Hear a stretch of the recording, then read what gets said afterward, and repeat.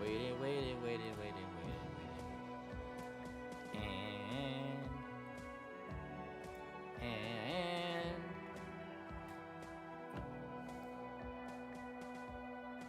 And a button is push. Everybody say hi. Hey, everybody. Yeah. Yo. Welcome back to mlptg, the Bannermanes, episode 196, Grounded. But what will happen today is for me to know and you to find out. As for what happened last time, any volunteers? Anybody at all? For a mythic point, dare I say? I'll do it. Woo, go for it. All right. Could you play me some theme music, Mimi? Oh, yes. Let me do... What is a good one? I know. Theme music. What do you mean theme music? Hold on. I got this one. I wanted to do the Don's voice again. Oh, that one. Okay, hang on. I think I got it on here. There it is. Bong. There we go. Not to put in meanly, but I think Anon is missing some What? permissions. Oh. Hang on. Let me rectify this really quick. Classic. Permissions. Bannermanes should be able to speak. Save. Okay. You guys leave and come back. It's still logging in. There we go. Beep. That's good. Nice. All right. Welcome back. Go for it. Last time on the Bannermanes, after the difficult struggles, the party had ventured forth. Wickerwind and Moonplanter had built a fire to attract the fire scorpions and the fire rats away from the entrance of their magical mansion. It was successful. The Plane of Fire had entered No Man's Lands due to the Great Destruction many centuries ago. A fire elemental had taken nest inside the fire that they had built and attacked Peck, who dispatched it quickly. The fire rats were treated most unfairly. They wanted nothing more than to surround themselves with the fire, but they were killed by Moonplanter and by Peck, driven off. Stockade, attempting to catch up with the rest of the party, was actually following one of the rats unintentionally, scaring it half to death as it ran off into the wilderness. The bobcat trucks that they had found were later to be discovered to be associated with planar elementals, Fae. It was clear that they intended to travel to Vault 122. Bellhop said that she had felt hot air against her face, while no one else was able to feel it. These planar bobcat that were found were called Elanax, a Fae firecat that travels in groups known as bellows. While they are not dangerous to a powerful party, they do enjoy playing with their food. Upon arrival to Vault 122, the spires that surrounded that place, 3 stood, but 1 had been severely damaged. In the middle between them was a giant lake full of water, even though there is no rain in this area. Orange eyes glowed, and lights in the piles of rubble was seen. While it was thought to be a gobble nest, only 1 gobble was found. Bellhop pulled it out, and it was a disfigured gobble that had been cut in half. Peck gave it a mercy kill as it was still alive. When they reached a giant wall made of metal, the Elanax attacked, and while the Bannermanes were able to dispatch them with ease, the young ones, Quarternote and my daughter, Terabelle, were hurt very badly. But they were able to kill the Elanax and save my daughter. Over the wall they flew, and on top, more Fae began following them. As they traveled toward the destroyed spire of 122, they found an entrance that they could make their way into. Anku, flying Fae, began to follow them. They were ambushed again, and more Fae were summoned by the Anku. Bellhop was attacked horribly, and the spellcasters had a very difficult time casting their spells. Moonplanter attempted to distract the Anku, but was quickly surrounded, 90 feet in the air. They were eventually dispatched, and a massive machine called the Rootbreaker was found. Vault 122D is in need of power according to the signs, and the Moonplanter found a level 2 rootkit. Just outside the torn hole that appears to have been ripped out of the spire, a Fey bird called a Hermana was found. It is said to be a lucky bird that signifies the presence of Fey royalty. We will see what the Bannermanes intend to do. Let us hope my daughter stays safe. Very wonderful. Alright. No, he's pretty good. The Dawn is giving you a mythic point. I think that's how that works. Sweet. Alrighty. I will. I already Brash doesn't had. have a token. I already had 3 mythic points. Who needs a mythic point? Does anyone in need of a mythic point? I think I'm good. I'm Bellhop might need one. No, I'm good. I need to be back in just a second. I actually need to get myself some coffee real quick. Otherwise, I'm gonna fucking fall asleep during session. Alright. Make it fast. Run. Run. Alright. So, as... I give it to a Sarsaparilla. Sarsaparilla, you get a mythic point. Thanks. Base. You're welcome. I'm feeling freaking legendary. Freaking legend. Fucking lots of... Freaking legend. Better than that, you feel mythic. You're a little quiet, Brash. Just let you know. Legendary. Yeah, I'm gonna turn up Brashy too. Burp. Well, you're a legendary ranger. I am pretty good at my job, yes.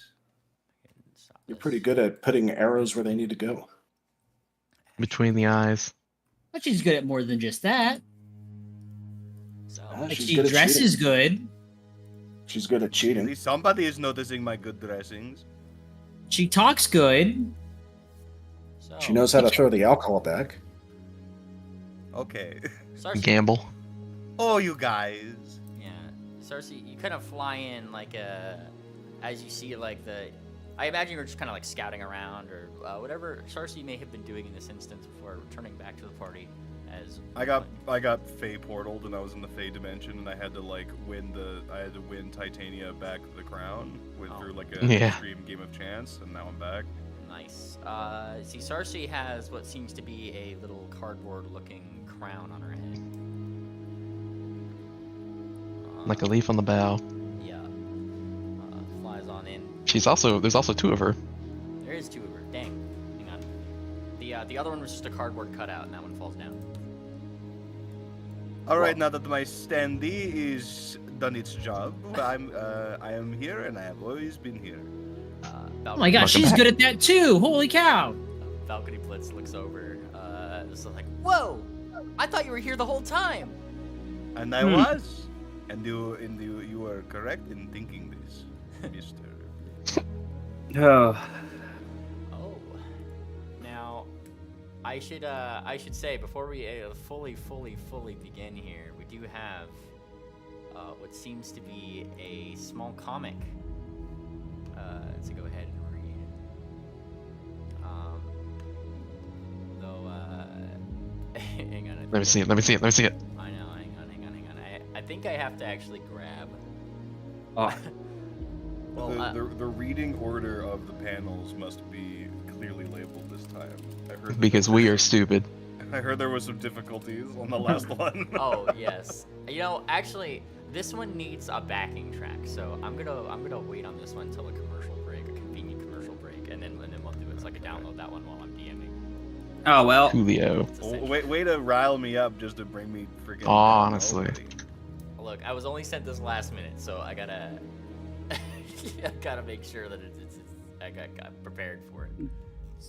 I'm. Alrighty. Is Anon? Oh, yeah, Anon's back. All right. Sarsaparilla, you look up and see that Moon Planner has started to climb into the giant hole that is in the side of one of these rather large monolithic structures.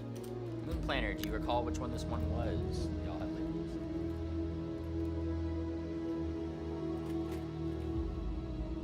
Moon Planner?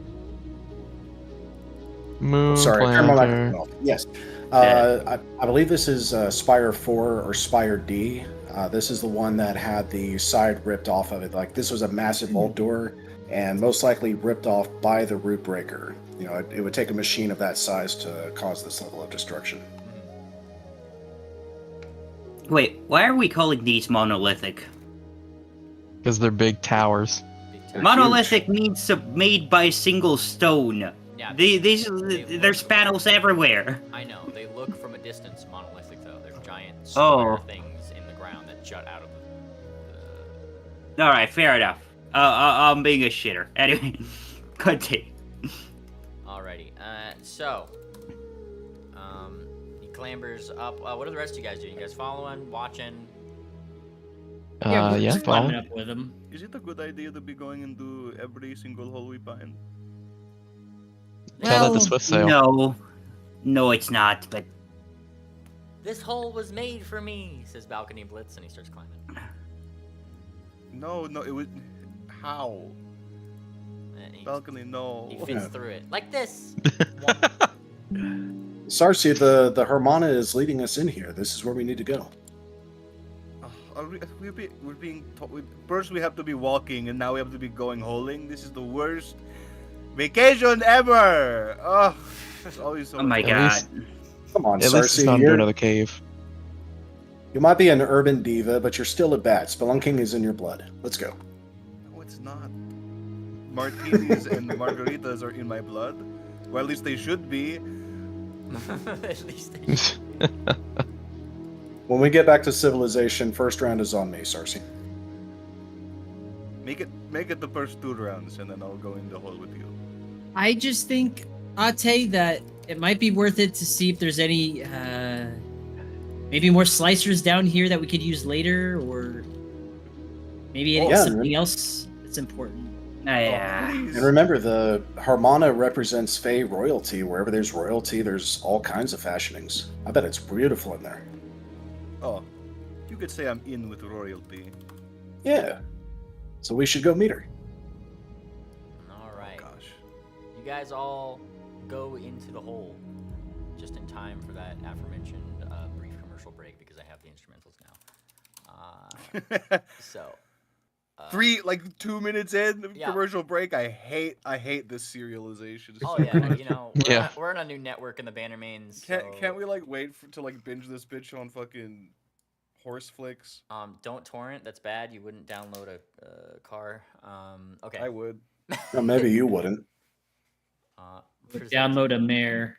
Presenting our next comic Honestly. featuring Sarsaparilla Surprise, Sarsaparilla Surprise, Moon Planner, and Moon Planner. Yeah, those two. Moon Planner and Moon Planter. Yeah. Okay. Well, sorry, like the hat threw me off for a second. Moon Presenting, planter and plant moon. Sarsi Eternal. Oh my fucking. Please zoom in. What's going on here? Oh, thank you. This has words. Blue, you lied to me. This wasn't the instrumental. Okay. You know what? I'm gonna play my other Doom soundtrack, which is what is it? Yeah, we're gonna do that one. Maybe BFG. Do I not have Dix's hype in here? That's dumb. Okay, never mind. I don't have Doom. All right, commercial break is once again waylaid. Close it down. We What? didn't see this. No, namely, the show must go on. I can't. Okay, fine. We're not no Doom music then. It's no fun. All right, hang on. There we go. Read from the perspective of book. in the 355th year, in the 135th campaign episode, when the fifth horror first sufficed, one stood. She chose the path of perpetual torment. In her ravenous butthurt, she found no peace. No means land warning. You may encounter spiders, gnomes, and sand. And with a boiling blood alcohol content level, she scoured the umbral plains, seeking vengeance against the dark lord who wronged her. And those that tasted the bite of her arrows named her the Velvet Trickster. You mean to tell me that you didn't show up for the past 2 sessions all to write a parody intro dialogue? Do you at least equip a dagger like I asked? So we aren't fighting demons from another plane in an inhospitable hellscape, with our biggest current ally being the ethically questionable, what the hell is it, Psycho, who caused this whole mess to begin with? Well, damn, you're right. This did somehow become partially the plot of Doom 2016. Terrible. Sorcy Eternal. God bless. That's pretty good. Rip and tear! Rip and tear. Your guts! Yes. And now back only on the hub. All right, cool. So we're crawling through this Well- hole, guys? Well, first of all, thank you, Yeah. Blue Zuda, for Thank you, the Blue. wonderful thanks a lot. comic. And the God bless. continuity involved in this. I know nothing about Doom, but that is pretty funny. It is an It is excellent game. kind Highly of recommend. how it went. You're a guy from the past who goes to hell, fights every single demon in there until they're absolutely afraid of you, with fighting them with your bare hands. You get a pyramid dropped on top of you, sealed away in a sarcophagus. Humans travel to Mars. They unearth you. They find out that you're connected to hell, which is full of an unlimited source of energy, which they then try to use to get themselves power on Earth. And that wakes up the demons, who wake you up, and then you got to go back and finish what you started. Yeah, blood is fuel, hell is full. All right, so playing this right here. As you guys enter one by one,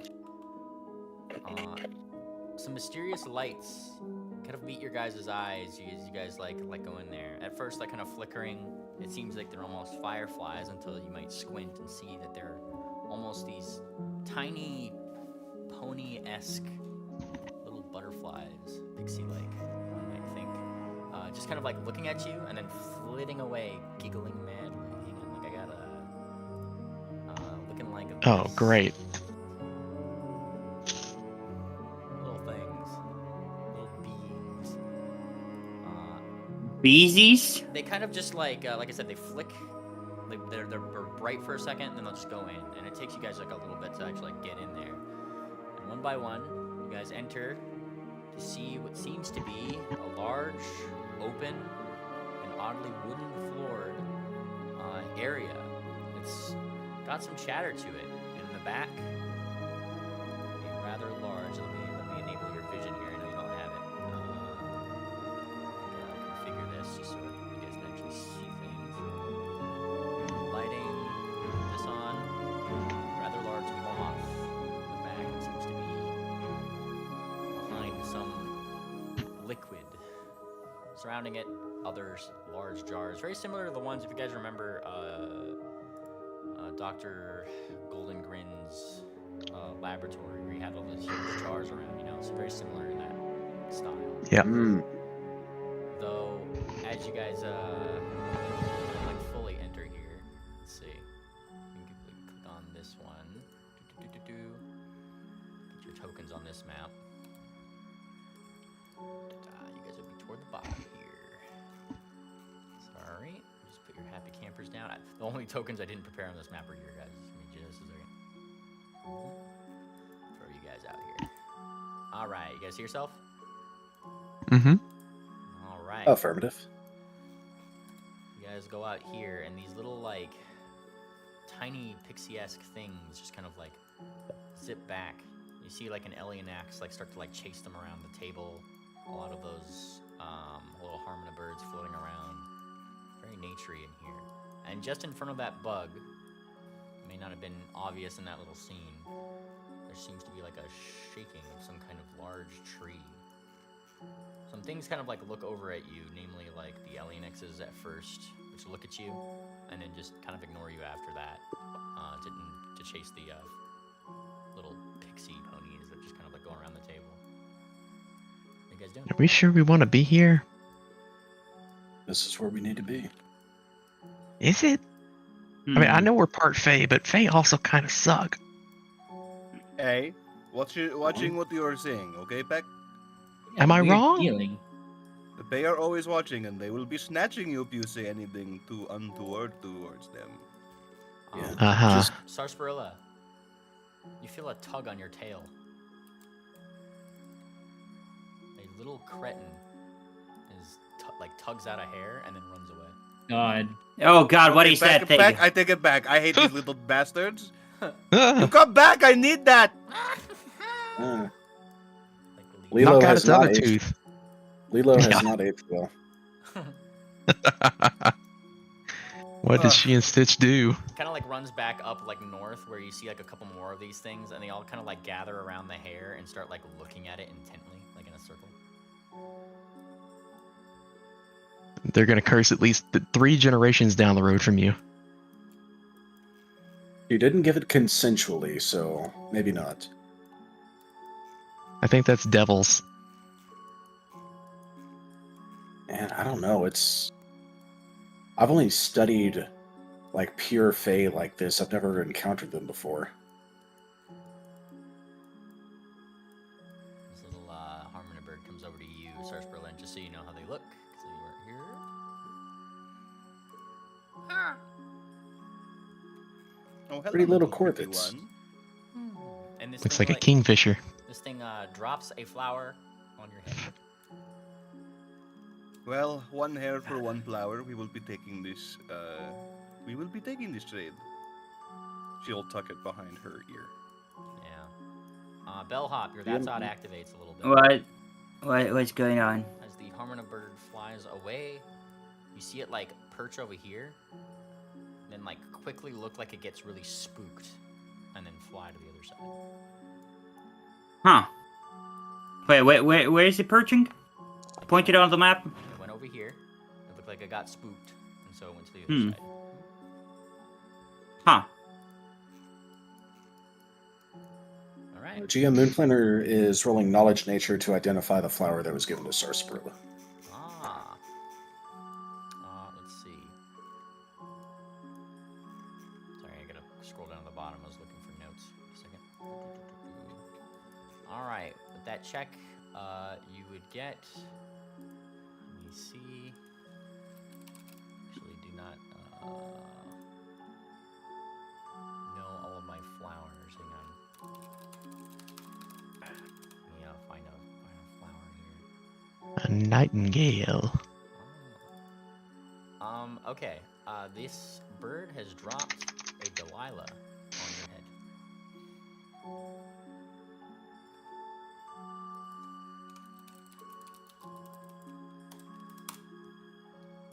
That's the flower. Hang on. It's a very nice looking flower. I like this one. Ooh, that's pretty. Oh, that is pretty. Which means it might be poisonous.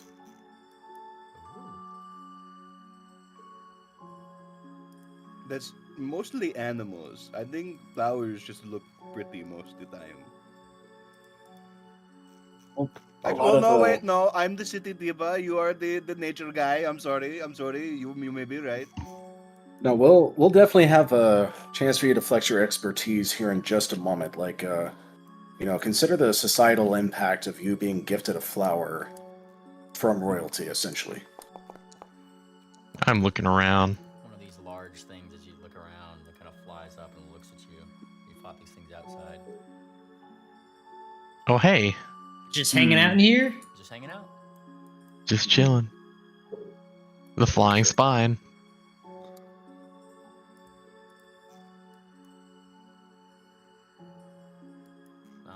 Thumbtack is like fluttered. He's probably fluttering around. He's landing on you, Peck. What are they doing? And he's like looking at the little pixie things. I've never seen a horse that small before. It's unnatural.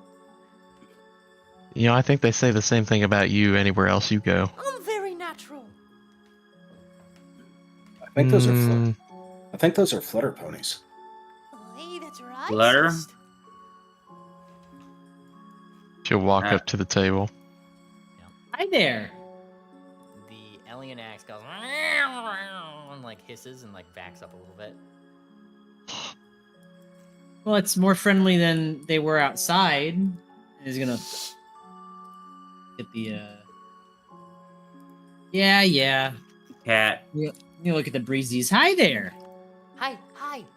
Hi there. Like they try to like mimic you effectively. Hi there. And then you start like it makes your nose tickle and itch and it makes you want to sneeze. Freaky. Shit, I lost it. Suddenly, Were you about to suddenly, cuss, like Wicker? every flutter that's in here, like there's a couple of them around. If you see like a couple of those swarms around, they all start saying like hi there. Like they just don't stop. I wasn't about to cuss. I was about to sneeze. It's just a weird sound. Sneeze, achoo, sneeze. Like then they all switch to that. Like they're just copying you. Oh god, it's like being in a room full of kinku.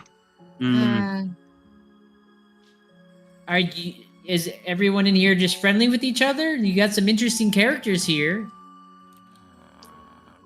The cat just kind of like does like the muley growl at you at that statement.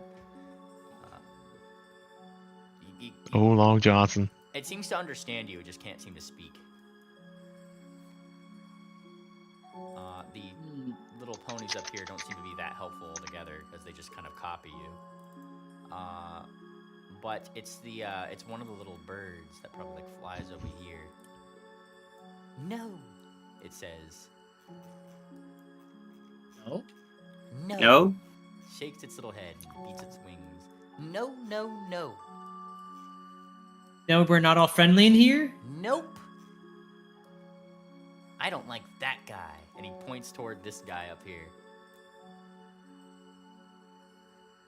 Oh yeah, we've seen him before. Or things like him. He can be kind of scary, but he seems to just be hanging out here, not bothering any pony. That guy. All the flutters go over there and start bothering that guy. What does that guy do? What is that guy doing? That guy just kind of stays there, and he looks really annoyed at the fact that all these little fluttering pony things are around it. He looks like he wants to blow the head off of all of them, but isn't. I feel like there would be a fight going on in here. Why is... Everyone seems peaceful. Because the Crimson Leaf has spoken. The big tree? The Crimson Leaf. This thing corrects. Yeah, what's the Crimson Leaf? And like gestures upwards. There. Points to this tree. Yeah, the big tree. What is he? What's he do? Go ask him. I'm not him. Peck looks at everyone else in the party. Thoughts? Is he gonna Moon do that? Moonplaner's gonna speak in Fey. I see that Hermana's already flying off, but he wants to know what the flower represents. You kind of call after it, and it kind of like looks back. That's for me to know and you to find out.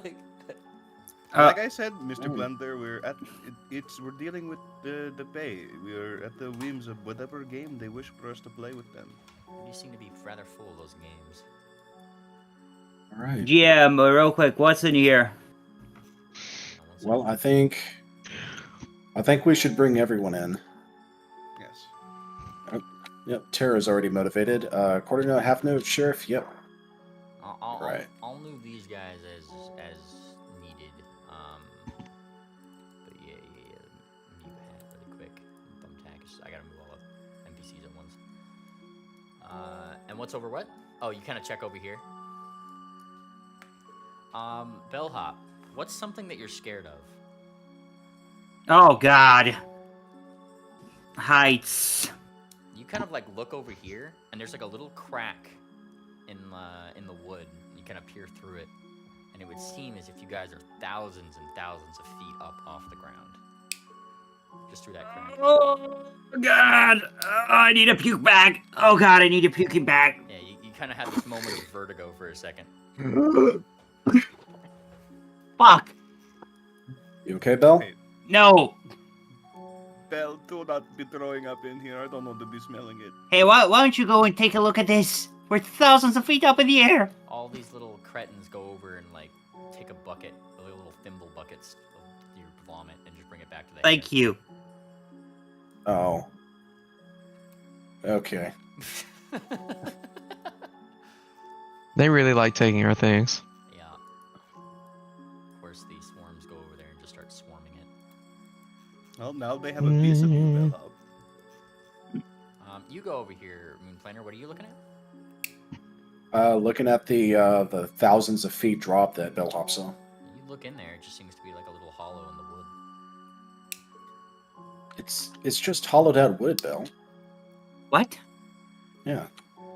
No, it's not. Yeah, look again. No, I'm not looking again. Okay, well let's just keep our wits about us. Things probably won't be what they seem in here. Fine, let me just. Oh God, no! Fuck this. Bell, don't throw up again. What are you No, I'm not. doing?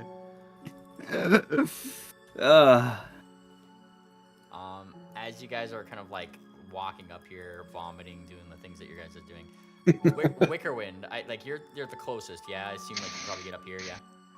Yeah. Yeah. Hi there. It doesn't move for a second until you touch the, like, you see this wood that's along the ground that's kind of connected to it. Yeah. Kind of touch that, and then a few of like the roots start to kind of come to life. And this thing, though it has green leaves on it, imagine them crimson. It starts to kind of move. This is a really pretty vault you have. It is not mine. It says, like, curiously. No. It doesn't, like, continue the conversation. It just, like, answers that.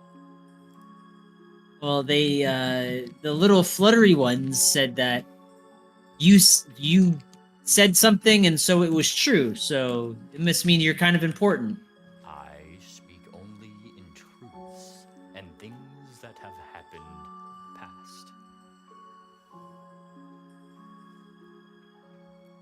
Okay. So you're like a historian. I am an archive. And give me a nature check, Moon Planner. Oh no. Yeah, we'll do. He did say archive, not archon, so we're not deep in it yet. Does this count as wilderness? No. Okay. Oh, okay, yeah, for abilities. I see what you're saying. You have found what seems to be an arboreal archive. You get a question about it.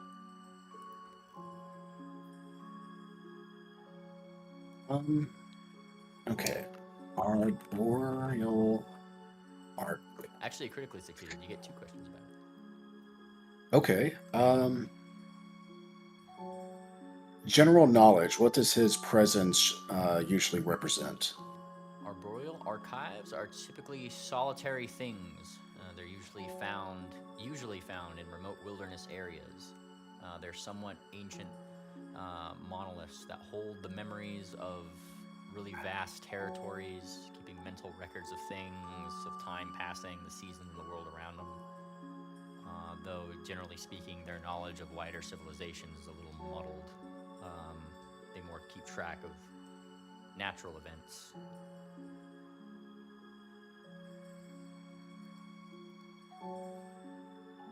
Alright, what's your second question?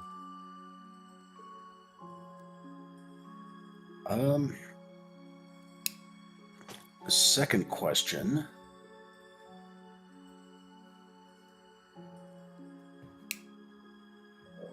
Let's see. He would keep track of natural events.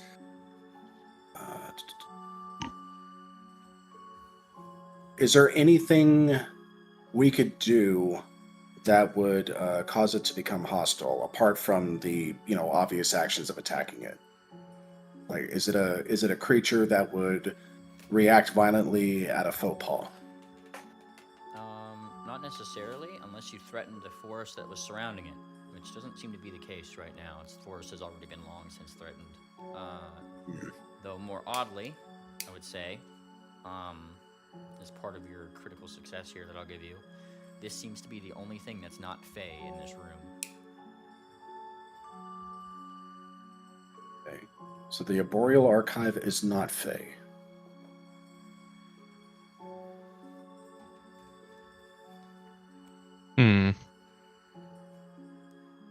Alright. Yeah, arboreals Now, are Moon- generally thoughtful and deliberate until something rather big threatens their realms and invites their wrath. Seems like he's being quite the conversationalist right now. Deliberate, huh? Seems like my kind of guy. This one over here, this Fey, Crimson, why do you entertain these ponies? Says this one over here. I simply exist to spread knowledge. Mind your tongue, it says, like, over to that thing. And that thing just shuts up. Like, it doesn't question it any further. This one over here? Yeah, like that one to the right. Definitely doesn't seem I to just- like it. I just found it pretty interesting how many different types of creatures you have hanging around here with you. And I asked one of them why everyone's being so kind and friendly, and they said it was because of something you said. Yes. Because it says this, and a couple crimson leaves fall from its thing. One of them lands on your nose, Wickerwind. And it just kind of like looks slowly left, slowly right. There's like a couple of them that have just like stopped to listen to whatever he's going to say. They are all here for the same reason, the same met goal. They do not all get along outside of this. And like a couple of those brownies behind kind of points out. Yeah, he'll point them out. He's just like, those brownies is what they call them. That have like sarsaparillas hair in the vomit, you know. Terrible little things, at least to most, who would have mortal possessions. They like to steal and hide and stash. Not really something that a lot of other Fae might find endearing. But they are here nonetheless, as I've said, for the same reasons. The Root Breaker has disturbed their home. Root breaker? The Root Breaker, he says, as if he's like, that's one name for it. Or as they call it, the World Iron. I'm not familiar by that name either. It's the giant machine outside. Yes. The rather large machine, made of some alloy, he says. By my estimation, iron. Cold iron. Oh. That is incredibly dangerous to Faye. He kind of like nods. You are a wise one. So they're hiding out here. Yes. The thing they call the World Iron, he continues, was not always in a violent state. They simply managed to get it working in recent times. The green ones. Gobbles, he says. No.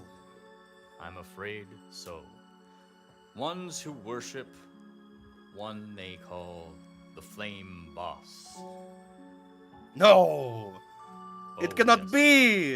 It is true, he says in a rumble Nay. that shakes the whole Nay. the whole place. It shakes. Nay, it isn't so. And then all the Nay. all the flutter ponies around you in the room, Sarcy, just start going, nay, nay. Yeah. And then like The tree just kind of like clears his throat. Quiet! And then all of them shut the fuck up. Under my breath. Nay. So, the Gabos are worshipping one known as the Flame Boss, and they got a giant crucible machine made of cold iron up and running after centuries of being docile. Is that correct? Yes. Something about these gobos makes them good with the restoration of such machines.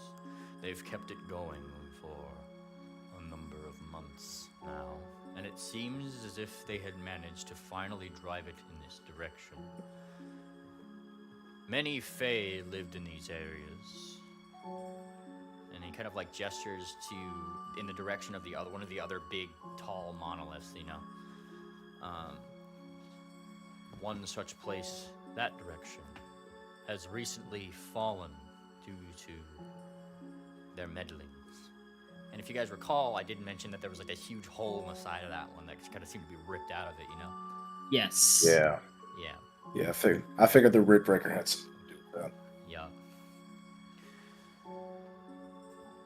These Fae have informed me. They merely call it the World Iron because the Gabos and it have one goal in mind: to make the very earth itself flat. Flat. No more hills, no more boulders, no more mountains. Flat. As if to iron the world.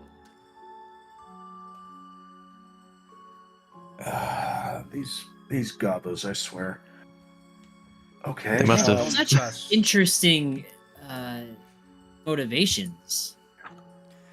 I do not stein to understand the inner workings of these Gabos, nor can I study them up close myself, he says, and he raises like a very woody hand. My kind does not play well with those who worship one called the Flame Boss, you see.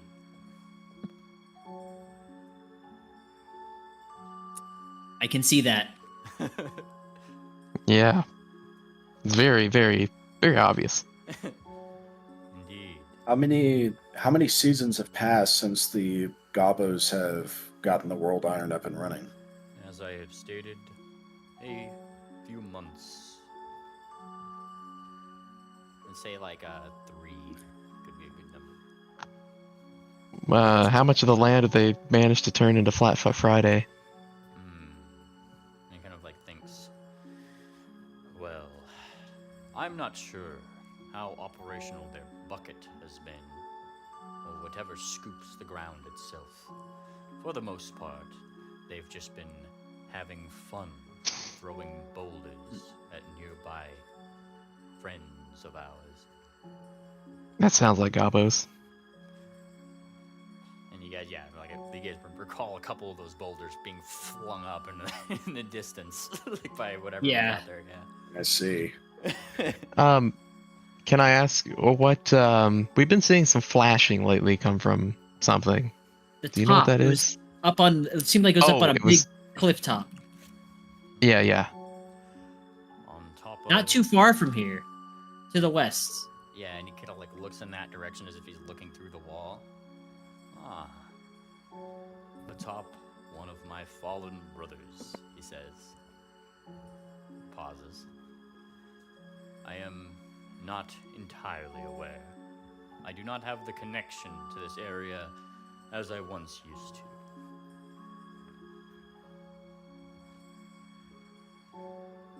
I'm sorry to hear. He kind of like nods. I have been trapped here for many years. Is there anything we can do for you?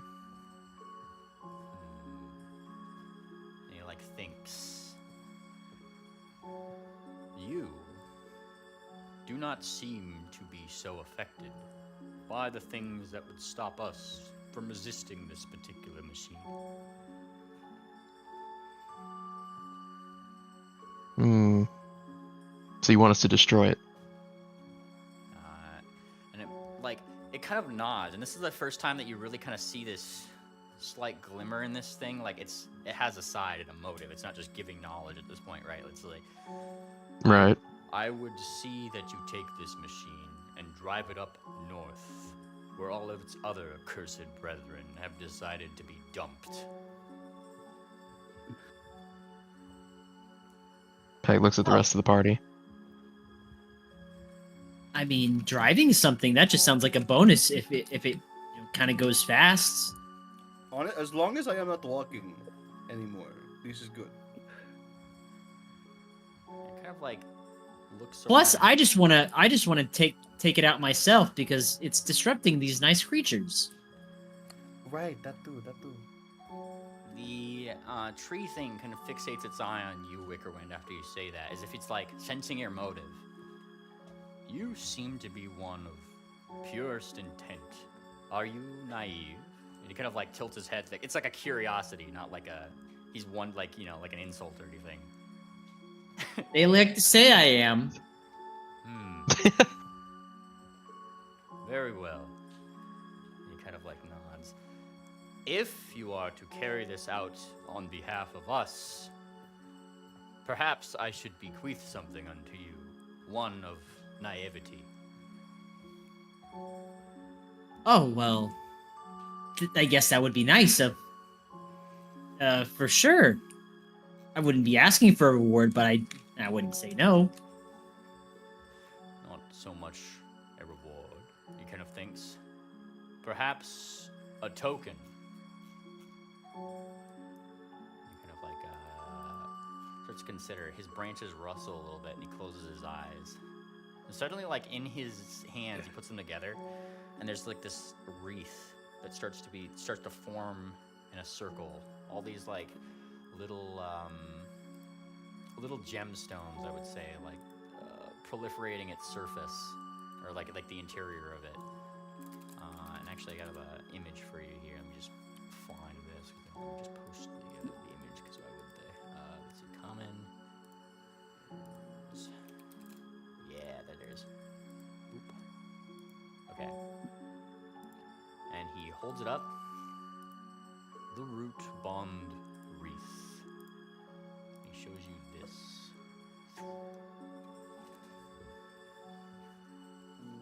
Whoa. That's beautiful. Whoa. It takes. Yeah, that looks really pretty. It takes a particular area to manifest such a thing. And he holds it out to you. Go on. Hold it. Okay. I'll step forward and I'll slowly reach out for it. Reach out for it. And it like feels really light, It's something you could put on your head, around your neck, but it kind of reacts to you a little bit as you hold on to it, and the roots just kind of like wiggle slightly. Take a deep breath and cast. Okay. I will take a deep breath and I will cast.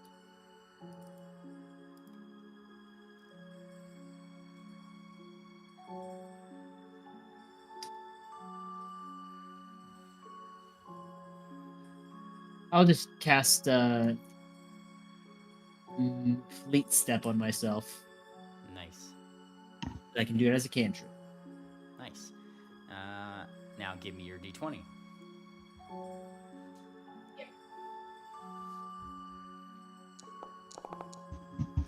You roll a 6, but the spell still goes off. Nice. The roots themselves kind of like wrap around your hooves and anchor into the ground as you cast the spell. It kind of keeps you there. But you're able to cast the spell a lot more easily. Hurrah! Oh my Luna. Oh yes! And That is a Well, tremendous what do you gift. say to the man after giving you a gift? Yeah, tell him, Wicker. Thank you. This is incredible. This is. Oh my gosh! Look at me. And wait, so you described the roots? I'm like, with the roots in the ground. How did you say that?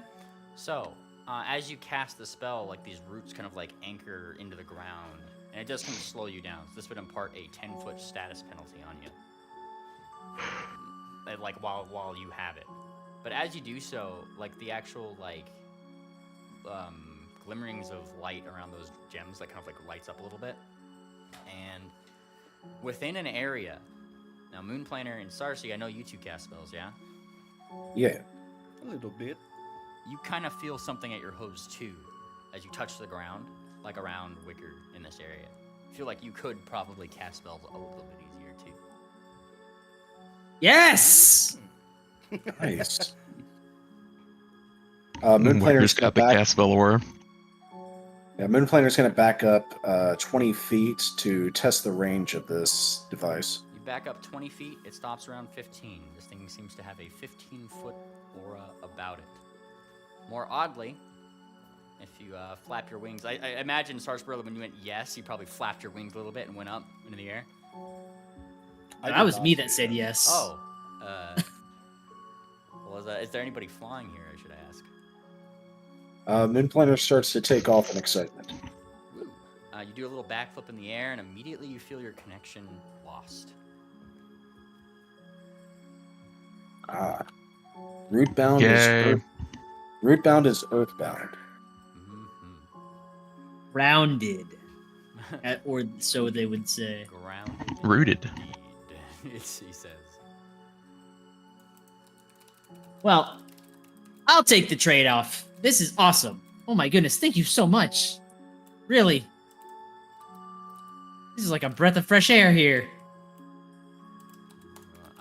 And he kind of like Oh, nods. it would be nice to breathe some fresh air. Though, as I have Ain't that said, right?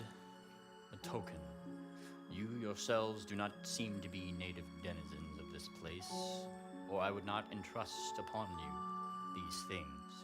And it kind of fixates you with an eye. Do not betray this trust, naive one. I wouldn't dream of it.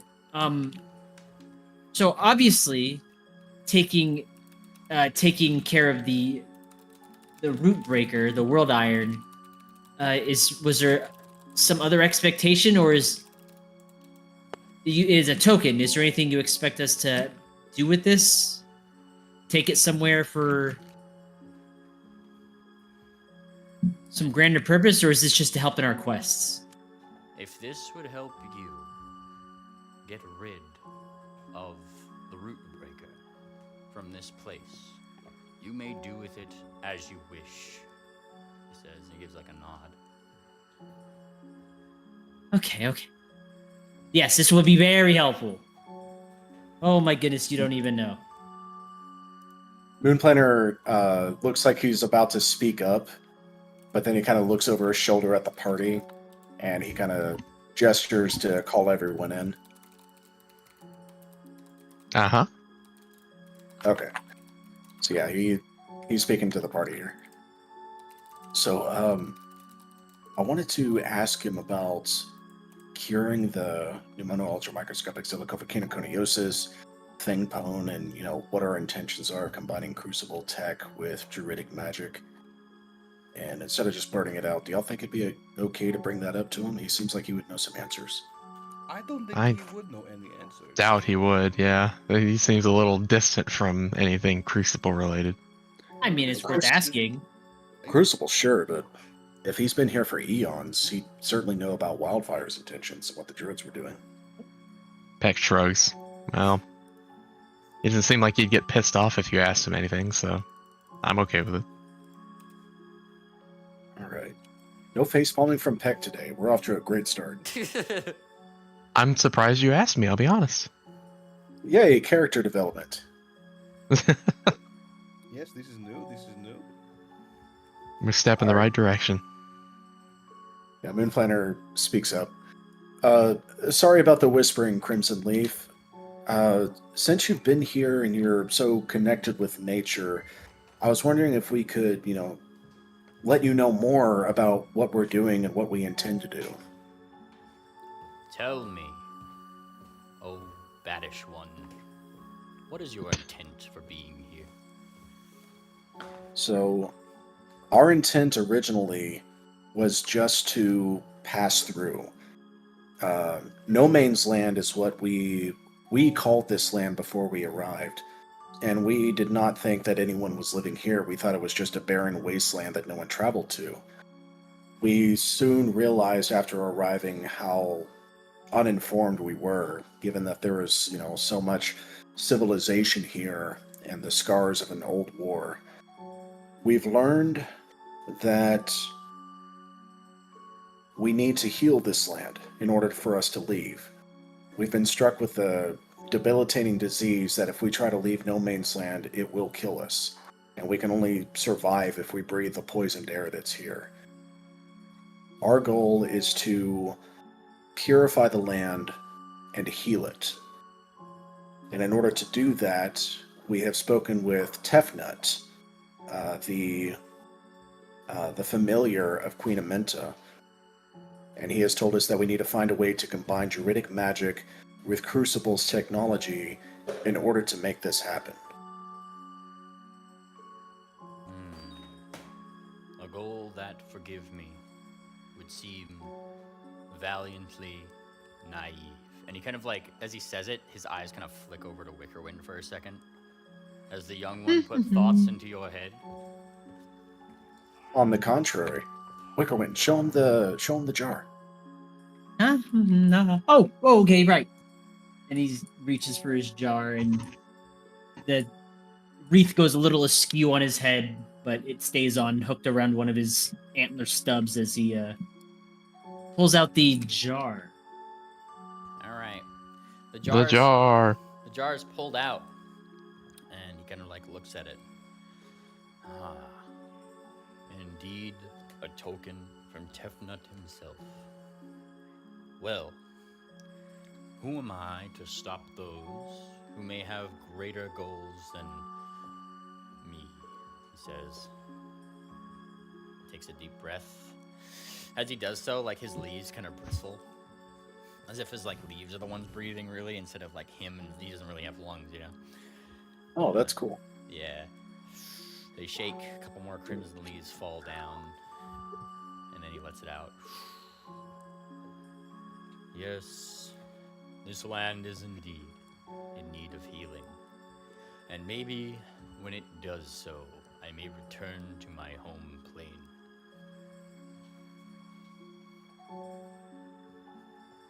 There is a great deal of damage done here. I intend to redeem the organization that's responsible for it. And these are my friends, these are my companions, and don't think Wickerwind so naive. He's shown a great deal of perseverance and reverence that's uncommon. I do not particularly hold the ideals of naivety to a negative context entirely, he says. No, in fact, it is those who are naive that tend to have a brighter outlook on the future. Glass half full types, perhaps. Kind of like I'm gonna whisper to Ate. I'm gonna whisper into Ate, wow, they're really hunkering down on me being naive. Lean into it. Maybe they'll give you more stuff. Don't be so naive, Cersei.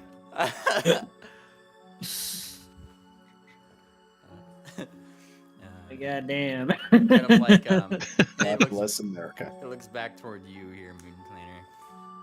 If your goal is to help bring these two things together, as you have said, I simply wish you the best. And I do mean this, though I will say that I have my doubts if it is possible. Kind of like, he says it like with a little bit of spite to his voice. Your trust no one is activating there. Oh yeah, trust in no one. Let me give you one of those blind perception checks. You get the impression that he's seemingly trying to dissuade you against helping Clockworkian things in this whole deal of things. Like they may have not needed so much of the backing up, if you will. Definitely a little bit of bias there, as you've probably predicted already. Well, Crimson Leaf, I hear your insinuations. Wrong was done on both sides. And I understand that Crucible's technology and his machines and the lasting effects of the bombs have hurt you and killed those you love and left you stranded here. But both sides need saving if we're going to save either one. So, if nothing else, we have short lives, and we have no intention of dying here. So we are going to do everything that we can to, frankly, get the hell out of this place. And when we can leave, everyone will be able to. Well said. He kind of like thinks. Well, I shan't be one to dissuade you, who have wide goals. Noble ones, if I say so myself, as an old warrior, he says. I am not without my own knowledge about me that ones of the druidic nature had their own faults in this conflict. I am now of the clean mind that I wish my plane would have never been involved, he says. Had they not pulled us into this conflict, many of my brethren, the connections to my plane and the inside, would not have been burned by hellfire.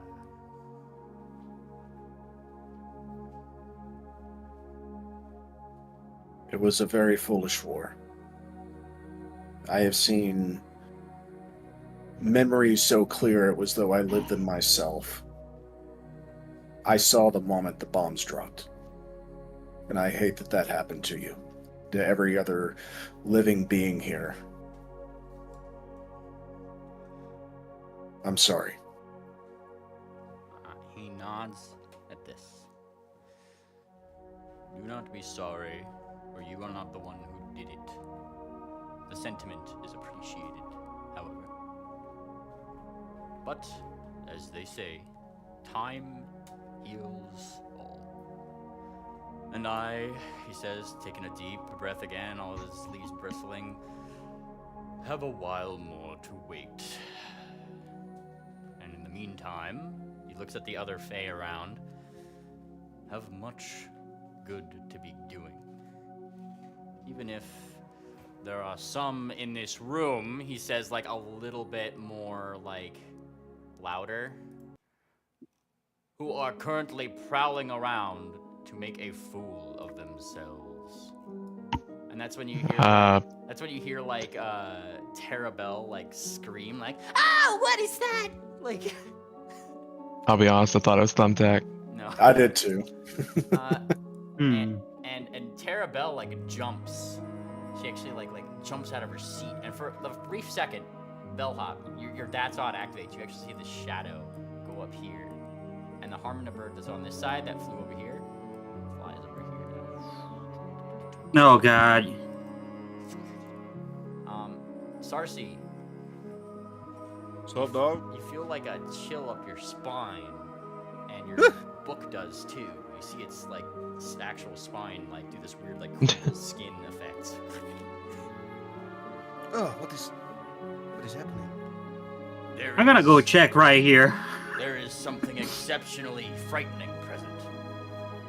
Bellhop, you move to this direction, and for the briefest moment, like, you yourself see, Oh, that might just be death. like, you yourself see the illusion of, like, as you step on this part of the wood breaks away, and thousands and thousands of feet once No. You're looking kind of green, Miss Hop. Do not be What? afraid of the Shadowed One. Be not afraid. They can't help themselves, can they? And he kind of like looks in the direction of this tree. That's what you guys see, like right over here. What? They look I hate so it. Oh. scarable. Jerk What ass. the hell are you? Me? And then it slinks over, like right over here. I am the terror that lurks under your bed. And he says that like right next. She says that right next to your ear. She's kind of slinking around with like these shadowy tendrils. The one who maybe has a little present for you. And it opens up her hooves, and there's a spider on it, Sarsaparilla. Okay, no, okay. Okay, we were playing along for a good little bit, but now I got to go anywhere else but here. Hold The on, one, hold on. the only, he says. Nah. She says. Nah. The boogeyman. She like Nah. spins around. Ew. You can boogie over there, Missy. Give me a will save, by the way, Peck. Sure. I have light, and I'm not afraid to cast it. Hopefully it doesn't know what I'm afraid of. Oh shit. All right, let's see. That's probably a failure. Yeah, what are you afraid of? Interplanar travel. Yeah. As they kind of like look your direction, you kind of see like for the briefest flicker behind them, what seems to be, I don't know, the dust particles themselves start to kind of swirl behind her as if something like a portal might be opening or something, just for the briefest few moments.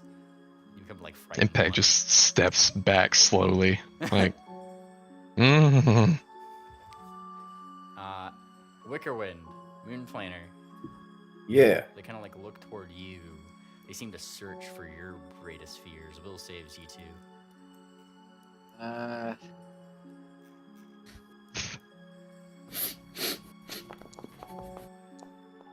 Oh boy. We're killing it with these rolls. Right. Wicker's on All point. right. Wicker, you're on it. But Moonplaner, what are you scared of?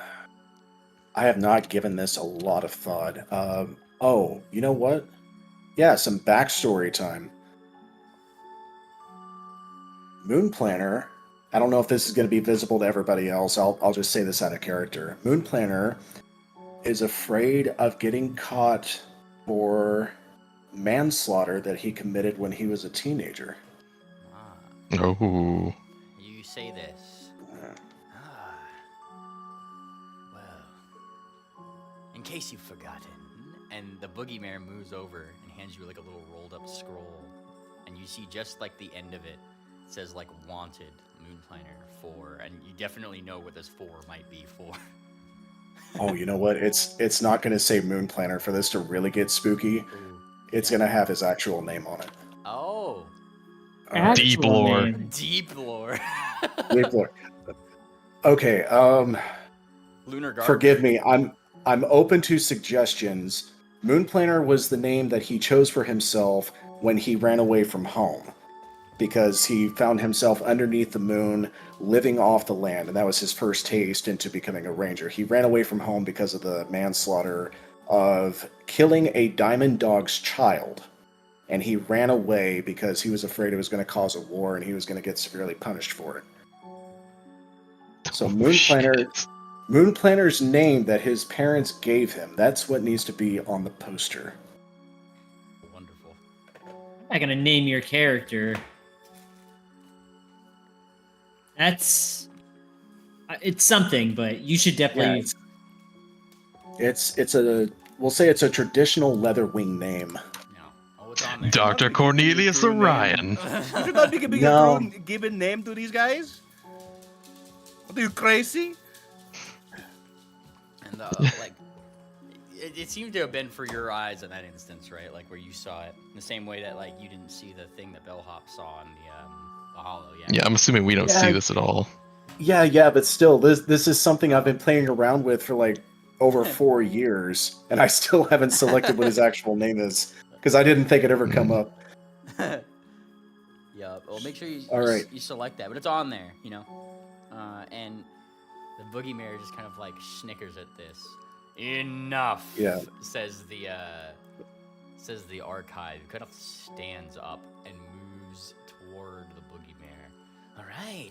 Yes. All right. Calm As- down, Woody. As a crimson leaf is standing up, Moonplaner, sees his birth name, and he's like throwing this scroll away and just backing up. No. I was just Welcome to the club. I was just having a little fun. Besides, there's one in this room who could make my legends come true. She says, and she kind of flicks an eye over to Sarsaparilla over there. Get enough people talking about the things they find under their beds, the little bogies that go chitter-chatter in the night. Oh, how many real ones would you make me? She says, and she's imploring you now, Sarsaparilla. Come on, it was just a little fun. Wouldn't you help me? I would help her. I'll play says your the book. game. Yeah. And she smiles. Oh, wonderful. She kind of thinks. Now to find some nightmares. If you are game, I will find you as you travel. Yes? A game? What do I stand to win? No more spiders. And she says this until she smiles. There's spiders in her fangs. Okay. Well, no more spiders is a good winning for me. Yes, I will play. Come, bring your best whenever you want it. Okay, I can handle your nightmares. Okay. And then she gets closer, but then she sees the spiders again, so she gets away again. That sounds more like blackmail than anything. She looks over. Hush you, no one's asking an earth pony. Hang on. You know what? Fine. Damn dog. You know what? I am done with this. Peg rolls her eyes. Haven't we done enough helping of clear the evil ghosts? No, says the book. And she slinks away. Shut up, Absolutely you. not. You're definitely not the most evil thing in this room. And Yes, it's I not. am. I can affirm this. He's a Okay, he book made of is. pony skin. So what? They weren't So- using it. And Peg just looks straight, like kind of wall-eyed-ish. Okay, Yeah. I think I'm done here too. Let's go wait out front. Bella. Yeah, you know Where what? do you sleep? You can be getting more of an earful from us, definitely. So what if we're evil? So what? It's only a poor little word. Why you're scared? It's only what? No, I actually didn't hear Take care that. of your Iron Giant. Yeah, the our Arboreal kind of sets back to where it was. My apologies for that one. Also, wait, before we leave, we thank you for your great many boons you have provided us this day. Titania sends his regards. And she bows. She does a little curtsy. Yeah, he gives you a little bow. Even his head's already kind of down, but it goes a little lower. And a single fully intact crimson leaf falls just before you, there on the ground, Sarsaparilla. No other leaves fall as he bows, pretty much. Does that? That's the only one that does. And he kind of looks up. The sooner this threat is dealt with, the better. The Fae here are getting restless with one another. And he kind of shoots an eye over to the Onco over there and the boogeyman that's just flown off into the shadows. Scroll. There are some Boogie. that are more sinister than others. In times such as this, they simply reside here out of necessity. Divided, they fall much faster. Well, we will endeavor to provide a new and luscious verdant canopy for you to reside in once our business in this land is over. As she bends over again to pick up the leaf. Yeah. You've attained a crimson leaf that has fallen. Very cool. The fucking leaf. And with that, I must bid you all adieu. All right. Adieu. You guys have your mission. Who's So I'm just the gonna moth? put the leaf in between, like, you know how you like put like leaves in a book? She's gonna put the leaf in the book. 4-leaf clovers. Why did you put Yeah, something like that. alive inside of me? For you to eat. I will not. Well, that's up to you. You're mine. You're my book. I'm putting it inside you. You're not you, my okay? mom. Moon Yes, Planner but I raised a am good your question, though. owner and your master, and also, what in your words, coolest girl ever. I will not eat my vegetables, mother. If you do not eat your Oh, he vegetables, called you there will mom. You're not my mother. Oh, this is rich. If you do not eat your vegetables, you will not be casting no spells, and you will not be casting chaos upon the world, Give me an intimidation check. And no vacation. and no vacation for you. No vacation for you. Public? Yeah. Cupid. Oh, that's not a good one. It's fine. He's just like, but I want to cast chaos on the world. Fine, I will do Well- as you ask. You are a good little book. He chomps She on pats the the leaf. book. Yeah. You were saying, Moon Planner? Moonplanner asks Crimson Leaf, who's the moth behind you? Kind of like looks. Oh, I was not aware there was a moth behind me. He looks She's- behind. She's massive. He looks, he blinks. She is indeed. And he just kind of stares at her. And the moth stares back. The great Map feature. the great pollinator, he says. I will converse with this one more. Okay. Well, just in case she's a queen, and Moonplanner will give her a polite bow. You give her a bow. Little antennas kind of flick a little bit. And Crimson Leaf, when we're successful, if you don't feel the effects right away, I'll give you a call and let you know. I will await this call, he says. Like, not really sure what you're meaning, but yeah, he'll await it. Whatever it might be. All these rituals we've learned, we have not cast a single one. Our Nope. time is coming. Also, I did come up with a name. Oh, yeah? What's that? Silver Umbra. I like it. That sounds like a very solid Leatherwing name that a mother would name her child. Silver hair, opaque casting of the shadow. That's a good Leatherwing name. Nice. But yeah. The party is not aware of this, but yeah, it feels good to share that finally. That's his real name. Nice. Lord. Back outside the door, as you guys crawl out, I assume, yeah? Yep. Yeah. You guys crawl this way, and I go ahead and put on this. Sorry.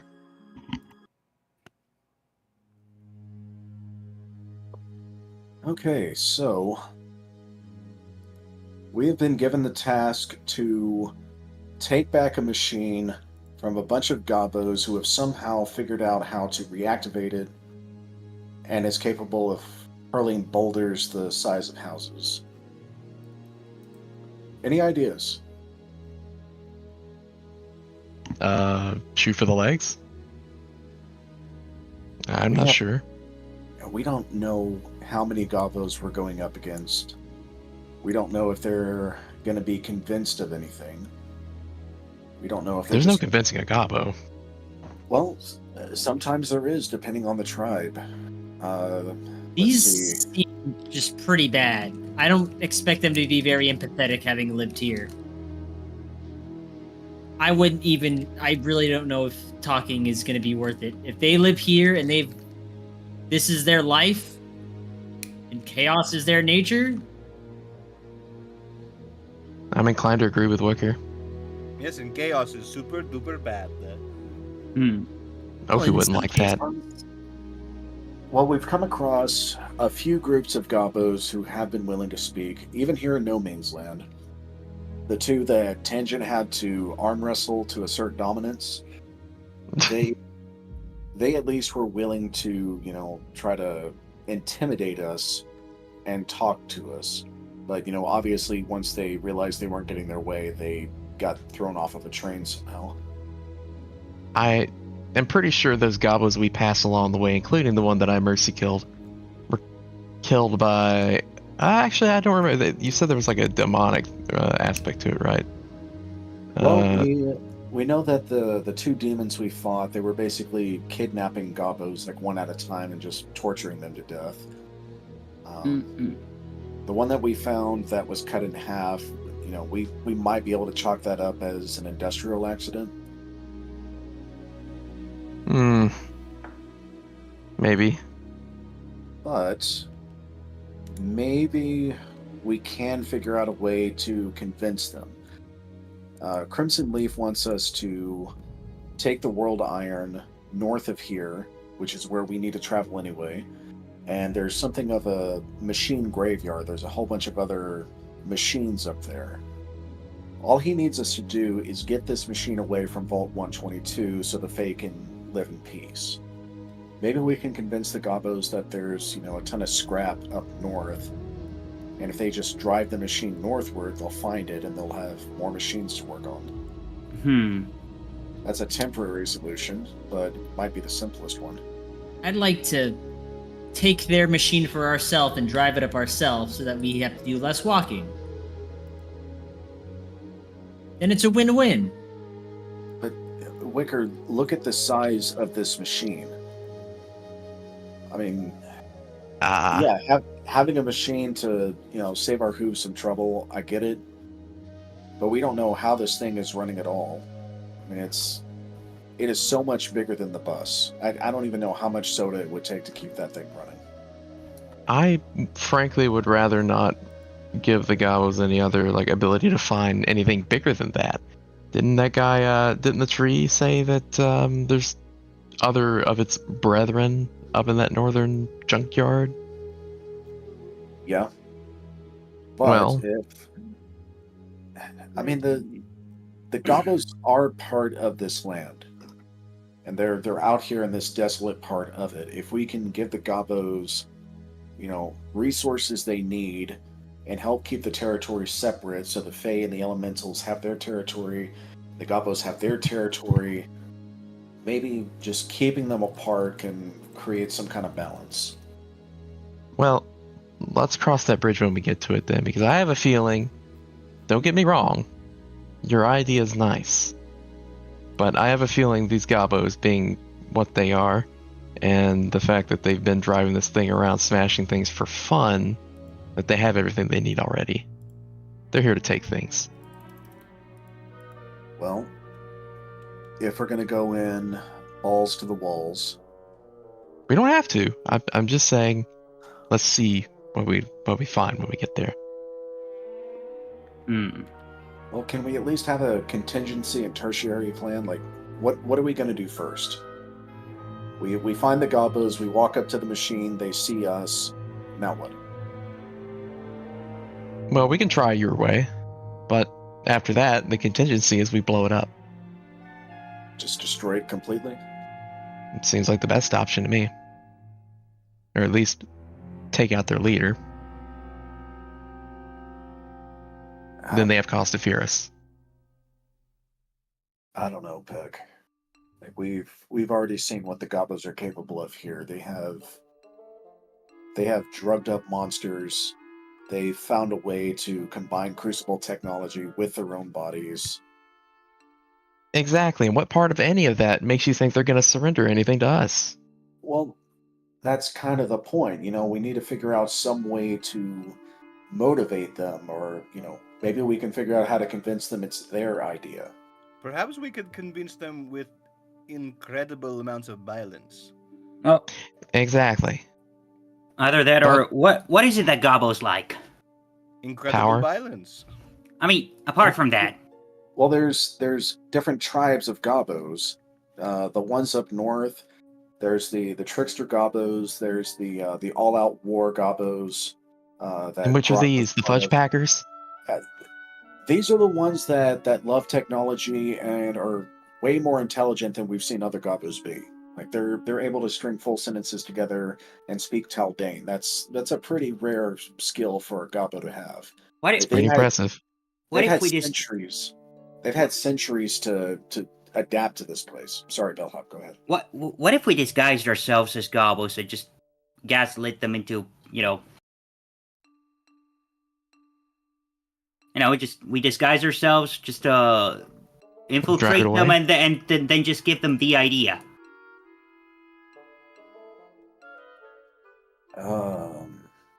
That I would still have don't to think be- there's.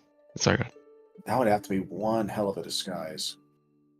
I got a disguise kit. Well, for one, we're already big greens. Peck would be a very big green. I mean, we've seen some big greens. They will fear me. Then some of the Gobbos that we met, didn't we see a Gobbo that was pretty much the size of Peck? Yeah, but that one was. There were During the two of tree. those, and they were being controlled, and they were putting off a ton of radiation. Well, how good are you at acting, Peck? I wouldn't call myself an actor, but I've been forced to say a few things I didn't mean a couple times. You know, I mean, you just gotta I've act like a convinced a mindless few. zombie, you know?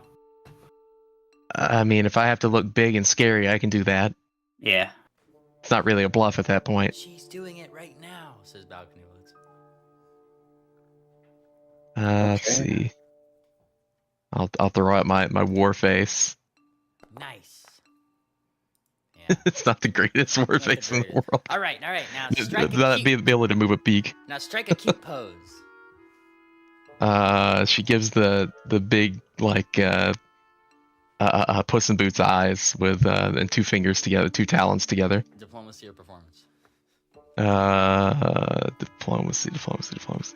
I don't know, performance. They're both untrained. Doesn't matter. Nice. Oh, Nice. God.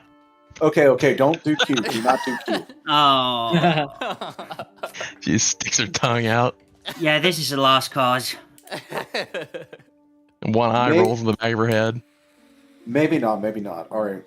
These Gobbos, they're not cute. They wouldn't respect cute. They respect technology. They respect power. And assuming that this tribe who has the world iron was the same tribe that we met on the bus, the big Gobbos were controlled by the smaller Gobbos anyway. They're like dogs on a leash, essentially. So if we're going to try to disguise ourselves as Gobbos, that might work from a distance. We'll need to look like Gobbos, walk like Gobbos, smell like Gobbos. Oh, Okay. God. No. Let's get down No. to business. No. How do you smell like a Gobbo anyway? No. Sarsi's Gobbo will love Spilk. He did You know, this, and Balcony puts no. a hoof to his nose and like pushes it up, like like a pig noise. That's what he does. The more I think about this is probably a really stupid idea. We'd have to disguise Oh, the you kids think? too. You think? Okay, look. I'm trying to work with something here, alright? All right. Well, let's be open-minded. It's not stupid if it works. If we have But a it is stupid if crazy- it doesn't. Right. If we have a crazy idea, it just might work. We can work with that. Okay, disguising ourselves as Gobbos, I think we all agree, not a good idea. All right. I think you're thinking about it a little too hard this early in the game, Moonplaner. Hmm. Let's get a little closer, figure out what we're working against, and then we can make a decision. Probably best to study them, yeah. All right. I guess we'll fly by the seat of our pants. We're pretty good at that. Sarcy, how's your chaos meter looking today? Sarcy! Oh, sorry. Great talk. Let's go. Come on, Sarcy, we're not disguising anymore. You don't gotta stink yourself up. Yeah, we're That not is going great, with that. Great news. All right. Sarcy, how chaotic and lucky are you feeling today? I'm feeling like a 10. Nope. Scratch that. 11. 11. Out of All 10. right. You know what? I got a crazy idea. So crazy it just might work. Did you say out of 4? Okay, now you're speaking my language. Language. Did you say out of 3? Sarsaparilla, Moon Planner holds out a wing and kind of touches your shoulder with it. You're in charge. Me? We'll do whatever you say. Oh God. Wait Okay. him. Says back Okay. here. I like that. Peg just looks straight I'll wall-eyed again. I'll show you how it is done, especially when it comes to green little dudes. I'm trying to reason my way through this, and gobos are not reasonable creatures, so we need some chaos and a lot of luck. You're in charge, Sarcy. The most unreasonable person, Pony, to... This I gotta see. Well, I mean, honestly, my first thinking is that when we're dealing with gobos, we gotta make gobbo type moves. Maybe we make a big explosion. We get them away from their big. We need to take their big toy away from them, right? That is the most important thing, right? Okay. So lure them away with something shiny, like a big explosion. Yeah, something shiny, a big explosion. They like those. You know how much they liking those. All right. We are surrounded by crucible tech. There might be some soda lying around. If they got that big machine up and running, they got to be fueling it from somewhere. Well, I'm thinking Miss Bellhop is very good at making and scrounging something up. I'm sure you could make a very nice improvised explosive. Let me see. I mean, what's my time frame? Until Right we now. get there. Right now? Yeah, until we get there. If you need a flat surface to work on, maybe Peck can help you with that. Oh, I mean, What's I that guess supposed to mean? She can sit on your back while she mixes stuff together. Let's see what I got. I mean, I can make some sarsaparilla shockers, I guess. Yes, you need to make a bunch of those, tie them together on a rope, tie them to a big Oh, something, God. and then we'll make a big boom. The Sarsaparilla kind of boom shockers that cost no 1,000 gobbo gold. could ignore. 4 sarsaparilla shockers cost 1,000 gold. Holy shit. I'm sure I have some. All right. So hang on a second. Let me check my feet. What would this fall into anyway? If I can, hang on a second. Inventor. You can spend no time to invent a common formula you don't know. No, that's not it. Craft anything? Is it this? If you have the appropriate crafting skill, there's level proficient, you kind of know just about any other requirement. That looks promising. What do you think, GM? I mean, that just means that, you can craft a thing. You still need the gold. Welcome, Triple. Hi, Triple. All right. Hey, look. Oh, Triple! Howdy, Triple.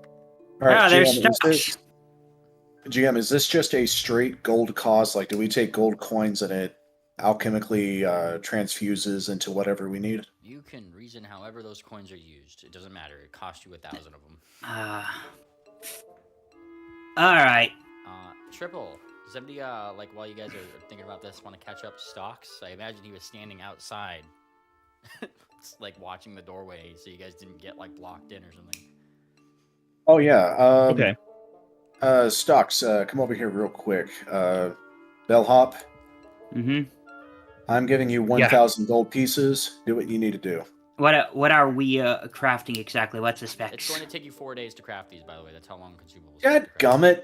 Yeah, exactly. That was my biggest fear. This is now gonna either I build you something shitty, or that's gonna explode on the spot, or you know. It can be shitty.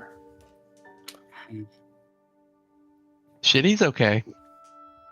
Like Look. it needs to be noisy. It needs to be bright. It doesn't necessarily have to be effective. It has to be attention getting. If it's nosy, we could just fucking use my hat. How? I could be noisy and attention-seeking. Says. Okay, yeah, Blitz. many- and balcony blades too. How Okay, many? we will tie you to a tree, and then you will be crying. Oh, crying heck yeah. so loud for help. I could cry And then- so loud. Watch, and, and it goes then- "Ah!" like Okay, that sucks. That's really good. Okay. Okay. That sucks. That's Damn. really good. Bell, how many decibels can your hat create? I don't know. You know what? Hang on a second. I'm gonna run a crafting check to. Can I run a crafting check on that thing to just rewire it to make it super fucking obnoxious? Yeah, you can try to see how noisemakery you can make it. Oh God. Oh. That's a skill. Wrong wire. You click the wrong wire, and instead make your hat super quiet for the next 3 hours. Ah, shit. You fucked it up. Can you mythic that? That was a skill. Actually, can I mythic that? I don't think I. Yeah, I'm gonna mythic that. All right, click your checkbox for mythic proficiency and roll that. Give me just one moment.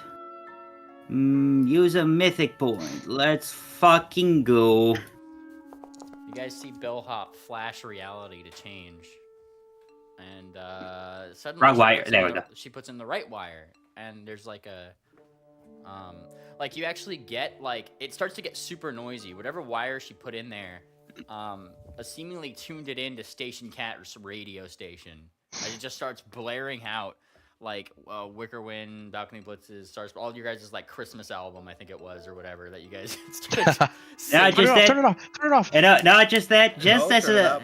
just as a quick extra, I also added an air horn to it. Nice. Thankfully, Station Okay, Cat's studio already has many air horns in between songs. You're listening to Station Cat Radio. You know, that kind of thing going on. the hits never quits. Yeah, exactly. You see, This see, ain't this isn't your Don mother's. Tumblr's radio station. well, Sarsi, your glasses are actually cracking from this. Radioactive! Damn. How did that take us so long? I Okay. can't Oh, hear shit. you, Sarsi. The radio Oh, wait. is too loud. Where's the volume now? Where's the? radioactive? Wait, I'm rolling a crafting check to see if I can find the volume knob. I forgot about. Okay, yeah, there's the volume knob. Okay, good. That's good. Yeah, it Okay. took you a second to find it, but eventually things calm down. And Stocks is still standing there looking confused as ever, as he does not know what you guys did in that room still. Okay, Stocks. Yeah, I just watched the door. Yeah, we went inside. We followed the Harmona, that Fey bird that represents Fey royalty. We go inside. Wait, Harmona? Harmona, yeah. That little raven bird thing that like led them in. Harmona bird. Okay, so Harmona you bird. followed a little bird. Yeah, we went inside. There's a ton of Fey in there. They're kind of, sort of getting along, but not really. They're kind of forced to stay in there because that giant machine all the way over there, the roots, darn it, They call root it- breaker, the root breaker. Yeah. The Fey are calling it the World Iron, because that's what the Gobos are calling it. The Gobos got that thing working about 3 months ago. They've been using it to hurl boulders. The digger on the front of that is what ripped open the hole in that spire, and now the Fey can't leave. So, we have been tasked with getting this giant machine way up north and far away from the Fey as much as we can. There's a really cool guy in there called Crimson Leaf. He is an arboreal archive. He's not Fey. There he is. He's a tree man, yeah. Yeah, Does he he's- actually look like that? Yes, but Yeah, he's with crimson Yeah, except leaves. crimson leaves. I see. yeah. He's an ancient monolith. He holds like history of vast territories, not so much about civilization, but just the world in general around him. And he was around for the war that happened 300 years ago. So he's very upset. He's been cut off from his plane. He cannot go home. He's stuck here. So we promised to help him get rid of that machine. We let him know about our mission to cure No Man's Land, and we let him know it's like, hey, we got short lives. We're not going to stick around here. We're going to fix this so we can leave, and when we can leave, you can leave. And he's very hopeful. Oh, Wickerwind, show him your wreath. Show him. Oh my You gosh, got a Doug, wreath? look at this! You got a wreath from him. So yes, he gave you a wreath, and I actually put it in your inventory now because I forgot to do that, Wickerwind. So let me post that in the chat so you can also Yeah. see it. The root-bound wreath. There Yay. it is. And let's see here, my box text thing for this, so you can see what this looks like. Triple. This is the thing Wickerwind is wearing. Ah, okay. What does that do? Lets him cast magic. It infuses me with the ground. Roots grow from the wreath and go into the ground, and basically, yeah, it makes casting easier. I see. And if any pony is around me in like 15 15 feet or so, then they can also cast too, but you can't fly. And what is this machine we have to move? Alright, so it's called the World Iron. And the Gobos are intending to flatten the entire world. They want to destroy every mountain, every plateau, every world tree, every spire. And Beyond they just want, this? as far as they can reach, as far as a Gobbo can think to reach, they want everything flat. And they intend to use that machine to do it, which might carve out a pretty good chunk if they're left to carry it out. So far, they've only been throwing boulders, but they got it running 3 months ago, and they're likely going to figure out more and more as time goes on. We're going to stop them. When you showed up and we were trying to talk about, how to go about that, we decided to put Sarsaparilla in charge. And she's like, hey, shiny, noise, we need to draw them away. So Sarsaparilla came up with the idea of using Bellhop's hat. We're going to use that as a distraction, lure the Gobos away, and what's the next part of the plan, Sarsaparilla? Wait, Balcony Blitz also volunteered himself for distracting action. We don't need live bait. If he's left out there in the open, he might get captured. The live bait volunteered himself, and what do gobbies like to be eating most? Deer. I mean, not eating, but be investigating most. Deer. That's yes? a griffin Investigating. Are we I'm back to getting the my griffin G's thing? mixed up. It's okay. It's the same thing. It's the same thing. Listen, how many Sarsaparilla shell carriers do we have in our? How many loud exploding devices do we have in our personage? And like Okay. this is where you see like this is where you see Quarter Note like back up like a kid who has things that he shouldn't, like like Quarter Note, you're up. don't look at me. I don't No, have anything. no. Step up. I have two Yes, we things. need live bait. Get over here. I mean, we need distractions. Get over here. I only have two things, he says. Holds up two hooves. Thank you. Okay. He holds up thing Okay, one, what? which seems to be a blue bomb. And thing two, it seems to be a red bomb. So do you want the blue bomb or the red bomb? Take your pick. Porque no los dos. You're going to be using both. You are now volunteering. I need one to protect myself, thank you. Yes, or you will be. We're going to be swooping in to helping you. Okay, it'll be fine. I don't like Besides, this. I've seen you I've seen you make weapons. I've seen you make weapons out of stuff on the ground. You'll be fine. Hold on. And the sheriff kind of goes in. We ain't putting no kids up for live bait. I don't care what that book of yours has been telling you. I'm They're sorry, not what's the live conversation bait, you're they're having? distractions. They are volunteers. I'm not. I don't think you volunteered for anything. Voluntoles. I They are want both of my voluntoles. That bombs. kind of stands in front, like stands between them and Quarter Note. No. Not happening. Okay, and this is where Terabelle goes over. She waves up her paw. I can scream really loud. That's all I'm saying. And this, Terabelle, would you like to be entrusted with a great responsibility? No. You're all Yes. terrible people. And you are not gonna tell me what to do. And she looks at like Bellhop. The hat can scream louder than you. I'd like to see it try. All right, fine. Let me see it. I'm activating it again. Okay. Wait. We Okay, don't need to draw attention to ourselves just yet. Okay, yeah. Radioactive. Save your battery powers for the distracting, okay? What if we get a recording of Terabelle screaming, and we amplify that through the hat? Now that is an idea. That is. Yeah, that's Terabelle. actually pretty good. Terabelle, we're going to need you to be putting on your best whinings and screamings. Are you up to the task? Yeah. And she like smiles, like, I haven't been able to whine this much. in Your a long biggest and your time." best. Terabelle, let it all out. She goes over. This is whining. Tell me when. All right, Bellhop, Moon are you ready? Planner. All right, I'm hitting Planner- record. Moon Planner picks up some scum off the ground and throws it at Terabelle's dress. What the fuck? She like statters on the word. I hate this place. You know, she's like Record it. Yeah. I'm recording. kicking and screaming. All these stupid ponies and stupid deer and stupid like dress is ruined. Like that's what she's like screaming. Let it all out. Like she screams so hard that she does get like red in the face, and like goes on for a solid amount of time that I'm gonna roll for. Hold on. Like, 1D100 Wow. minutes. She's really Right. going. she goes on until she passes Oh. out, which is a solid 3 minutes. Wow. And that is just with the nat one? Yeah. Damn, she's got lungs. She's unconscious now.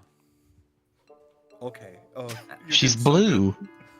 I You know can't- what? She is dedicated to the cause. I'm impressed. I think she stopped breathing. I can't. Oh, move she'll the be helper. fine. Whenever you lose consciousness, your automated systems take over. She's blue. Is she getting darker than blue? Is she going back to red? Hey, Wicker, she's turning your color. Ooh. Oh yeah, she's getting there. He says with his ears plugged. You think you may want to heal her? Something? I don't know. Mind you, She seems like she might be alright, but There's- who knows? there's like a few Harmona birds that are just perched up on the like the top rim of this doorway, like kind of like get a load of this, you know? Like they've been watching this all go down. Getting a load of this mare. Yeah. Or this Sphinx. Yeah. Is whatever's she going on okay, here. Mingli? Give me a medicine check. I said that as a joke, but I mean, I don't know. I mean, we could all use healing to make sure we're topped off before we go deal with the gobos. Yeah, you're pretty sure Well- you're pretty sure she's fine. She might just need some like Well- half an hour. She'll come back. Half an hour. Now, that's good. You do Throw her in the ghost motel, and we'll get moving. I'm sure. No, that- we can't just throw her in there. I'm sure that the Dawn hearing any recordings of this will not be worried at all. Nah, he won't hear shit. He's fine. He's fine. He hasn't heard a thing. He certainly hasn't been following our progress. Yeah, he has no spies. We're fine. Now, No rats. who is rolling what and what for? Gosh, failed. I was just rolling medicine. Oh, nice. But I went greedy. I went for the DC 40, and I failed. Oh, DC 40. You try to like wake her up a little bit. Get your hose off me. Like, she falls unconscious. And Balcony Blitz kind of comes over. Buddy, I don't think that's working. I think she'll be fine. She's just loopy. He like looks. I didn't think She somebody could screamed scream. until her head went light. I did that once. Remember? Oh, Wicker, you remember that one time when we went caroling and we almost passed out? Oh my gosh, yeah, I wasn't sure what would get me first, the caroling or the cold. It's he kind of like starts like snickering. I kind of hope the caroling would. That would have been great. I think we were too drunk though. Too much eggnog. That's the dream for any respectful ruminant to pass out caroling. Of course. Here, let me see what I can do eggnog. here. That's why they try so hard to carol. All right. What Yeah, Moon happened? Planner. What happened? Oh, welcome back. Yeah, that was great. You did a near perfect performance. Why did you throw mud at me? Who threw mud at you? Somebody threw mud at me. She said. Someone threw mud. Oh no, no. Look, it's just where you landed right here. That's why your dress is dirty. Give me a deception check. Roll for gaslighting. Yeah, give me a gaslight. Yeah, she's kind of like, you say this, and she's like, huh, stupid Faye. And she stands up. They did this. Cersei claps her hooves. Oh, that was so good. That was perfect. And she's got like a tear running down her cheek. I'm so proud of you. That was so good. She looks a lot more happy that you said she did good, Cersei. Oh, that was incredible. That was so good. That was just what we needed. Okay, good. Because I got more in me. And she takes a deep breath like she's gonna do it again. And we will all be hearing it in due time. I'm sure. Okay. Well, if you're not stopping Quick, her, laughs her mouth shut. Yeah. Okay.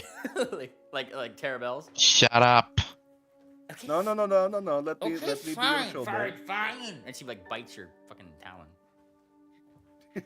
She's lucky she's a kid.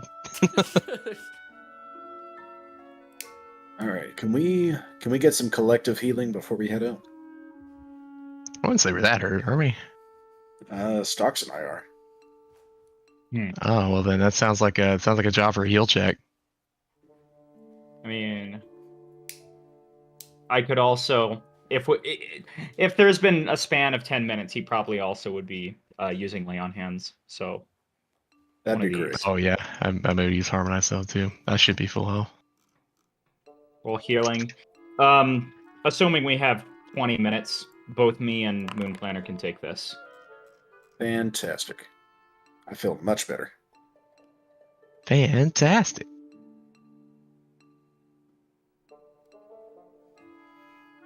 All right. So, out in the distance, you guys continue to hear the very, very distant walloping of car-sized boulders and shit. Flying out everywhere. Car, house-sized.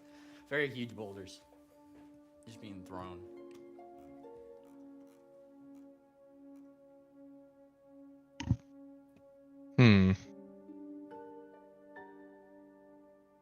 Shall we move forth?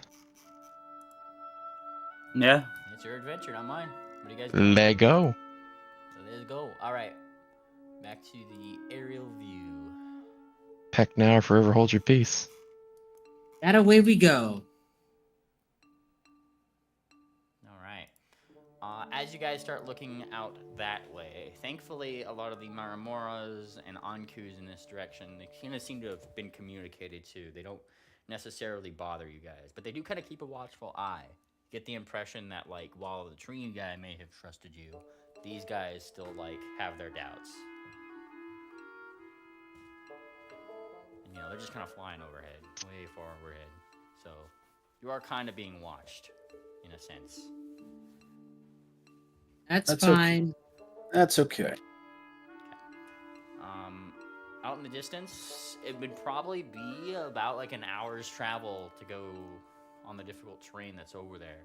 The thing that connects these large like platforms seems to be like kind of a broken transport line of some kind that goes out to the one over here marked food, if I'm not mistaken. And like it's kind of closest to the edge, like over here, like in this area effectively at the moment. So, trekking in that direction, the first little challenge here, I guess I should ask, is you know, it's somewhat broken in between here. I don't think it'd be necessarily be a challenge, but how are you guys kind of getting over some of your non-flightless people over to the other side? I believe we're able to carry everyone between us, so assuming there's no interference, we can just pick up everyone and carry them. Yeah, I'm a big bird. I got a flat back, according to you guys. You got a flat back and a really round butt. Ah,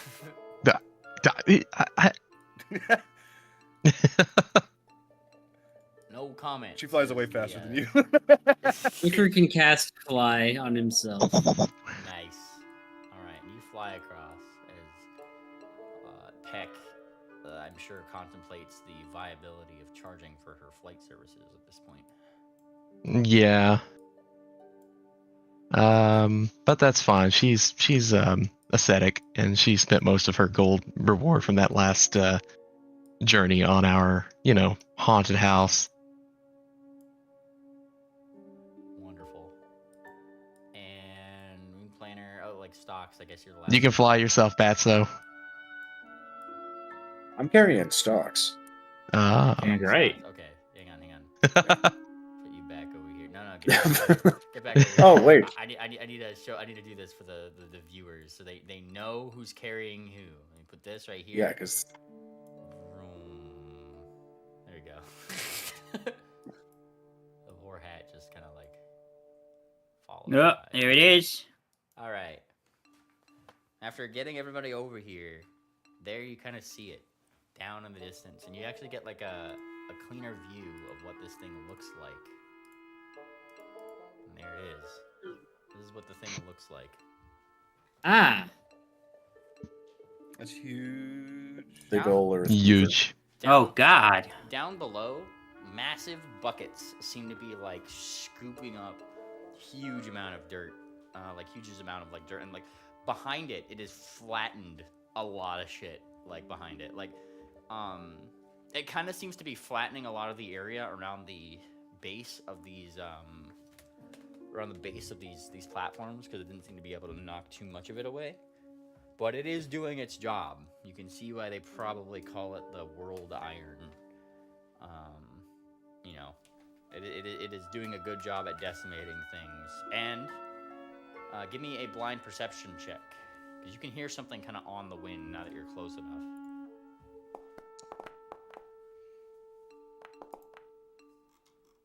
You said perception? Yeah, blind perception.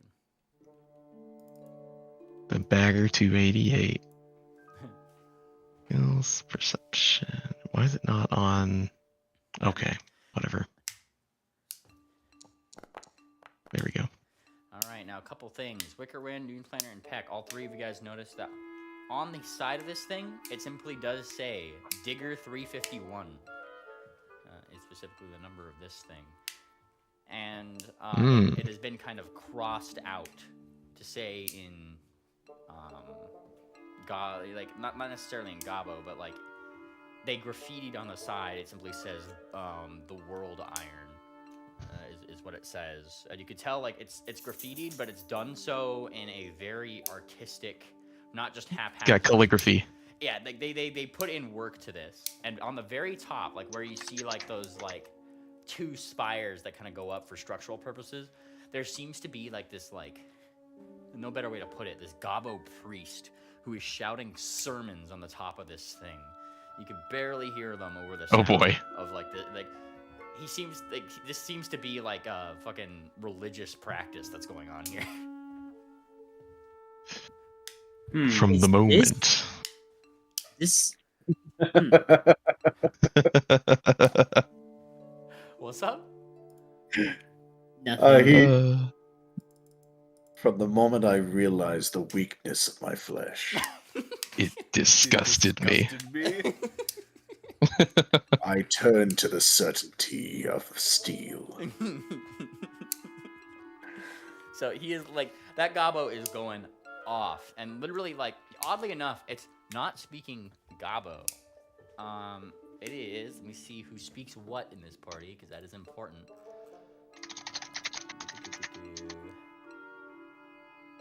Let's see, do we have it?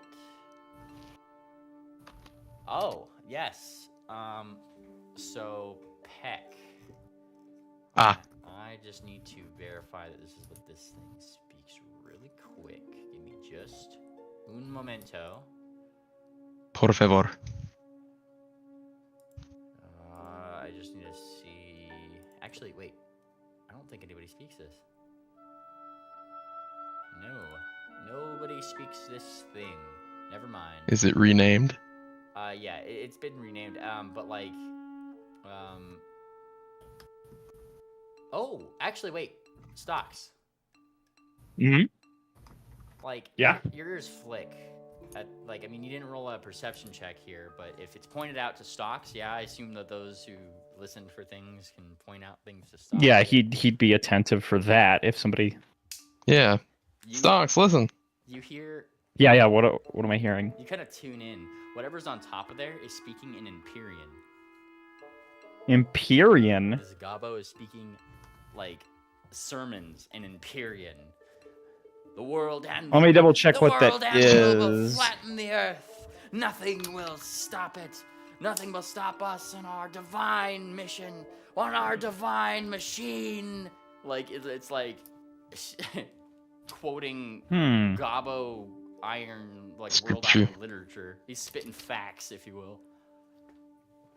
Oh, I know what this is. Okay, this was another one of those name changes. So I had no idea I had this language until I remembered that it got its name changed. I see.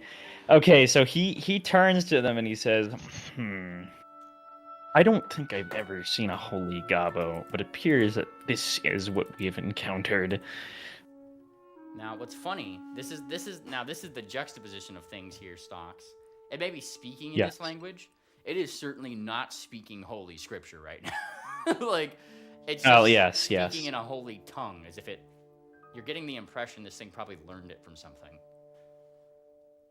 I see. Okay. And then, Well, as quickly as it went from Empyrean, it switched to something else. And then Peck, you start hearing like another part of the sermon or whatever, spoken in diabolic. That's bizarre. And that's not good either. And then it throws down like a bomb in front of the machine, like where it's like digging is. It knocks down a few boulders into the things. The earth itself shall suffer, it says. This is messed up. And then, like, I don't know why it's speaking multiple languages, let alone just diabolic. a very bright spotlight that is kind of like in this area, because it's probably a little bit later in the night, like the twilight or whatnot, so they're kind of like flashing around this spotlight around like wherever they're digging. Starts to kind of like angle up toward you guys, and it like they seem to be like searching in this area as if something was pointed out up there. Ooh. Hi. All right, stealth checks. Stealth checks, oh boy. Easier said than done. Oh boy. Under a rock or wish it text was- to hide behind. I wish it was nuclear winter, that way I could use my snow aspect feature. Nice. Wickerwind dives for cover. Peck dives for cover. Bellhop dives. I need shit. Like Moon Planner dives for cover. Sarsaparilla dives for cover. Dives for color. Wait, hang on a second. Can I try something real quick? Where the fuck it? Wait, can I use this to improve my roll a little bit? Wait, no, that's only if it's part of my case. Never mind. Yeah, I don't think you took on a case yet. Shit. I guess I gotta do mythic point. Can I use athletics to pull Bellhop down with me? No, that's not how that works. Man. I'm just gonna try and roll a mythic point to fix it. Okay. Can a mythic point do it? Can definitely improve it. Has improved it. Yeah, considerably. All right. As the lights go up here, Bellhop, like, for the briefest of moments, as fate would have it, you were caught. And they saw, like they're like, you hear the sermon stop. More Fae for the Uh-oh. machine, and then you flash your fucking hero point, or sorry, your mythic point, and fate itself rewrites, and the light just kind of goes over you guys. Seems as if they like didn't spot anything there after all. Must have been the wind. And Ooh, like, close call. yeah, eventually like the lights like zoom somewhere else, and that's when Thumbtack probably pops out. Oi, Punter! Hmm. They got dark vision, remember? It's plain as day to them if we're standing around. Hey, wait a minute, that's a good point. They do have dark vision, so why do they need a spotlight to look up here? And he kind of gives like a little bit of a shrug. Dunno. That's probably why they angled it up here in the first place, though. Noticed something moving. But they would have been able to see us otherwise, unless there's some kind of light blinding them from looking up here. Maybe they're looking for color. Maybe. Now, here's the thing: is that you see like these spotlights fixate on some other Fae way out in the distance. It's like kind of like outside of where you guys might be able to necessarily help them right away. Just some little like one of those little brownies, you know, that's just kind of like running away, and the spotlight like looks at them, and the sermon guy starts going fucking wild, like, Oh no.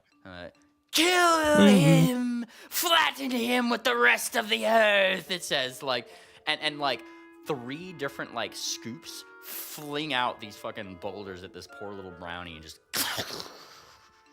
like, flatten it. Damn. God, no! Okay. Sarsaparilla, what's the next step? Well, I mean, it's a good time for a distraction, do you think? We got to make ourselves get up to the top of that tower, hmm? I agree. Well, what about the lights? Do you think we should disable the lights? I could shoot out a couple lights. That is no problem for me. It's the what's the range Maybe in if your bow? we... I know it has a big one. Well, I'm I think targeting it. I think you have infinite range now, don't you?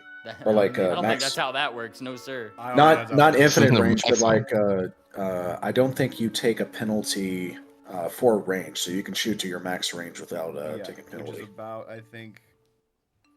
Which is fucked up, by the way. Come back. That's we'll so come back good. to it. We'll come back to this, but it's pretty long. It's like It's That's like kick-ass. 500 or something. It's like kick-ass around to be a 500. ranger at this yeah, level. it's like around like 520 feet. Okay. Yeah, because I know the arquebus is 500 feet. You can certainly try. It's gonna be a far fucking shot, but if you give me a attack roll, we can see if you can hit one of the lights. There's 3 of them. Alright, sure. Fuck it. We roll those. We roll.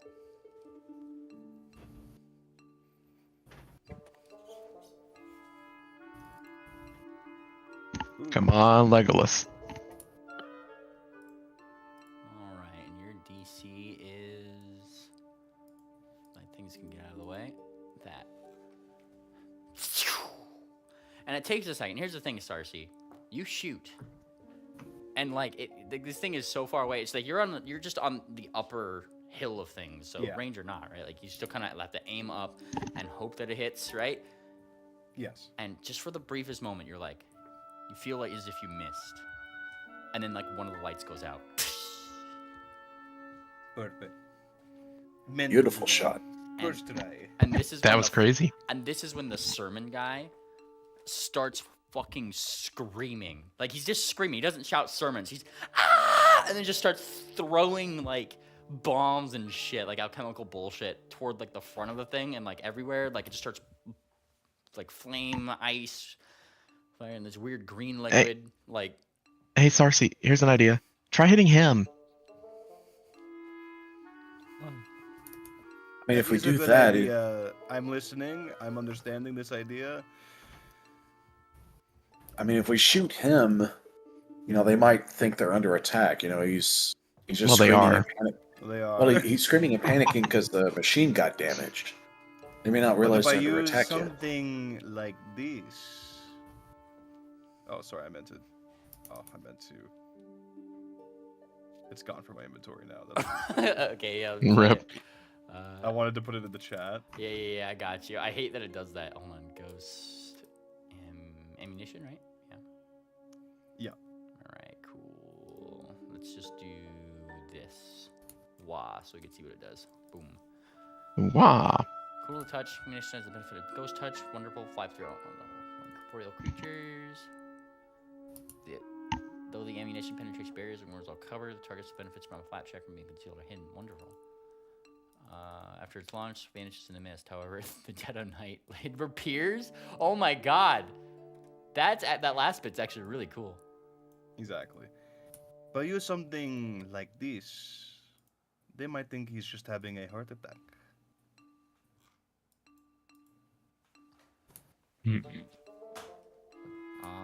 It would be pretty cool. The Terrabell looks like, ooh, that's devious. Well, nothing wrong with being a little bit evil. Normally, I wouldn't approve, however. These are extreme circumstances. See, And they're gobos. Stocks gets it. Stockus is getting it. Your call, Cersei. We're following you. I think this guy is talking too much crap. Agreed. You pull back the bow. I pull back the bow. I knock the ghost ammunition. All right, give me that attack. Come on, good roll. About to find out. 40. It flies. It flies. And this guy is screaming, right?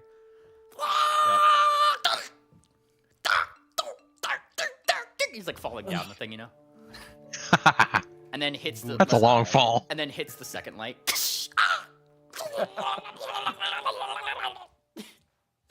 Oh, we got electrocuted. Food Planner's just got a very... He's got a surprised and impressed expression on his face. After a few moments, Good shooting! It's like being electrocuted, right? Whatever bombs it had on it start exploding, and then the third light goes out. My gosh. Oh. That was one hell of a Rube Goldberg machine. That likely alerted them. Let me We roll my best make D4. haste. Yeah, I think, Cersei, I think if we make with the hat, they'll think that the noise is what caused all of this. And that'll be our chance. She tips her cardboard crown towards everyone. Yay! That's what I do. Nice work. Nice. All right. Now let's get on with it. Where you guys sending the hat? That's the first question.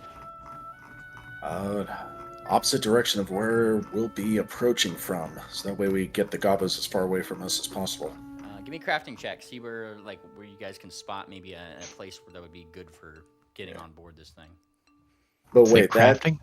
that would be a logical thing to do. We need chaos and luck. Yeah, we need a stupid thing to do. Like Say blind or Oh, true. If you guys maybe want, they can you guys- be.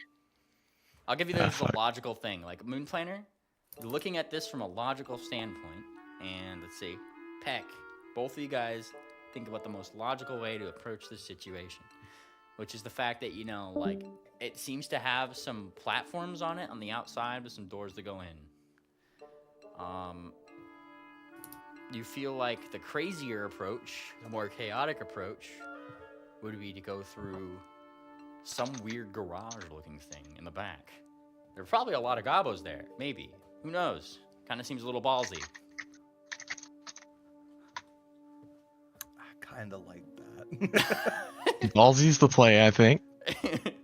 This sounds like a terrible idea. Okay. Well, where else do you think they're going to be keeping all of their explosives?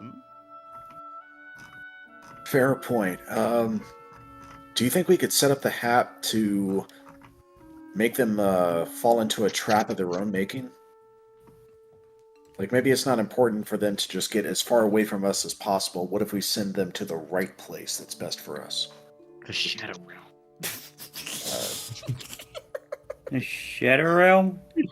Don't worry The about shit it. around. GM, I'm gonna make a perception check. I'm gonna look to see if there's an incredibly dangerous area that might kill a bunch of gobos if they just ran into it.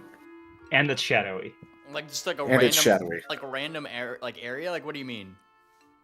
Like, is there a pit? Is there like a hole? Is there some A hazard. hazily stacked up rocks that they may have for boulders they intend to throw that could topple over easily? Yeah, something of hazard. that nature. Like on the A machine hazard. or on the ground? Away from the machine. Away from the machine. There doesn't seem to be any gobos away from this machine, so they wouldn't have stacked up any rocks. The machine itself carries the rocks up. Yeah. Also, like them stacking anything or leaving pits and holes seems to be outside the purview of something called the World Iron. Okay. Well, perhaps we can use the machine itself. This is their traveling fortress. Yeah, like they're on. Okay, You probably see like a couple gobos that like through the windows maybe with your dark vision that just kind of like run by or something. You know, like this thing is full of them. You're pretty sure. What They are looks- chilling. What looks like the most dangerous location on this machine that you would very likely die if you touched it? Like the spinning blades, any other moving parts that a gobbo could get stuck into?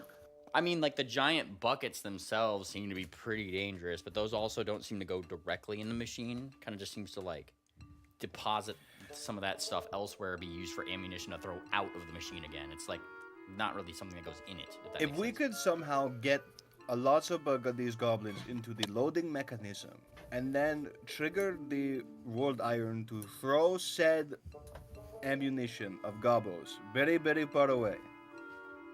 How about that? That's a tall order. Team Rocket. Bellhop, you think you could figure out how to control the digging machine and launch a bunch of gobos? Well, you should probably get in there to check it out. All right. Something this big seems to be something that would have an internal control room, not one tiny little thing where you could operate a few levers. The multiple people needs to be operated. This thing needs a team. Yeah. This is something your GM is saying. This thing is big enough to be perhaps the next dungeon. Yeah, don't It's say. Dungeon Man. All right. All right, we're gonna need a cloning machine. Okay, so we go up the ass end of this machine. We distract the gobos to go to the bucket. We make our way to the control room, and as a team, we fire the gobos like a machine gun weapon. We just launch the gobos as far away as possible. Yes. Makes sense. This is a terrible idea. I'm all for it. See, I knew you'd come around to my really good ideas. Yeah. All right. Peck cracks her knuckles. Alright, just let me know when the plan fails and we have to beat their asses. So you guys are running toward the tail end of this thing, yeah? Yep, for timeless glory. Yeah. Do you say that? No. Hang on. You guys start running in that direction. Run. It's a little precarious because I'm not sure if you ever run downhill on a mountain that's really fucking steep. It's kind of scary, if you're just on hoof. So I'll need a acrobatics or athletics check from everybody in the party. Acrobatics, you said? Acrobatics or athletics.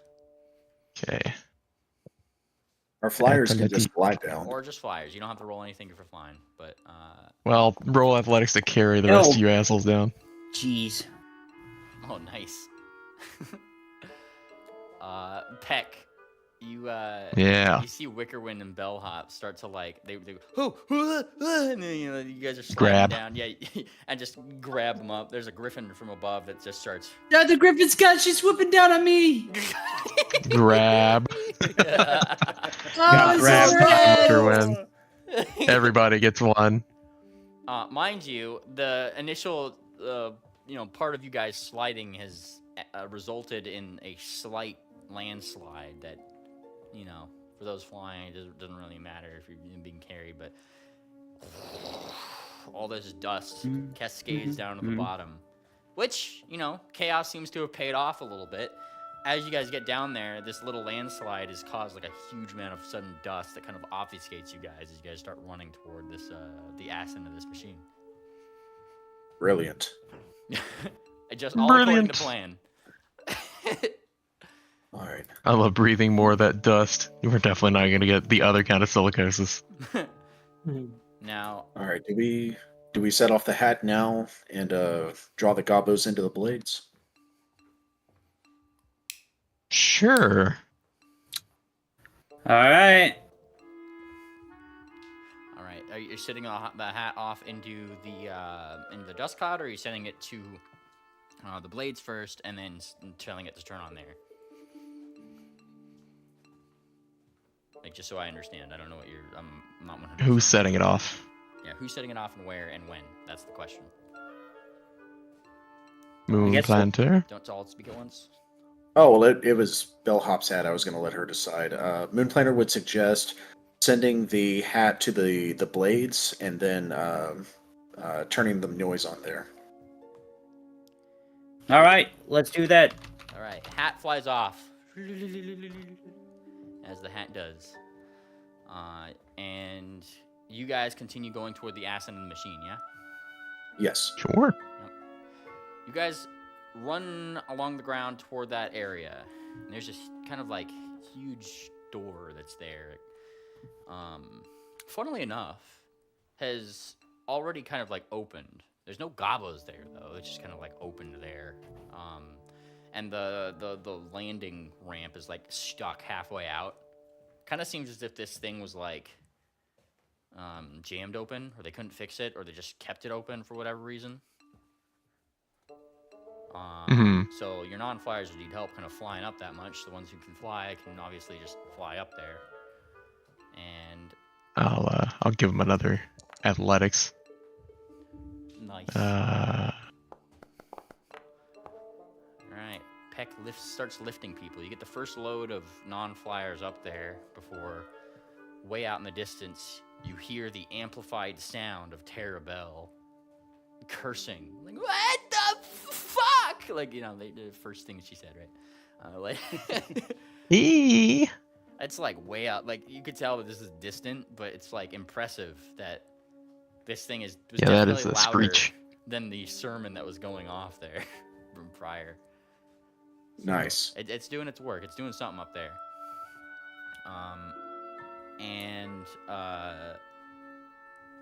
You guys eventually like kind of clamber up into this thing as it's happening. And that's where I pull us to, where is it? There it is. Ha ha ha ha ha ha ha ha ha. Ho ho ha ha.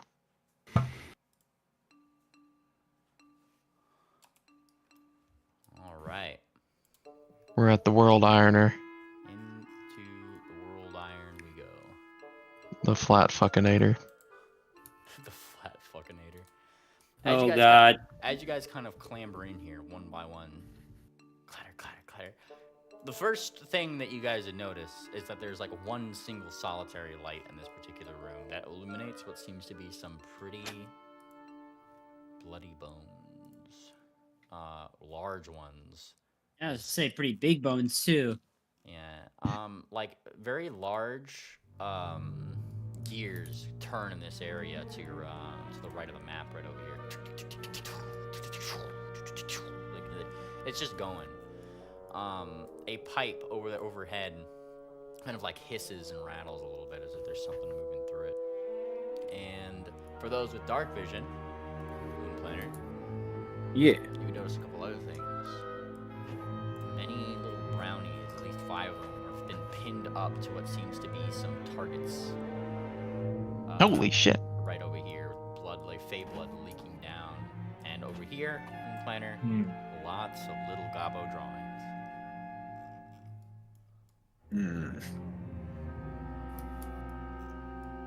I can see what looks like a house, demonic looking face, some kind of weird looking ape screaming, giant circle, and that looks like a leather bag made out of human flesh.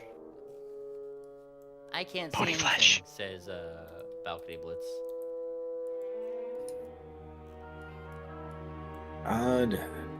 Can Moonplanner tell if these are like rough sketches of Gabo plans, or is this just artistic expression? Give me a society check.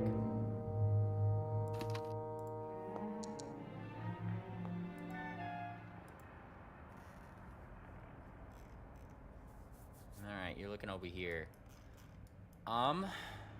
These seem to be almost reverent in nature. You see a common pattern, at least on some of these. On more than one of these little papers, you see that they just seem to be drawing circles. Lots of circles. Like around the church, in the backgrounds of things, like in the eyes.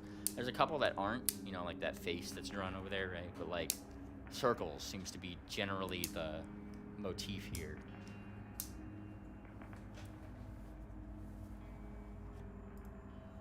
Interesting. How do you spell motif? Is it M-O-T? M-O-T-I-F. T-I-F. One F, okay. Thank you. This is a little bit spooky. I'm not gonna lie. Yeah. It's Spooksville, Especially with that's these for sure. bones. Where do these bones come from? They're pretty big. Moonplanner's going to roll knowledge nature to identify the bones. Alright. You roll knowledge nature on these here bones. And determine the larger ones, I assume is what the ones you're looking at, yeah? Yeah. These are from dinosaurs. The fuck? These are dinosaurs. Dinosaurs? Yeah. Oh, I guess I've been digging up the earth. Makes sense. Yup. That begs the question, Meemly, what are dinosaurs in this universe? I don't think we've encountered a wild one yet. Giant fucking dinosaurs. You definitely haven't Yep. seen them walking.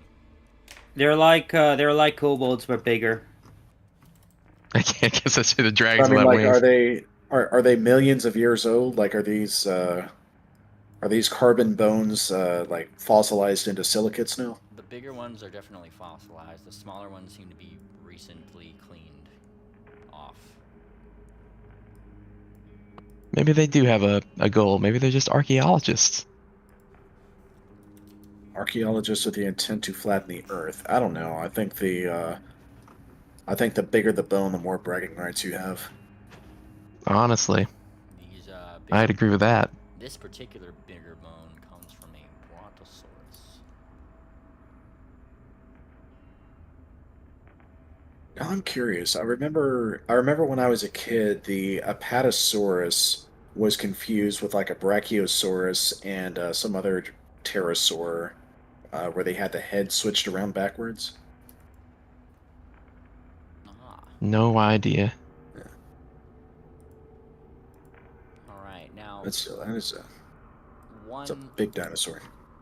like one of the little brownies over here falls off its pedestal onto the ground. Kinda like peels off effectively.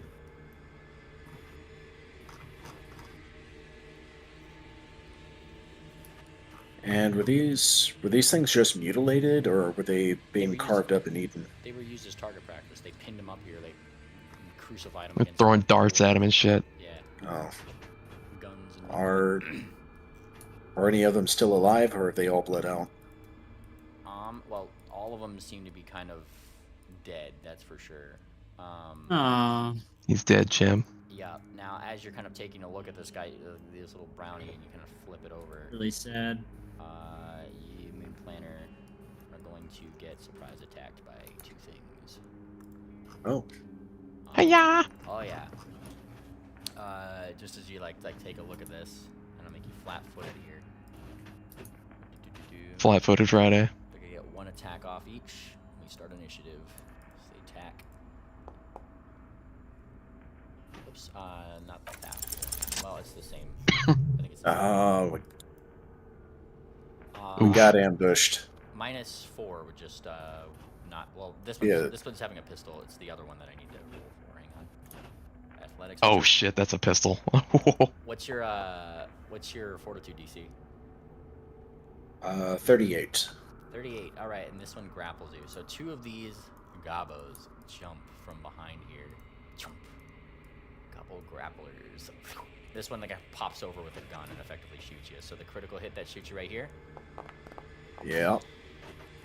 86 points of damage, and you're grappled by the other one. Let me put these 2 in initiative here.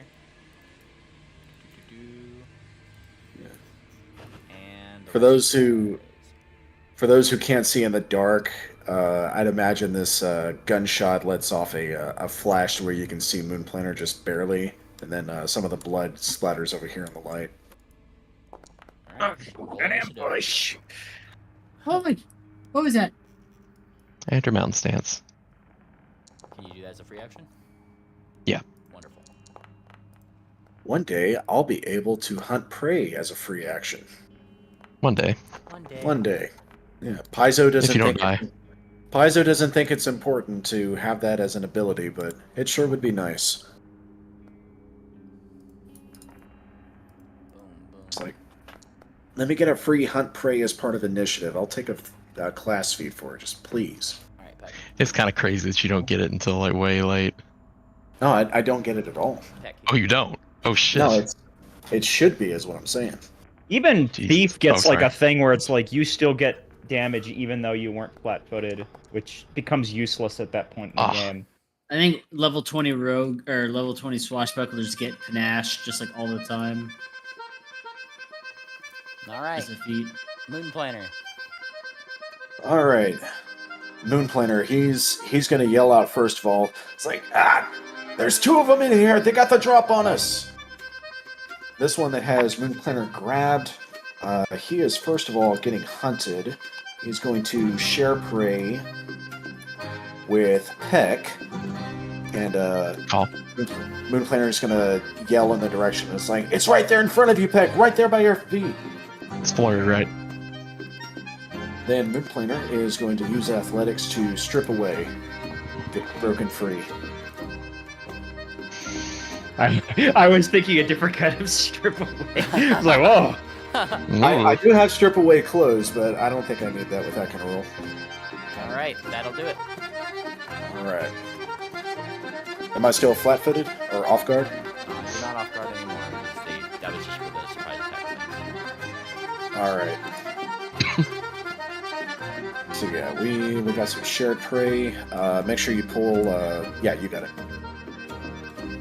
All right. And then Moonplaner is quick drawing his sword, and he gets 1 attack off on this gobbo. Oh, nice.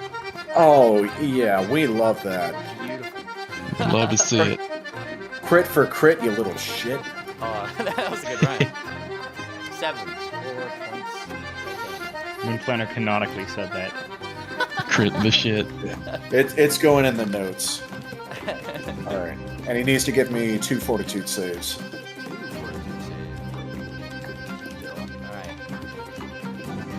In fact, Moonplaner's going to say that. Moonplaner's going to say that in Goblin. Too bad he can't hear you. Crit for crit, little green shit. What do you say? You can't hear them. You can't hear shit. All right, that is Moonplaner's turn. All right. Bella. Hit the Oh shit. Can't see shit. Can't see shit. Or you must have quit. Oh, where's my...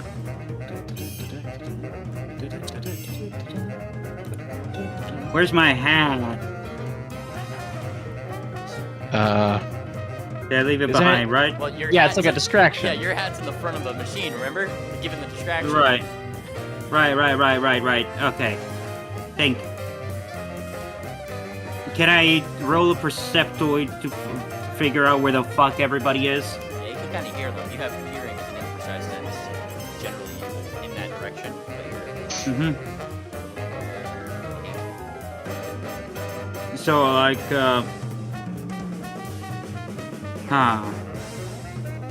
Like, if I roll a perception, I can't actually pinpoint them, right? Pinpointing would be, not exactly how you No. It's just they're in the dark and you can't.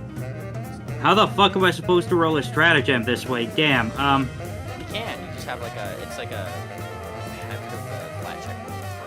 Like they're not concealed. Don't worry, I'll choke them into the light. Alright, just look. Let me just fucking roll a stratagem first. They're concealed, so you just if you make a stratagem on it, it's a DC 5 flat check. The target with an attack is All right, look. Let me DC roll 1d20, right? Yep. Okay, let me roll 1d20 to see if yeah, okay, flat check passed, I think, right? Yeah, well, this would be when you enact the attack. But yeah, we'll just use this one when you do that. Yeah. Okay, let me just roll that device stratagem real quick. Yep. When you devise a stratagem, you have to actually make the conscious effort to move in that direction and then enact. Never mind. Oh, okay.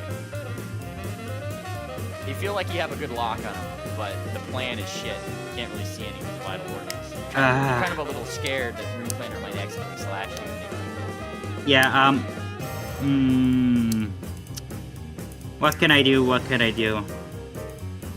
Moonplaner did yell out loud where one of the gobos is. I think you can barely see Peck there.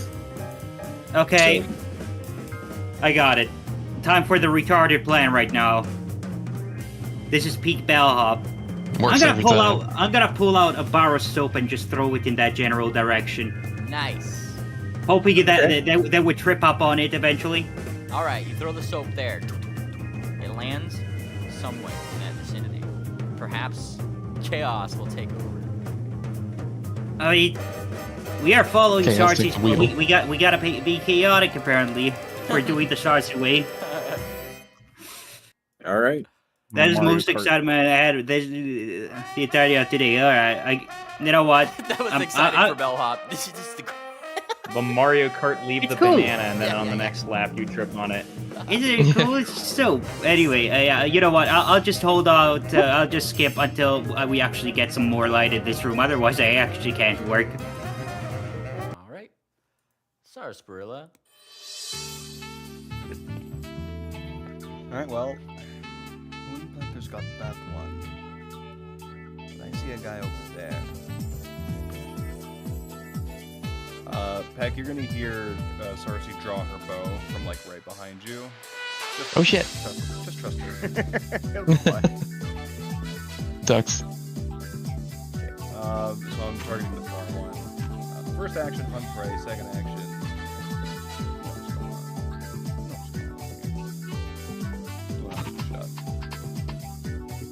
Here she goes. That's it. And it's off. And it's off. Guard. Okay. Yeah, surprise attack. You went for it. Well, there's still a second part of this. Oh, nice. Big 20. Okay, this is water. Damage 1. Oh god, yeah. Definitely gonna hurt. Retro. 25 critical.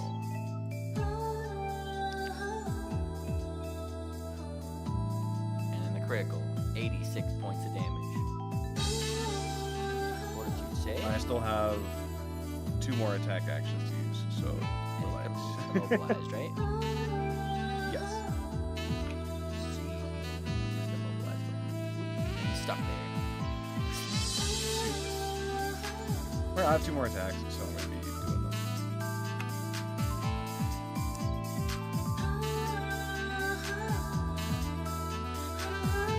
Hit.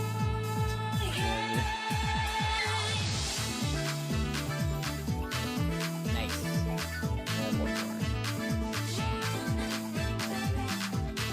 Last one. Okay, that's the turn. Cool.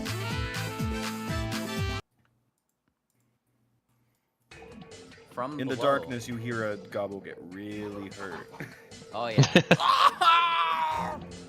Help! Hello, darkness, my old friend. Now would be a good time! He says, like, he kind of shouts out. And that's when, like, southward, you guys actually hear the rustling on this, like, little turbine that's up here as a gobbo jumps down. And starts running toward Balcony Blitz and Wicker Wind. Oh, they're gonna eat you? Runs over here. That's my job. 2 actions. And then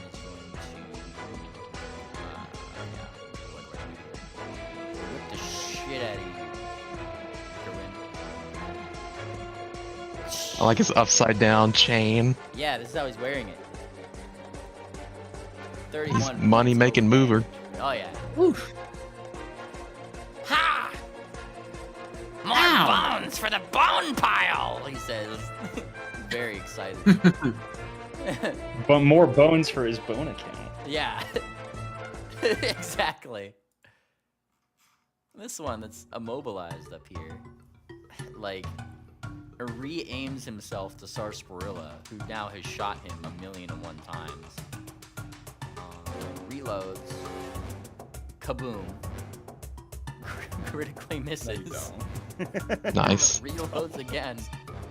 And that's his turn. Fuck!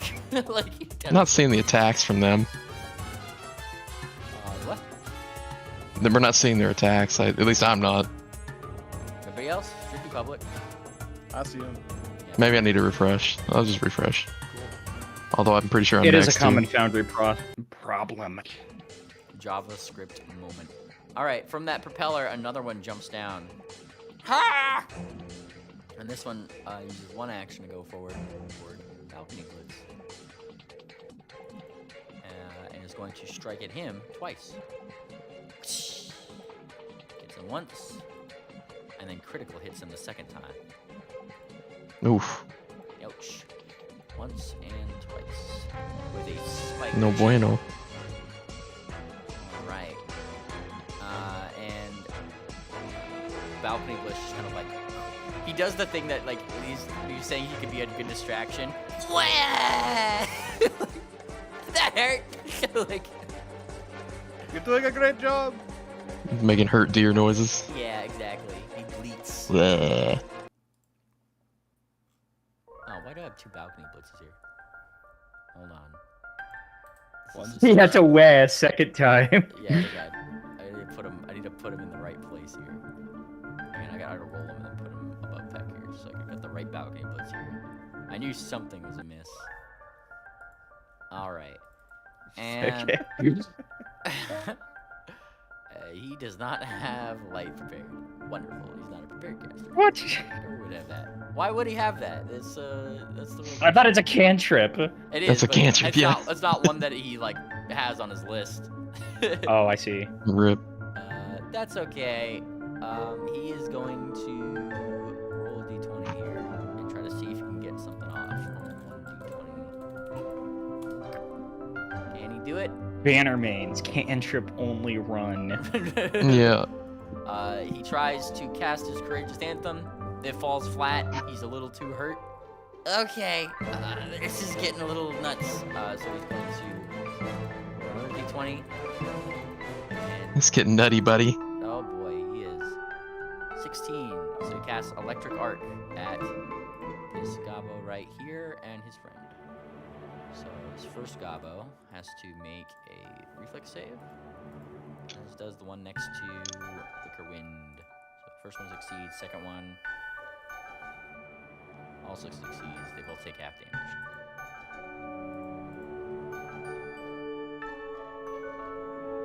Alright, half damage for these two. Ah! Feisty, says that one. Peck. Hi. Peck's gonna do that thing that she said she was going to do. She's going to grab this sucker. I believe it's an athletics check, if I'm not mistaken, to grapple. Or it's actually just its own action, right? It's been a while, sorry. Athletics check to grapple. Uh, That's an attack. yeah, hang tight, I gotta get the action for it. Grapple, there we go. Grapple! Just gonna actually use it. Okay. Oh, come on. Oh, shit. Failure. Well, that sucks. Okay. Fuck it. Sorry, Bella. Maybe next time. And she's going to... It's all right. Oh, wait. If he's my hunted prey, does that affect anything, Moonplaner? Only for the follow-up attacks, you take less of a penalty. Oh, okay. Well, I am going to make him my hunted prey then. Well, you've already done that for me. Smack with a flurry of blows. Boom. And I'm going to give the third attack as part of that flurry of blows. Okay, so damage. And then damage second. Ooh, very good dice roll. And then her third attack, after the flurry of blows, her third action, rather. Yeah, I figured that was probably gonna matter. Oh, it did hit. Holy shit. Hell yeah. Third attack. There we go. All the damage in the world. Boom. Get fucked. 35. You've definitely learned one thing about these gobos. The grapplers seem to have a very high fortitude save. Yeah. They know how to wrestle. Fuckers with their hide. They were base attack wrestling bonuses. you, yeah. That was 101 damage from you, Peck. Yeah. Thanks for that flurry. That really helps a lot, actually. Heck yeah, it does. Do I keep that, or is that one round?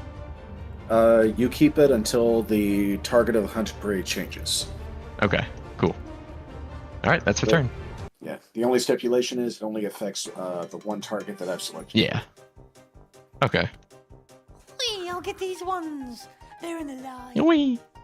And so he's going to tumble through. Where's he tumble through? There it is. All right.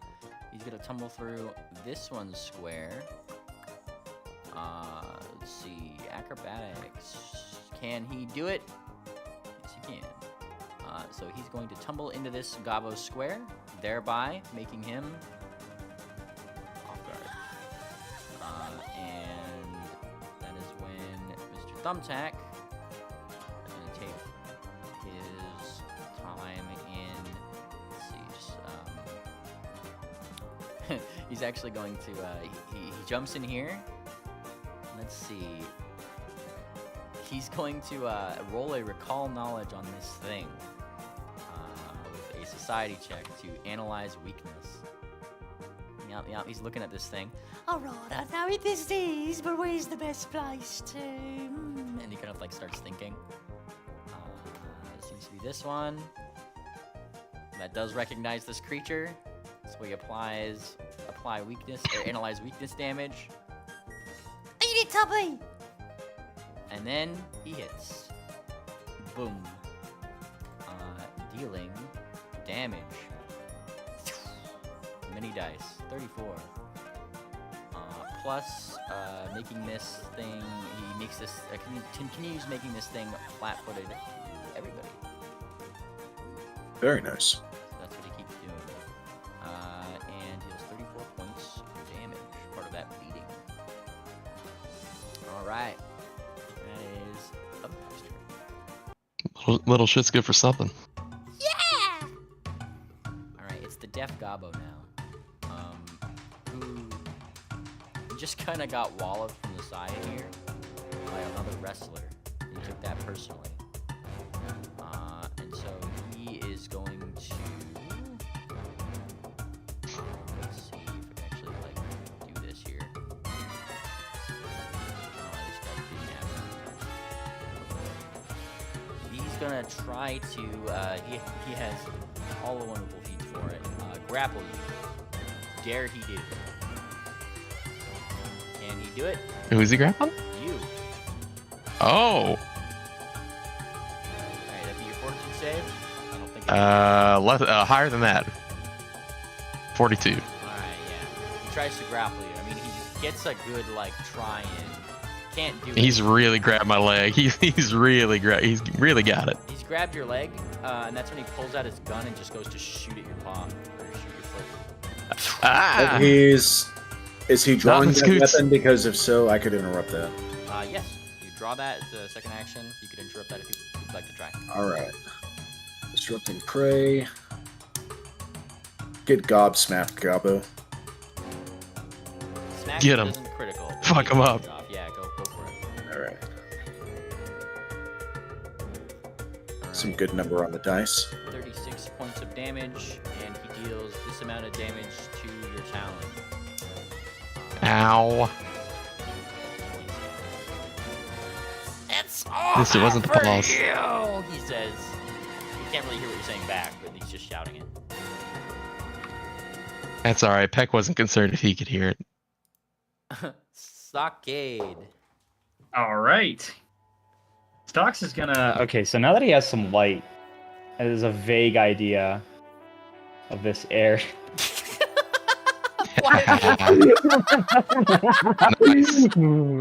I see. This fucking hype theme he Theme. chose is like the somberest song in fucking Disco Elysium. It is. He says as he looks around, "Ooh, I see people getting hurt. How sad that I cannot see during this. I mean, I hear people getting hurt. But life presents an opportunity." He says as he goes. Life finds a way. Oh my god. However, it takes to his deep concentration and somber, Jesus. he manages to critical hit as Days. he sticks this straight into his okay, I was gonna say cut in half, but everybody says that.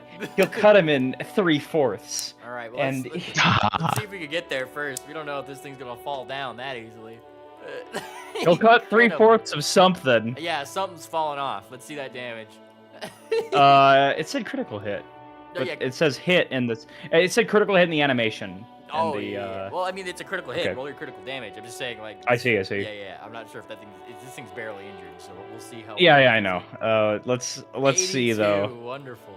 All 82. And now got I'm getting damage. the issue. And you knock off of both of its, like, you stab it, like, you stab toward its face, go bam, like right in the side of its, like, jaw, this huge, like, line where your sword hits, and both of his fangs fall out. Power of the That is scissors. full. Here, take this line of justice. Nice, another hit. Ah, yeah. Oh, and Thumbtack's gonna help you with this, actually. I always forget Oh, about yeah? this feat that he has. When you strike with a thing, he's going to use a reaction to opportune backstab while you hit. Yeah. Wait, from Nice. this far? He's in the square. Wait, look. Oh, I see Yeah, now. because he has to be in. Is this these the right squares one? to hit them. Because Yeah, it's over here. I'll put him like. What was that? What? Sorry. Oh, he's underneath the token. I was like, I don't see him in the corner like I usually do. Yeah, Okay, it I get it. doesn't put him- yeah, Thank you. No problem. No problem. Like he's gonna do this because he's also flat-footed still and everything. He's just gonna add on to the damage. If you can't. Oh yeah, is wonderful. What If color it's is on this that- gobbo? Right now, red. Like, No, okay. He's still looking for a white one, but he will, I think that's his whole turn. all right. Yeah, get him, Stokes. This is Thumbtack right over here, very Yeah. down. Nice crit, by the way. Stop looking so Thank you. somber. But we take away life to defend it. And it like echoes Oh, out. man. Yeah, like, that was so sad. Wonderful, Stocks. Oh, with the wind. Let there be light. All right. Now, give me your. I do have that cantrip. Yeah. You're wearing the wreath, yeah? Yeah, Are you activating it? with wearing the that spell? thing. Yep. All right. You get the spell off. Let there be light. Ow! That's Ah! so right, buddy. My pupils! Ah, And let there be this is some, perfect. some bandaging for my good buddy. Yeah, he's still rubbing his eyes. Yeah, that'd be great. Tears go down his eyes from the light. sad horse. Oh yeah, wonderful. 45. Do it. Whoa, that feels so good. Now it's game time. Hell yeah. Study time, game time. All right, Moon Planer. Alright, Moon Planer is going to do what's known as a pro gamer move. He's got a combo. So, we got this gobbo here targeted. Gonna hit him with the first attack. Put some damage on him. That's it. 32 points of damage. Alright, he's near it. Alright. Then we are going to skirmish strike. We're going to step over here, and we're going to be targeting this gobbo. Alright. Oh, yeah. Oh, get flattened.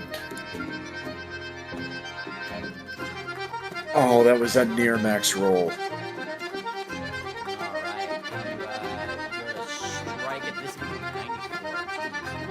94 at this one. He takes that damage and kind of like against the wall, like his little body's. He coughs out some he coughs out some blood and then starts like fucking cackling a little bit. War Boss Mogwheeler is going to dispose of you. Mogwheeler. Thank you for giving us his name. Alright, he needs to make a couple of fortitude saves for us, if you please. Okay.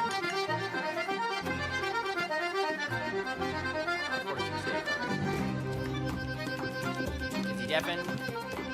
Oh, he keeps his ears. Is he impacted? No, he's not. He's up. Alright. Final attack. And is it hit?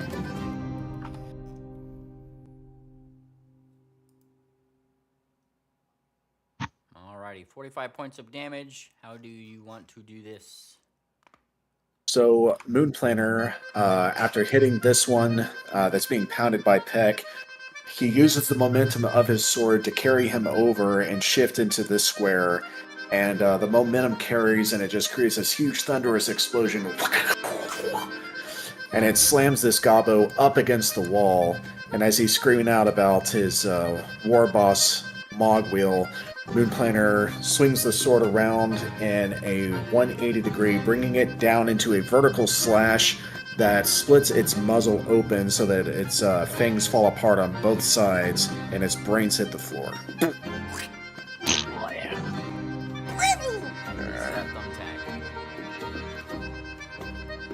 We've got more, Peck. Don't waste your time. Yep. Fell off. God damn, Moon Planner. God Hey. bless America. Alright. You know what? You know what? He goes for style. I go for efficiency.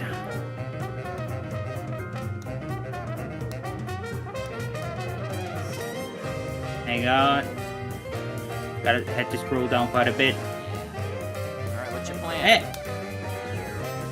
What's my plan, you ask? Yeah. What the hell, dude?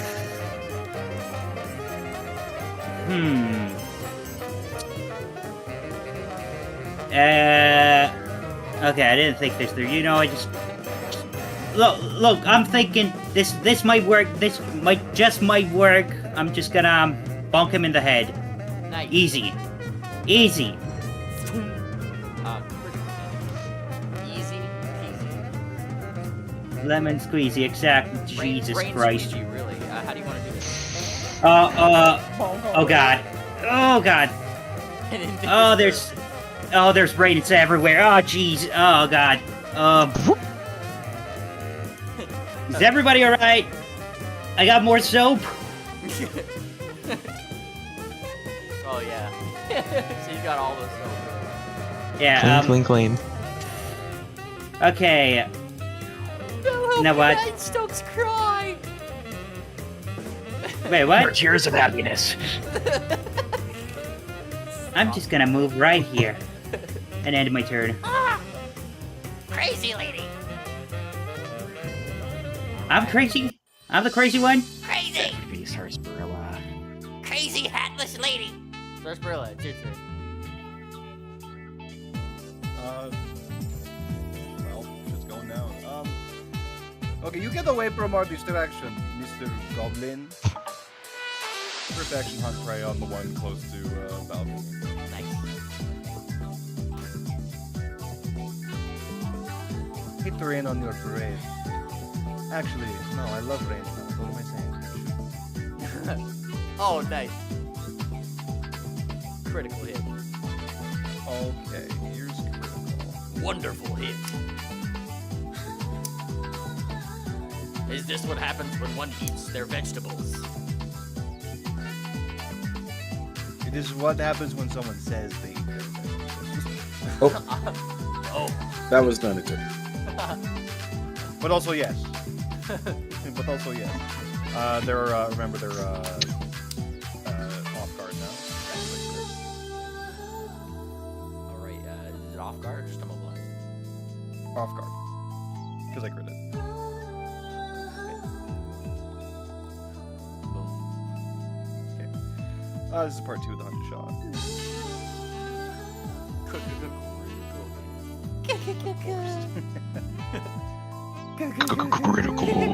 Critical hit, Oh. baby. Go for it. 7. And as per usual, I have 2 more attacks. Night parade! He starts stamping into the ground. Stop it, stop it, stop it, stop it! Sorry, so sorry. He flips the little dollar sign on his chain upside down on his forehead. Now you know he means business. S for shitter.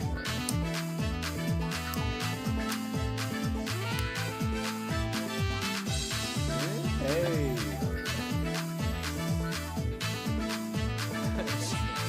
All the hits. Once again, rain on the All the hits never quits. Yeah.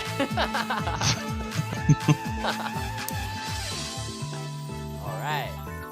Sorry, so sorry. You're not sorry at all. He said. I've never seen somebody so less sorry than you. That's a lot for a Gabo. Mm-hmm. They're pretty smart fellas. Oh, That's yeah. the turn. This one is rightfully pissed at you and is going to run towards you now. Wait. Hang on. I take that back. Mobilized. You have to use an action to do this thing. Roll athletics for that, yeah. What is your DC? 10. He gets it out. It's all right. That's one action. And then he runs up. Wow. And then he strikes. I've had it with you! And he strikes. Can he do it? Yeah, he gets whacked. Okay, fine. Oh my god.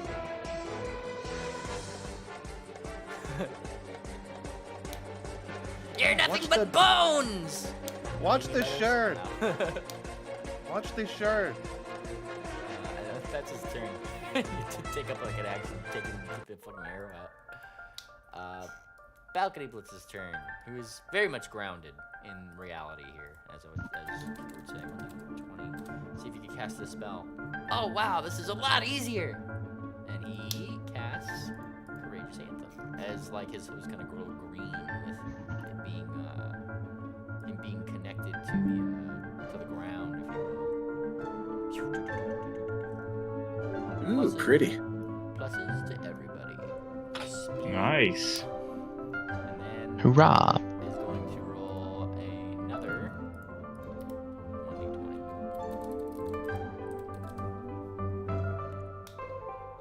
Wonderful.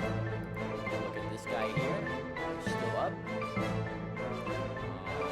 Badly injured man's is going to get a wonderful little. Let's see, what's a good one here. He's gonna give him a good old chill touch. Well, I guess he has to touch. Can't really do that one. Admonishing Ray it is at 6 rank. Can he do it? Oh, it's a critical. It's just gonna be nasty. Get him, boy. You know, like those sticky hands that you get in like the little fucking quarter machine things? Yeah. Yeah. That's what his admonishing Yeah. Ray looks like. It goes out, goes whack, right across his face. For double this damage, 90. And the guy in the Cabo spins once, twice, 3, 4, 5, 6 times before he falls flat in his face. And you see that his jaw is like dislocated. Balcony Blitz just kind of like, he goes like, oh yeah, who's the man? Oh yeah, who's the deer? And he's like kind of looking a little cryptic when he does it because he's up on his like hind legs, you know? And he holds up like a hoof bump for you, Wicker Whip. Don't leave me hanging, buddy. Never. Click. And he does like the big like The man. You like it's like The karate green. pose. They opened up a can of ass. All right, Beck. I'm gonna finish this asshole off. Whack. Could have been better. Smack. Smack him once. 25 points. Do I need to smack him twice? How do you want to do this? He's got my leg in his hand, like after he pulled that pistol out. Yeah. And I'm just going to take that pistol out of his hands, and I'm going to brain him with it, with the pistol end. I'm going to pistol whip him. And he's just out, His fucking head like a light. squishes inwards. You ever thought of Gabbo's cranium could be so squishy? I didn't think it was going to be so full of brains. You know, I'll be honest with you. we have big brains around here at Gabbo Central. Yeah. All right.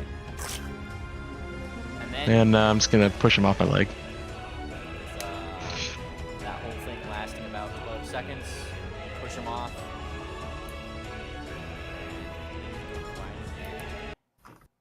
Well, that was fun. The, Yeah.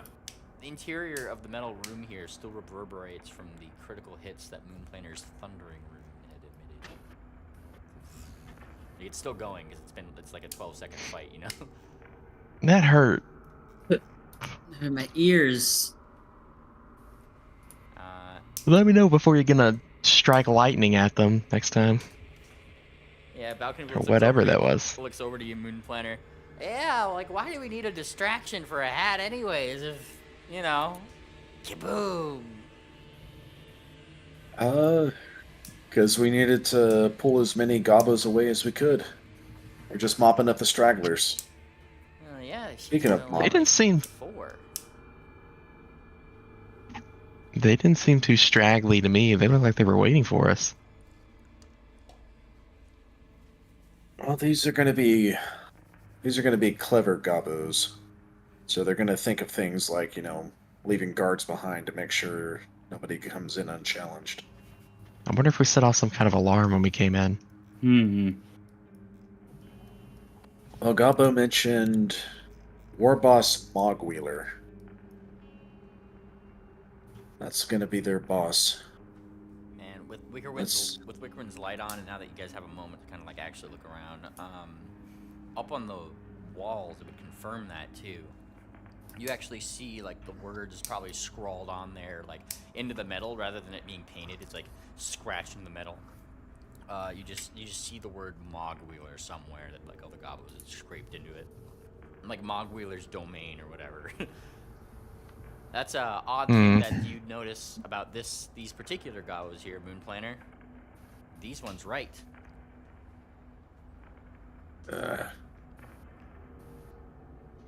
They You write. said isn't it calligraphy Yeah. font, right? This one's just saying like who this thing like belongs to or who runs this joint. And it's kinda Yeah, but it's in a very nice font, right? not this one. This one's just scratched on there. The ones that are nice. Oh, okay, okay. You kind of like look around. Like the nicest things that you see are related to like if you see circles on the walls and that kind of thing. Like they scrawled in circles. Those are usually very intentional and nicely done. Or if it's in reference to the machine, if it's a drawing of like the machine itself that they might have painted very small, it's definitely like done with care. I'd be calling this thing Alexander if Mimely ever played Final Fantasy XIV, but I mean, I played through the first storyline, but I don't know off the top of my head. It's been a while. I'll tell you about it later.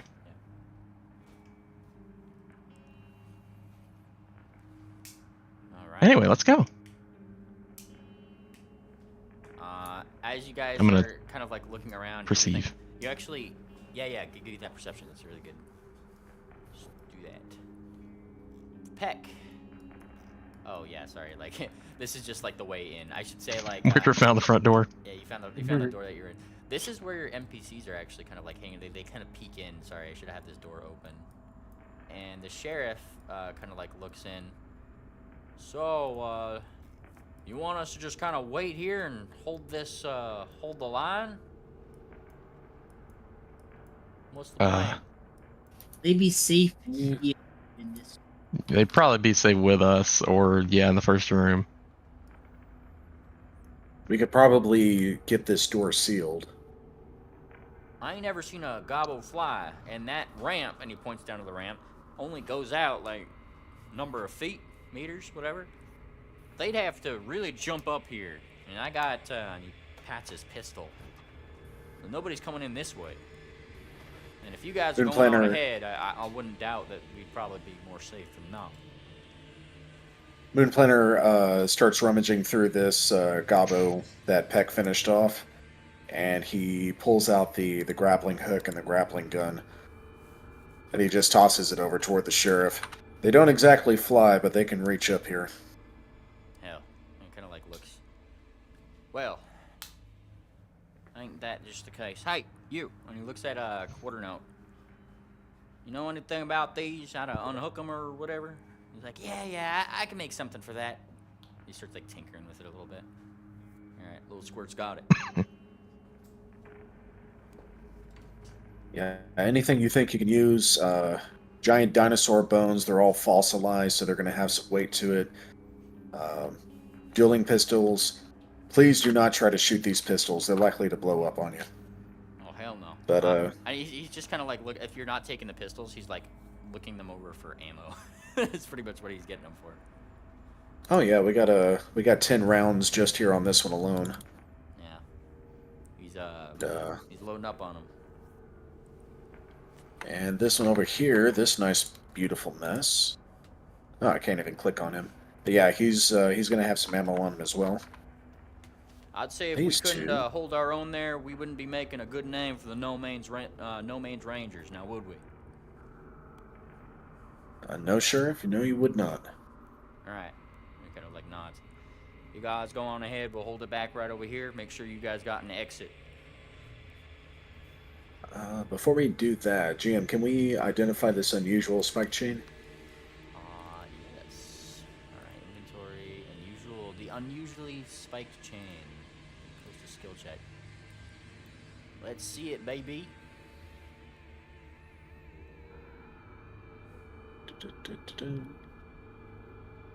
Whoa. All right. Ah. You identify this as a +1 greater striking extending cold iron spiked chain. Ooh. Alright. Quarter note, half note, Terabell. I want y'all to hold on to these chains. We're going to take them with us when we leave this place. Gladly, says Terabell, who seems to be really good at these things. Wait, is she really? She's had a whip this whole time. She uses it all the time. Oh. Well, alright. Yeah, there's going to be another one in this gobbo here. And a couple of gold pieces for good measure. A couple of chains if y'all need to tie anything up. Alright. Sheriff, half note, do y'all think you got control of this room? And they give you a little salute. Of course, we'd say your slogan, but I don't trust to say it around this big thing.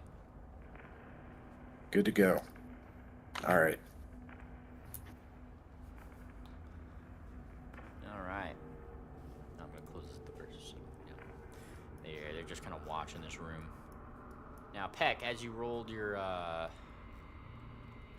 perception check earlier, you actually hear something from down the hall. Down over here, you hear what sounds to be like a piggish noise, like a squealing, like a pig rummaging through something, like that kind of like sort of thing going on down here. What was that? Not entirely sure, though. Wonder. It's pretty loud, but behind this door over here. Oh, I was muted. Sorry. Oh, hi. I said, oh, that's very weird. And I mean, the only other significant thing in this particular area is that there seems to be a recent little explosion on the ground here. And when we open these doors, can we open both of them at the same time, or just one, or is it like two door sets? These These are 2 doors. They're not one big door. So these are 2 different Okay. doors that you have to push open if you were. All right. At the same time, Moonplaner. All right. Where's our Everyone, stonks and our Sarcy? Yeah. on our balcony. Coming. Sarcy! We need the crew. Sarcy! Oh, Brash Oh, is typing. Brash is tapping. All right. All right. Well, You want to take a 5-minute or anything? yeah, I could use to go get some water. 5-minute break real quick. 5 minutes. All right, 5 minutes. All right. Feel free to talk or even RP amongst yourselves. I'm still going. Just gonna go get some water. What do you think what's behind door number 2? Destiny. That's such The a gay Destiny answer. Lord. A room. A Roomba. Fucking Maybe it's a goat that ate all the money. Disco Elysium anthem struck me so fucking hard, like left field. I was not expecting that at all. Yeah. It's such a fucking stocks hype, and I don't know why. It's so funny. He was making the traditional horse face, which is just frowning. Yeah, you have to draw that triple. What? Him making the horse Yeah, face? Stocks making the horse face. You know. He's our Daifuku. Yeah, well, all my OCs are a Daifuku, so yes. True.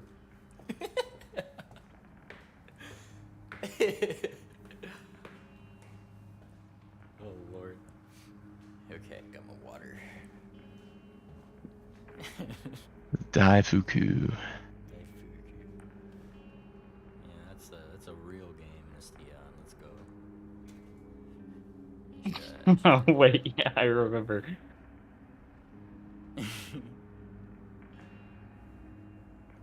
Very echoey place. This area.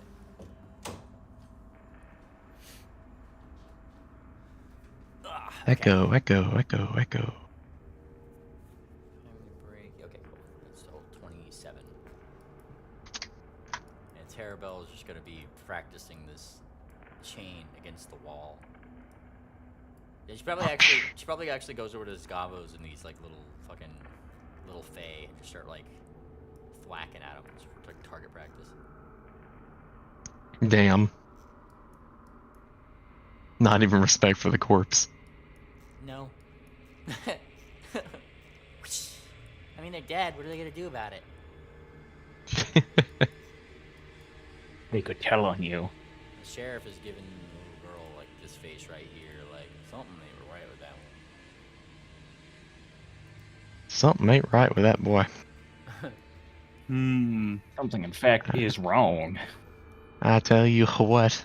I'll tell you. And I take a while. Oh, we could read at some things from the peanut gallery from earlier. I remember this one, Moonplaner saying, yeah, the gobbles got thrown off the train somehow, says the guy who threw them off the train. That was a thing from earlier. Who in this party wears pants? Kitty Lava responds, the Gabo Construction Company. Let's see. Not sure if this is better or worse than the orcs. Could be worse. Orc mechanists combined.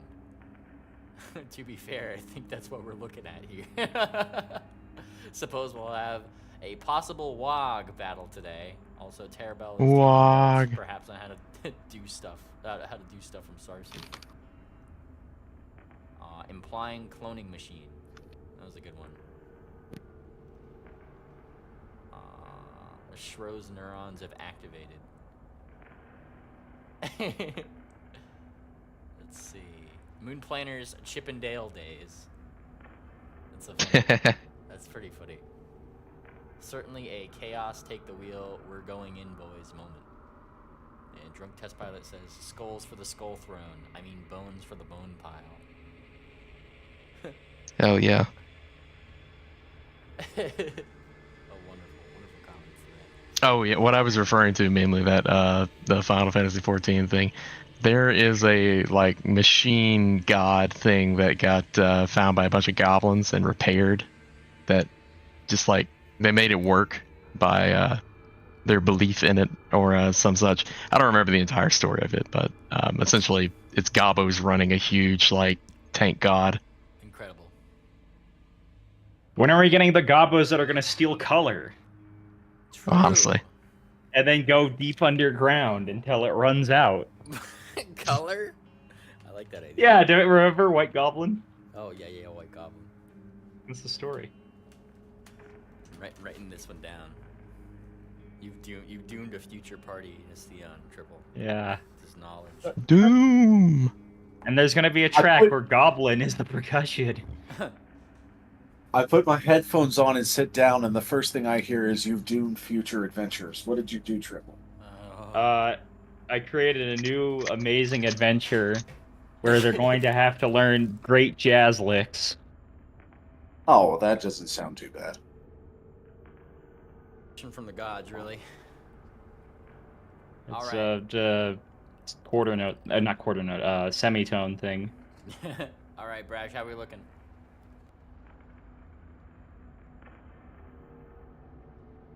Brad, you still good?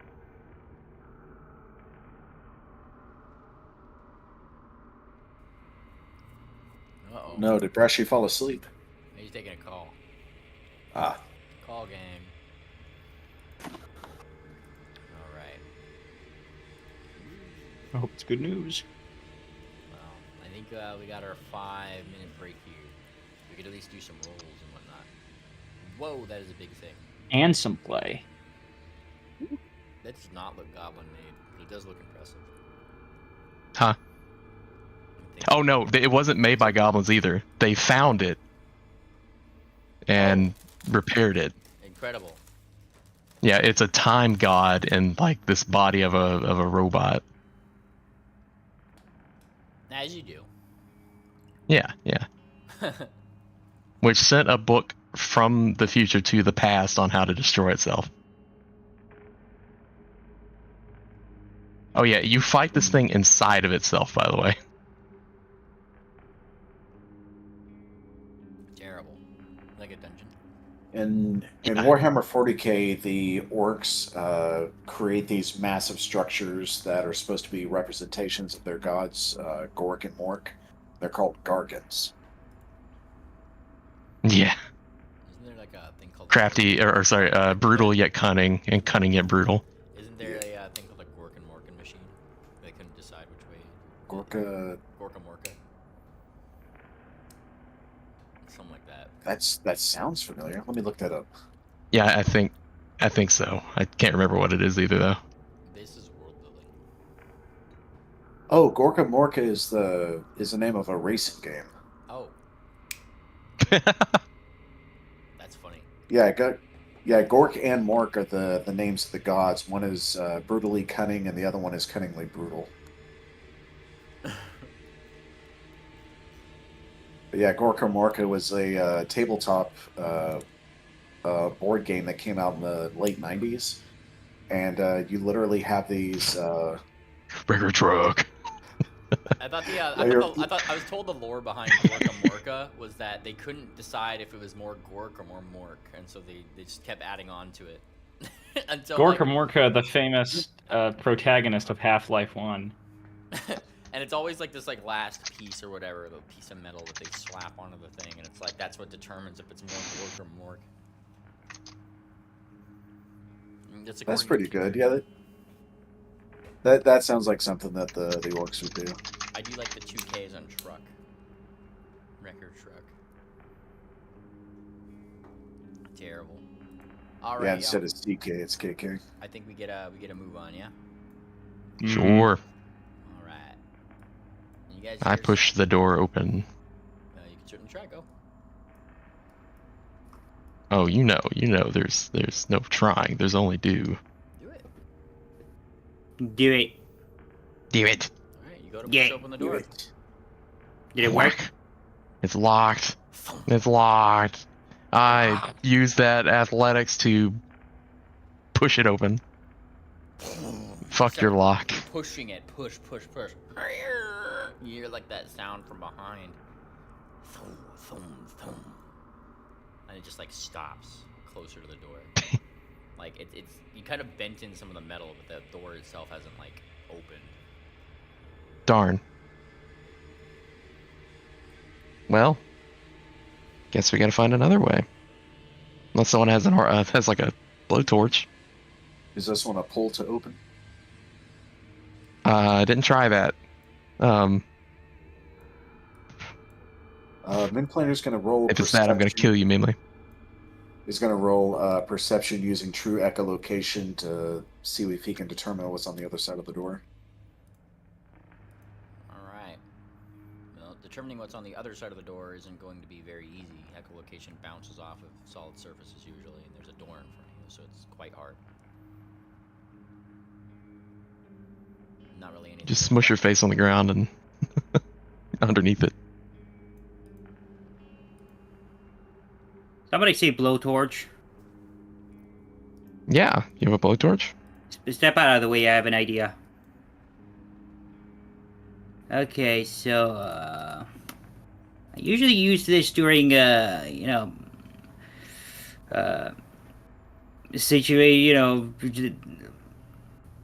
fucking, dangerous situation, fucking, important, whatever, no, wait, wrong item. Look, I'm just gonna get my cigar case and just gonna infuse some cigars with the Nerix breath. Fuck it. Let's see if this works. Alright.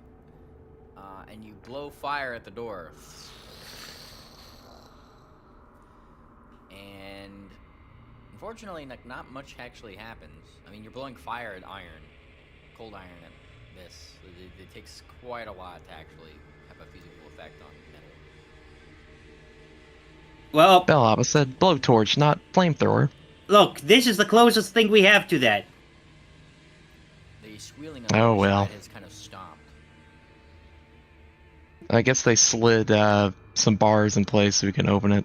This pipe over top, kind of like, is this something bumped it through the other side? Because it kind of goes through the door well into that place, right? Or like just over the doorway. You see it move as if it gets bumped into like something big. Oh, they just bent it down in front of the door, jerkasses. Well, I guess they're going the other way. Peck shoves this door. Yeah. You shove that door. That one opens pretty damn easily. As you do, the bottom of the door scrapes against what seems to be these little floor tiles here. And you see very suddenly that like a lot of these other floor tiles in a very quick succession wiggle up this way very precariously to something over here, over there. You hear some glass clatter that way. Peck, on top of this, you hear a deep snoring in this room. Everybody shut up. No idiocy. Peck takes a very, very careful step. Give me a reflex save. Yes, I was literally had it already. I was like, he's gonna ask for reflex. I'm just getting ready. You put a talon down on here.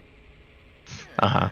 And it's very clear that these floor tiles are meant to kind of like clatter into each other in such a way that it's meant to amplify sound. To tip over what seems to be several bottles of some kind of purified sarsaparilla surprise that's over here.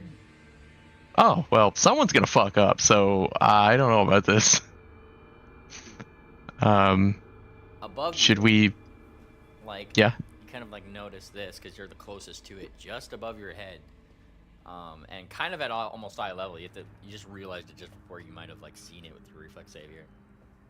Very thin line, some like fishing line tier tripwire seems to be just laced upwards in the building. Jesus. All toward the same location. What is this, the cube? Okay, what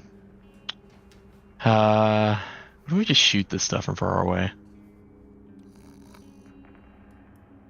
Does it look possible? Anybody? Sure, okay, what? Fellas. For what? What if we just shoot these vials? That way they don't, you know. I could use Mage Hand if we want to move them. I'm gonna back up and let Wicker do his thing. Here, yeah, let me do that. Where should I put them? In our pockets, preferably. Okay. Are they set up to daisy chain? The what? Moonplaner's Oh. asking if these vials, if they're set up to daisy chain, like are they gonna set each other off if we start yanking on them? They will certainly. You just 100% gave him an out. You're looking at like all the little like strings above. Yeah, like those and the floor tiles are kind of set up to tip those things over. That would definitely make a loud racket. I think if we start finagling with those, it's just gonna set everything off. Unless we can figure out how to neutralize all these tripwires. Thumbtack. Crafting checks? Snickers and he pokes his beak out. You think What's you got so an funny? idea? Think you got an idea, Thumbtack? Yeah, but it's troublesome and I don't think you'd find it very helpful. Well, I'll tell you what, if you can cut these lines without setting off any traps, I'll give you a shiny gold coin. A shoddy gold coin? Is that all? Yeah, take it or leave it. Give me a diplomacy check.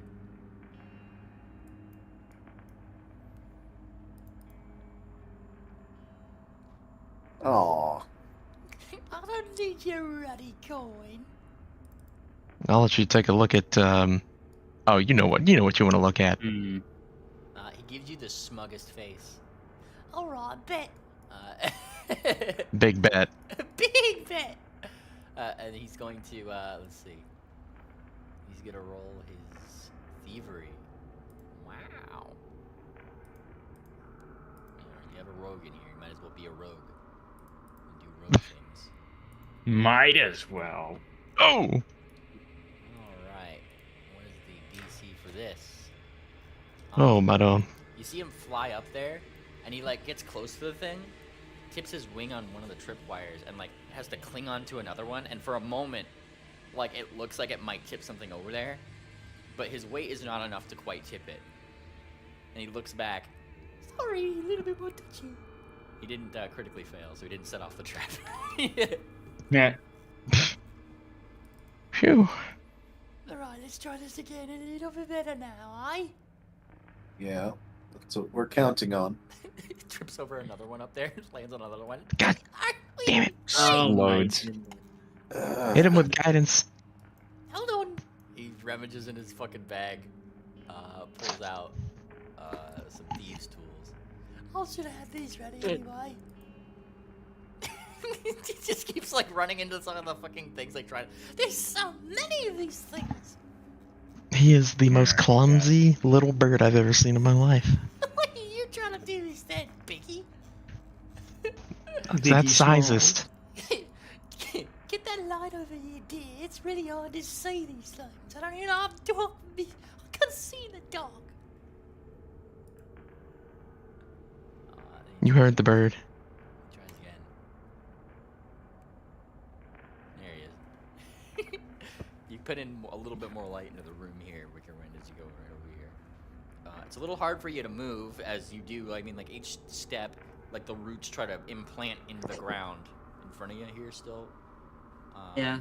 It's like not as hard like after. It technically only lasts a round, but like when you actually cast a thing is when it kind of like most of the roots take effect. It's not too hard, but coupled with the fact that you are in fact a life oracle, it seems that those roots like to grow around you regardless. And Yeah. providing light to Thumbtack, snips. Ding, ding, ding. There's some of them. A couple of the bottles kind of like lessen, right? You know, like you see the tension released on them in a more positive way rather than a negative one. He kind of grabs a hold of them and lets it down gently. And then,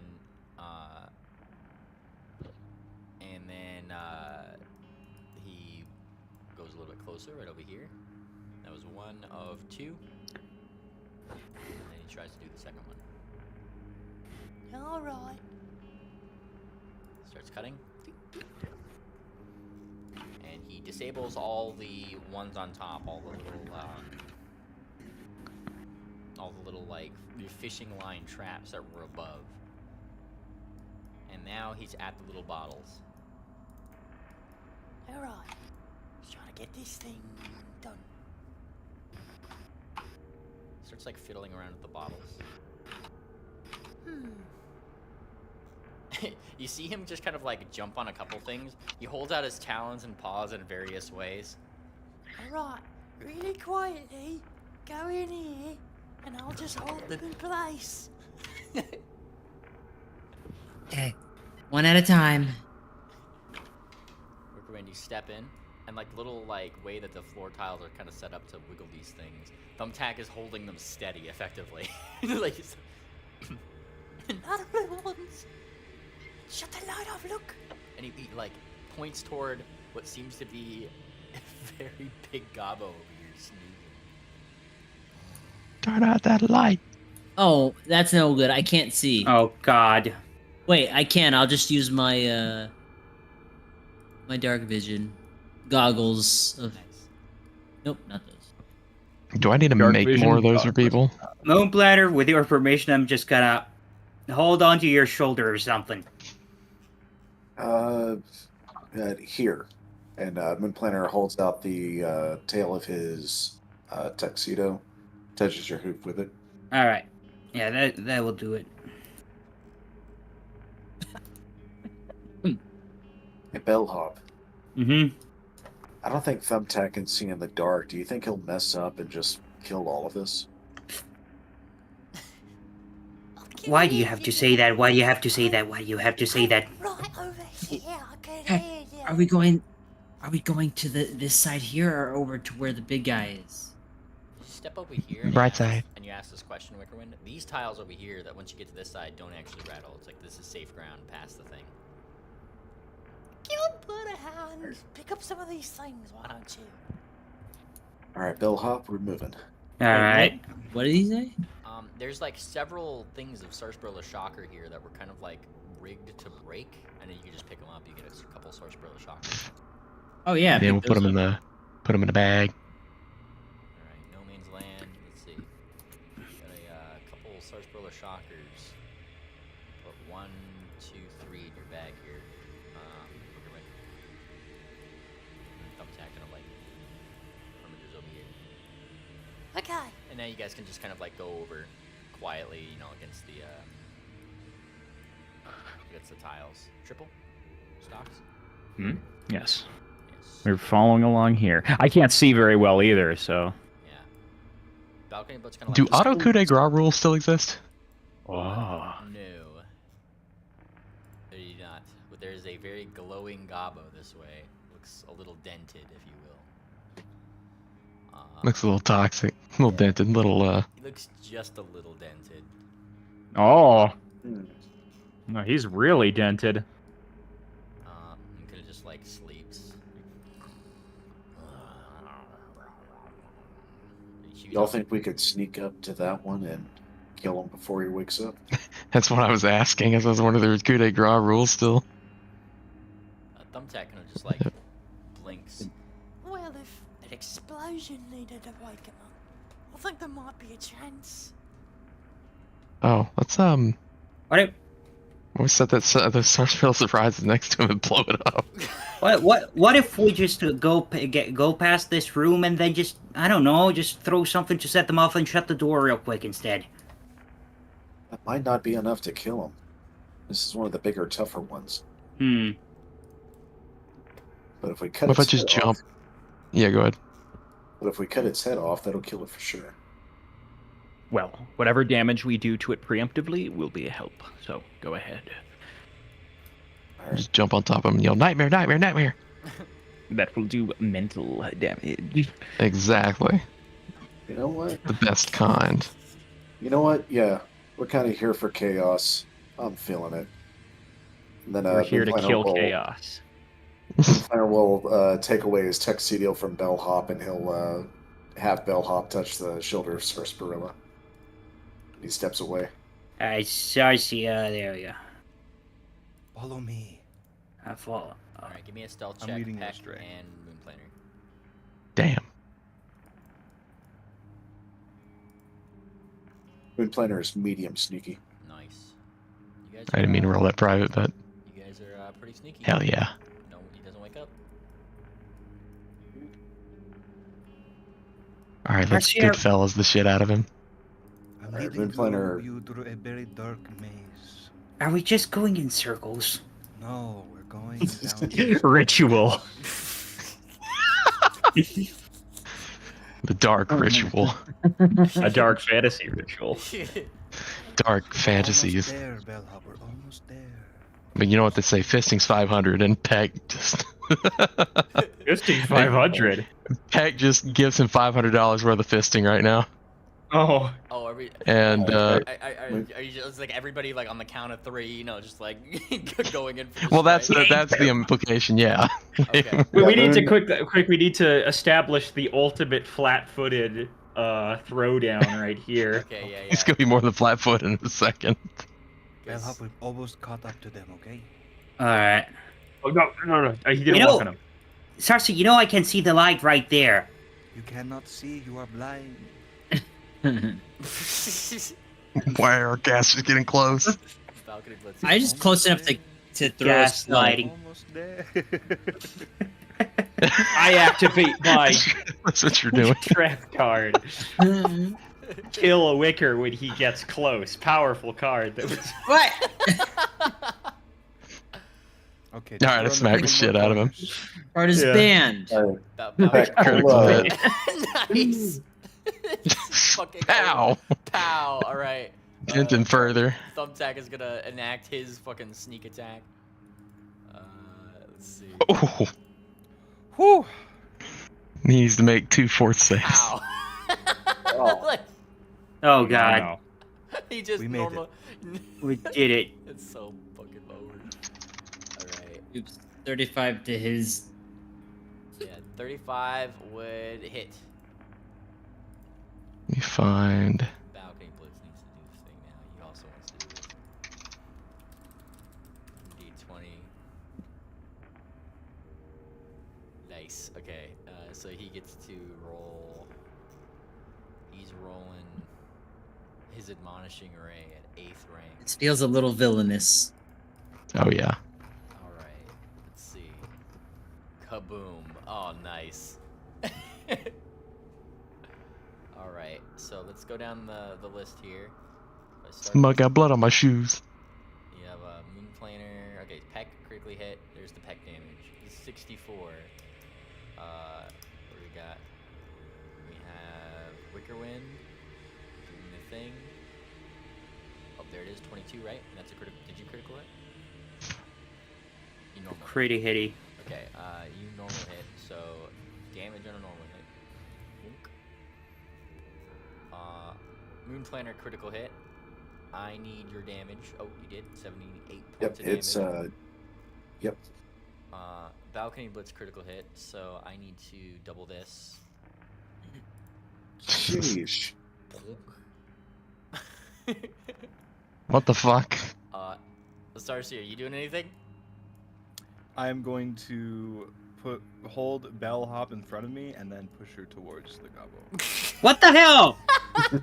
We're here! We Look out, made Bellhop! it! Look out! We made it!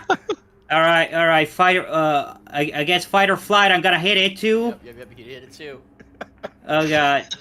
Fight or flight with the device stratagem, because fuck you. Let's see if her stratagem is to fight or flight. Let's see this. Alright. She thinking. You know, Kind of up in the air with this one.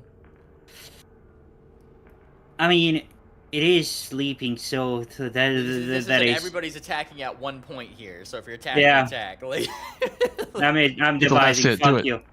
Yeah. critical hit. Nice. Nice. Wonderful. And Fuck it up, fuck it up. 78 points of damage. Oh, he's dead as fuck. Bellhop, how do you want to do that? Oh So, I no. push you into it. I give him a nasty paper cut. All at once. Jugular paper cut. Everybody from all sides. Boom, pow, boom, ting, ting, ting. It's like cartoon noises from around the corner, I'm sure. Oof. And then Bellhop gets pushed into this thing. And it just falls Oh over. god. He Alright. went from dented to splattered. Oh my god, Bellhop, why did you do that to that guy? Hang on a second. Hang on Oh a my god, second. Bellhop, he was a friend. Alright, where the fuck is where's that one thing that I can do? There we go. Yeah, you're getting the look. Let me see if I can do it. Me? Nice. Me? Whack. What? Wickerwind, you went to go try What? this door. What did I do? You know how hard I had to work to get you to this place? We had to go through this dark, dark maze. You know what? Whatever. Fucking whatever. You go ahead. Sorry. Yeah, Wickerwind, you She tried said this so. door. This one is just kind of like, it's not necessarily locked. It was just like jammed. It seemed to be kind of like off its hinges. The other one opens fine though. Yeah. I kind of glance at the other side of the door as I walk in. There's a That's large odd. bed and a pile of bones here. Oh, And this is- drawings of many circles. Can we detect some magic on these drawings? Because the way these are arranged, they look like eyes, like it's part of a face. Yeah, go for it. I Alright, try. Give me your Detect. it's a cantrip. Yeah, you try to look at- Detected. Oh, look. You get a He was sleeping in there when he should have been sleeping on his bed. You start trying to Yeah. detect magic around here. You don't detect magic around here, but you certainly don't detect magic around the bones. But they do start to move as you get closer. These bones start to kind of conglomerate up to each other. Stocks, we need you. All right. You start hearing this growling He's- as the he's, bones start collecting. You guys have time to like run in there effectively if you're going. Yeah. Yeah, Could somebody turn on the lights again? Adamantine sword, in case this is a construct and that matters. And Yeah, Oh my it matters. god. It's got What T-Rex the skull for hands. Yeah, yo, that's metal. Badass. Wait, there's a lying over here. We found out That's what so they're doing cool. with the dinosaur bones. This That is literally so like one of cool. those skull t-shirt. Like this is the guy Yeah. who makes the skull t-shirt designs. Exactly. Edgy skeletons. Wake up, liberal. I made you breakfast. Alcoholics don't run in my family, they drive. Jim, I did roll a critical hit before initiative came up. Does that count as a sneak attack? No.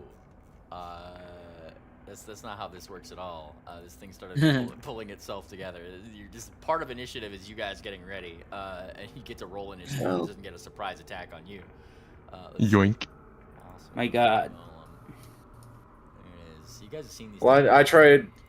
I tried swinging at him as he was forming. That's what I was hoping for. Well, yeah, I don't believe you were exactly right next to it when it started forming. Balcony with a that big was roll. you running up to it would be your I'm doing something while this thing is forming. It's literally happening in like a few seconds. Like it's just Okay. ready to go. Stockade, need your initiative. Oh, yeah. Wonderful. All right. Best initiatives. Well, thank you for leading me, Sarcy. I guess. All right. You're welcome. I'm sorry. You're welcome. So Yeah. chaotic. Okay. What do we have? What the fuck is that? It just does We that don't What sound the that- fuck is that? It is the coolest thing ever. No, It's really cool. No, it's not. No, it's not. What? How? He's Okay. wearing a skull Shrug. t-shirt. All right. Wait, 1, 2. I could do this, I 3. think. No, wait. Shit. Hang on a second. Give me a second. Let me think of something.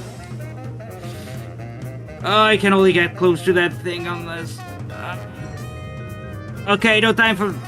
Wait, hang on a second. Yeah, no time for thinking. Shit. I'm going for it. Go for it. You get it.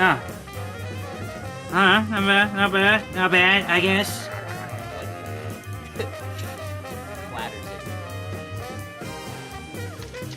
It's one of these kinds of zombies.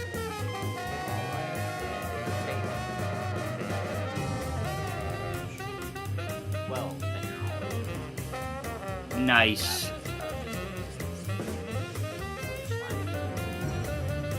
Alright. Move, strike, and then.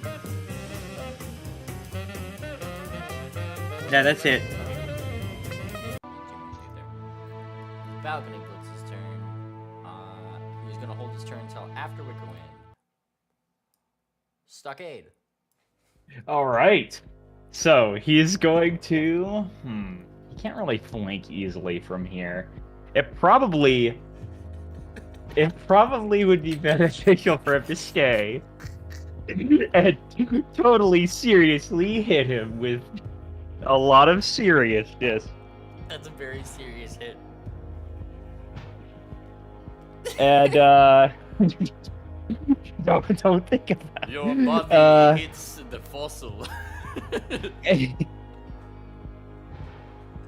Let's see it. Take this ham sandwich fossil. Nice. 40 points of ham sandwich damage. It does seem to be Okay. immune to spirit damage, however. Oh, interesting. Well, what is also interesting is the fact that I hit it again. Boom. Sandwich.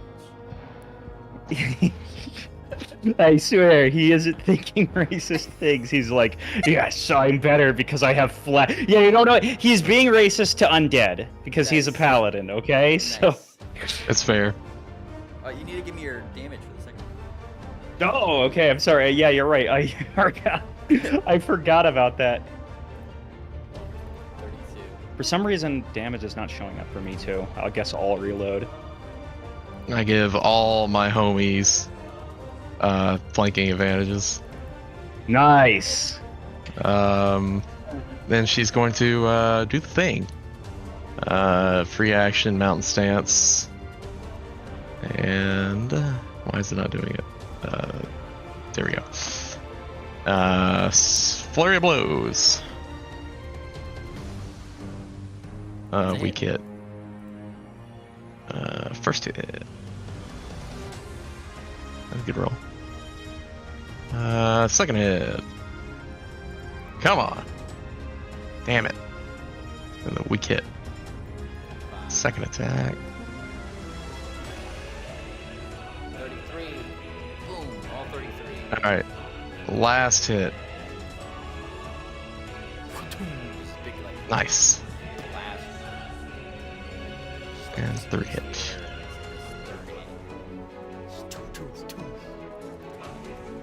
Toom, toom, toom, toom.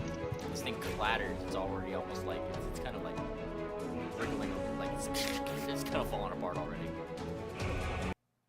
Moon Planner. Seems a little too easy. Moonplaner is going to do Can't all be winners. shared prey with Stockade just in case this goes to the next round. Nice. And Moonplaner is going to attack twice.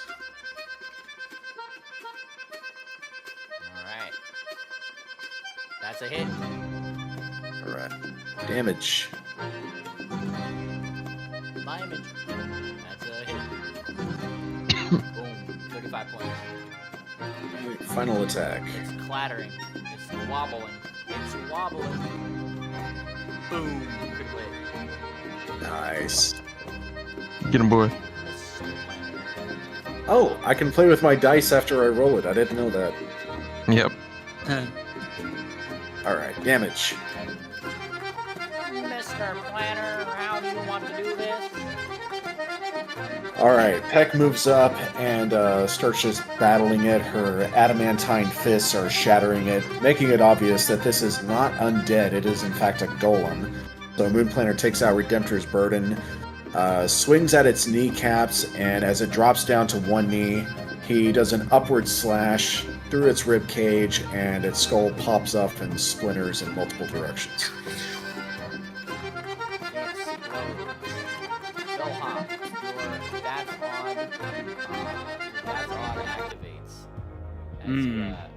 As you see the as you see like one of the headpieces there like clatter on the ground, and you see that this thing had a collar on its neck. A collar? A little identification tag on it. Kinky. Oh. Is it like There's a a pet weapon. collar, or is it kind of like a cow fucking tag? You gonna go pick it up? I'm gonna pick up the thing. A Yeah, why cow not? tag. You know, the cow tag. You know, it's an ID. Yeah, like its if you call- ear. yeah, I mean, but what I'm trying to say is this like a pet, or is this like an ID, kind of like ID chip kind of deal? Easy answer. You pick up the collar, you look at the little metal piece that's hanging from it, and scratched in like the most horrid handwriting you've ever seen in Gabo, it simply says, "Pet." Yeah. Oh Pet. boy. Real kinky. Now I feel His name- bad. His name was Pet. Yeah. Wait, what? Was it the big guy's pet? Maybe. This is a good assumption. It's a kid's pet. This is a really We good have assumption. returned the Go soul on. to rest, he said. That doesn't make me feel any better, Stocks. He has no idea it's a Terrible golem. handwriting. I mean, All right. Many circles These- around here still, yeah. These circles are freaking me out. These really do look like eyes just staring into you. they are strange. I Yeah. do get that feeling, Hypnotic. actually. Let me check this shit. Makes Wait, me think hang I'm on gonna a die in second. 7 days. What is this? What is this? Yeah, there's weird humanoid ape creatures. Hey, move It this thing. Move this thing. It seems to be resembling those little brownie creatures that you guys have seen earlier. Yeah, move. Uh. Move this corpse, the fucking golem. You I wanna move it. obs- You move Well, it. I can't fucking move it, GM. There we go. You're kind of like looking at the you're looking at these circles. Like I said, like the circles are definitely a lot more deliberate, and to an extent, I mean, like Wickerwind himself, the way that he said it is pretty right. They're interesting, they're weird and creepy. They're almost hypnotic. That like makes you want to kind of look at them. This is so hypnotic it came in a blue bottle.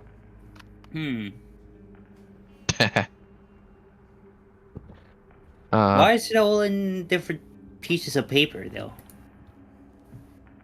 The image they saw in their head was too big for one piece. Yeah, I know, but at least align them properly. Gee, I wonder why they did this, Miss Investigator. If only there was somebody to take a case. I'm gonna take a case on this. Look. I'm gonna catch a case. Is this just her internal monologue? Yeah. Look, Or Like, something? this is your Disco Elysium Look, voice being like, Yeah. it would be Look interesting. look here. A case needs to have an end. I can't just go take a case at the weirdest thing I see without an actual goal. This says I see no goal to this so far. All right, I'll take the case. But I need to know what we're trying to investigate here, because right now I'm just seeing two circles. Perhaps you should Well, open a I- case, my liege. I was able to figure out that this has religious significance. We know that the Gobos are worshiping the fire king. What was it? Flame Mm-hmm. boss. Flame boss. Maybe this is a And there's- representation of the flame boss. All right, Their new other case. language that they were shouting was like demonic or diabolic.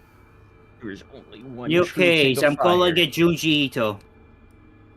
Why? He was gonna just say there's only one king of fire, and he is married to the queen, Sun King. Oh, nice. Queen.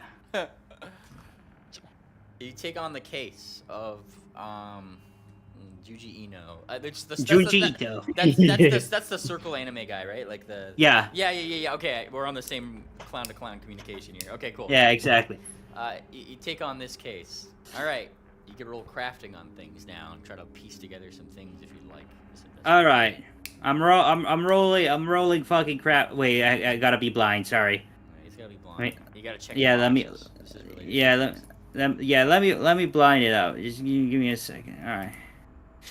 I guess it's pursue a lead. Crafting. Let me just blind, please. All right. All right, you're taking a look at this. Significance. What could these things possibly mean? And you start thinking of the outside of this thing. Now, this giant fucking machine kind of seems to have a swivel on it almost, yeah? big buckets on the outside. You're kind of thinking back to how this thing was probably traveling. And you kind of come to a conclusion that maybe, just maybe, these circles have something to do with the fact that, well, if this thing was to just be in place, it could dig out large circular swaths of land, just swiveling in place and digging it all out. So is this like it's a travel path or something, mapped out or something? This thing can very easily dig giant circles in places if it just swiveled on the top, and they worship the hell out of this thing. That'd be a okay, so pretty it's simple just worship. conclusion, yep. They're just worshipping a hole digger. Pretty much. As one does.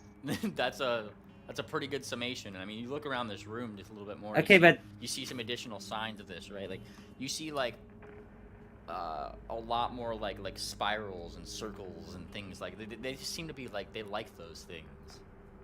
Now wait, well, hang on a second though. There's one more thing. Just one more thing. Yeah. Why is the center white? This is supposed to be a hole. The deeper you go, the darker it gets. Why is there light in there? I think there's more to it than just digging a hole, Bellhop. You remember when the bombs went off, it opened up a portal into hell. Well, what if some of those portals ended up getting buried under a bunch of earth? And that's what they're trying to do. They're trying to dig up hell itself. I I guess. thought they're trying to flatten the world.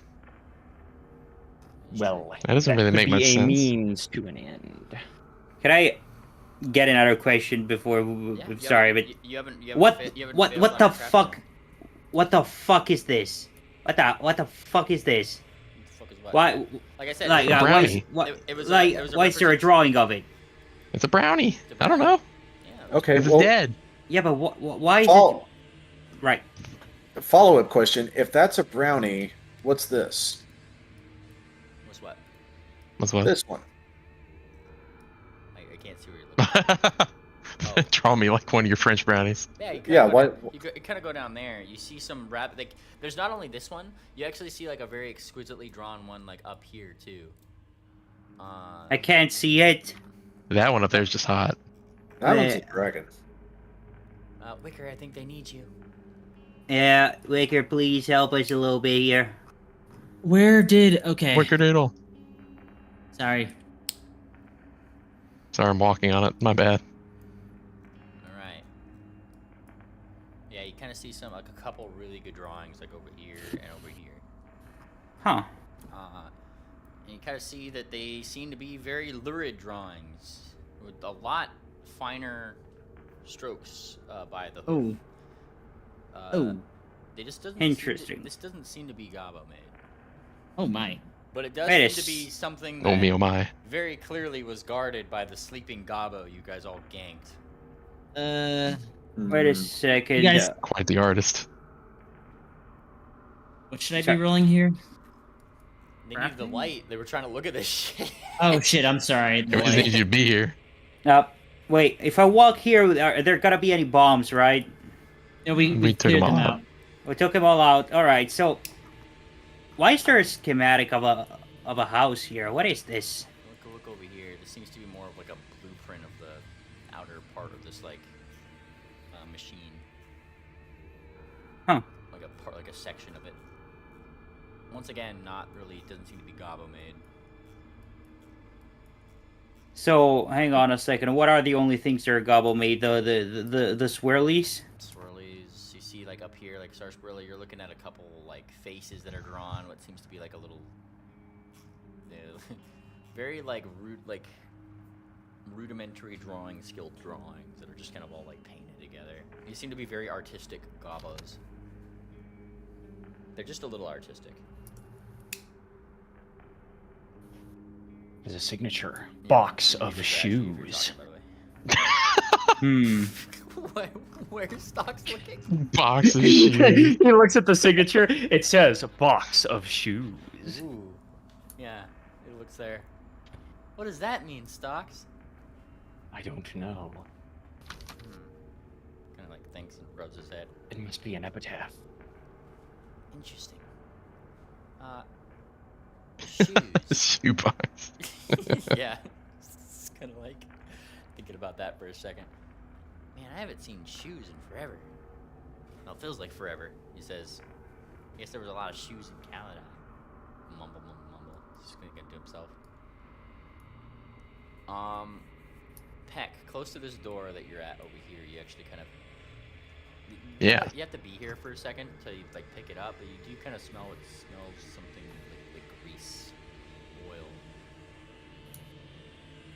oil. Interesting. I smell oil over here, guys. Oil? Yeah, something burnable. Hey, where are you at? The door, right door. The door we disarmed the shit at. To your right. Guys, you're going the wrong way. Right. You kind of blended the in. Griffin yelling from your right. You blended in a little bit. You deaf coming bastards. You're coming in through stereo, not mono. Uh-huh. I got some stereo for you. All right, some oily smells, right? Yeah. Would it be the chemicals we just confiscated? No, other side of the door. The chemicals. My my great Griffin nose says it's on the other side. You're great, Griffin, big guy. Griffins can't smell. What'd you call me? Called you a big beak. I'm sorry, you've got a bad nose. No, it's not big beak, it's big bat. Big butt. Yeah, how can you that? Yeesh. Well, at least, you know, better than flat back, I guess. It's both. Alright, Moonplane, you try to hear anything behind this door. Yeah. You don't really hear anything. I mean, I guess, like, you hear, like, a little bit of a whirring. Like, something's, like, mechanical is going on, but that's it. I can hear the machine running, but not hearing anything else.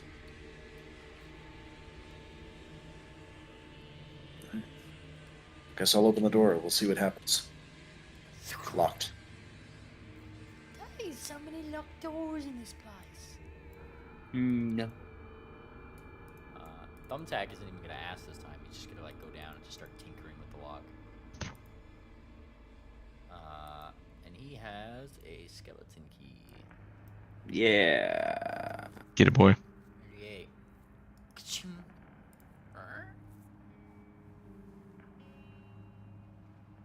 There you go. Well, What's that? Alright. Good job, Thumbtack. Yeah. You going? Oh, that's just oil. That's just all oil right there. Now, Yeah. You guys step into this room, and there is indeed an abundance of oil. might be slippery. Midnight oil. Might be slippery. Might be explosive.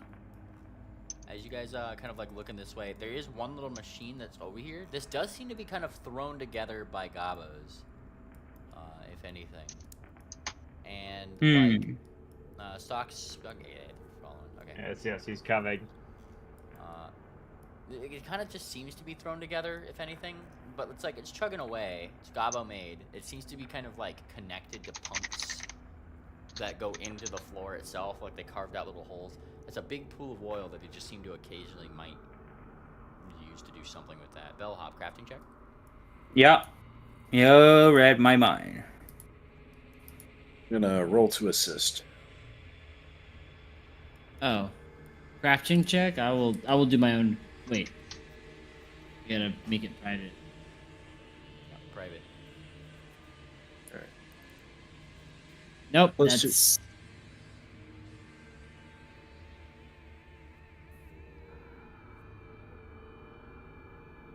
Nice. All right, Bellhop. What do we get? You are pretty sure that if you turn like the left wheel, like that would be how to properly use this mechanism to get it started. Wickerwind, you're pretty sure you have to pull the lever instead and not adjust the wheel. Oh god, it's one of those nat 20, nat 1 situations, isn't it? Well, We need a third opinion. how about this? We Do you pull want a it. crafting check? We do it at the same time. I'll throw one out there. Okay, you know what? Third opinion. Yeah, we need a second opinion here. You kind of look at this situation. You don't know why in the hell you thought that Bellhop wanted to turn that wheel when it literally says, like, on the side of the wheel, do not turn this wheel. Hey, dummy, don't turn it. Then why do they have why would they even put it here? That actually is a good question. For It's a great wheel question. turning purposes. I'm gonna take that as a clue. Why did they put this thing here if they're not supposed to turn I it? mean, have you never seen, like, a wheel, like, you know, like a pressure wheel or something? It's like don't turn it more than this. This is set perfectly or something, you know? Like, it's kind of like one of those situations. All right. Oh yeah, Well- I've seen that in the boiler room. Just you know what? Just Wait, leaves the do thing. lever. Yep. It's like Pull those the parts of the lever. code. You pull, shouldn't you touch. pull the lever. All these little vials in this little GABA-made machine, like, start to kind of, like, fill up. And it just starts, like, pumping some of the oil down into the machine. You actually see maybe some pipes above the room that, like, start to kind of, like, wiggle a little bit as if oil's going through them. You seem to have found a way that this thing keeps oiled. And as that happens, the oil itself down here starts to kind of, like, wiggle.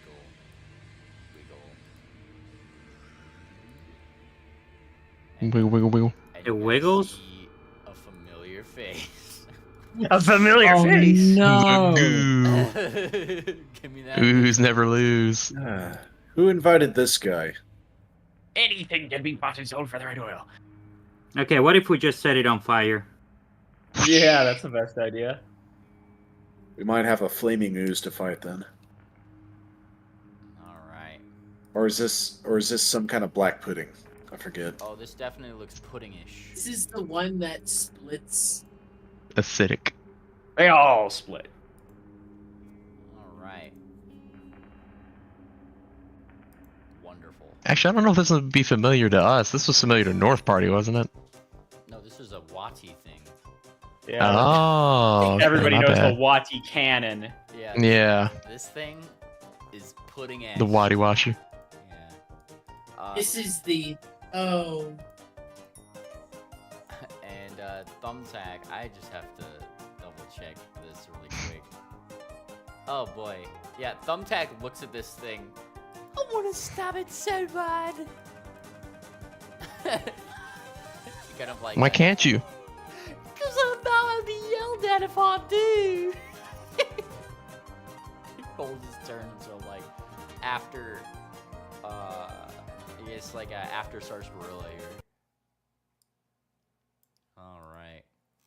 As you guys are here, there's, like, this, like, you hear this squealing behind you guys. And something moves over here. And Oh. closes this The fuck was that thing? We're in a machine for pigs.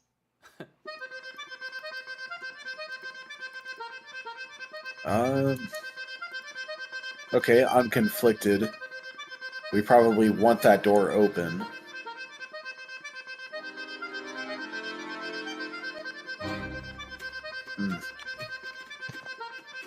I think we kill the current threat. Yeah, one thing at a time. Alright,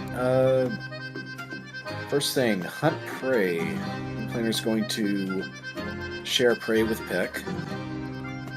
Hoorah! And then I'd like to roll to identify this thing, but I don't know what to roll. I have no idea what that thing is. So, let's see. I'm sorry, trying to concentrate. Yeah,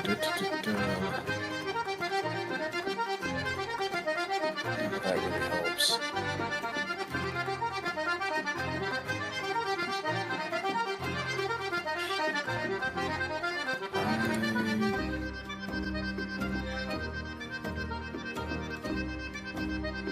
Okay, I know what to do. I'm going to pull a bellhop. Mm-hmm. Moonplanner's going to spend an action to pull out a bar of soap, and for his final action, he's going to throw it at the black pudding. He's already slippery.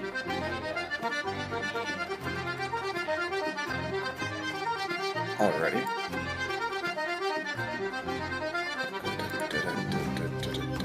Where is it? It's up here.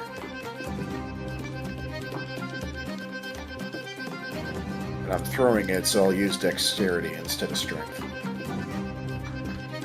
Aww. Fudge. Misses. All these mythic points and nothing to do with them. And it kind of like lands in the glop right over here. Just the bar of soap just floats on the top because it's less dense than oil. That could have been funny. Yeah.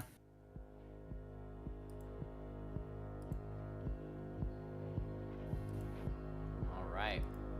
Stockade. All right.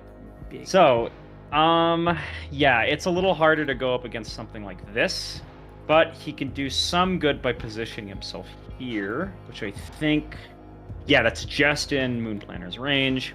He's gonna stand like this, and he'll do one attack on this guy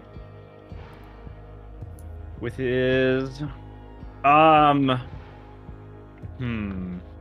actually, I don't know if I have anything to attack him with.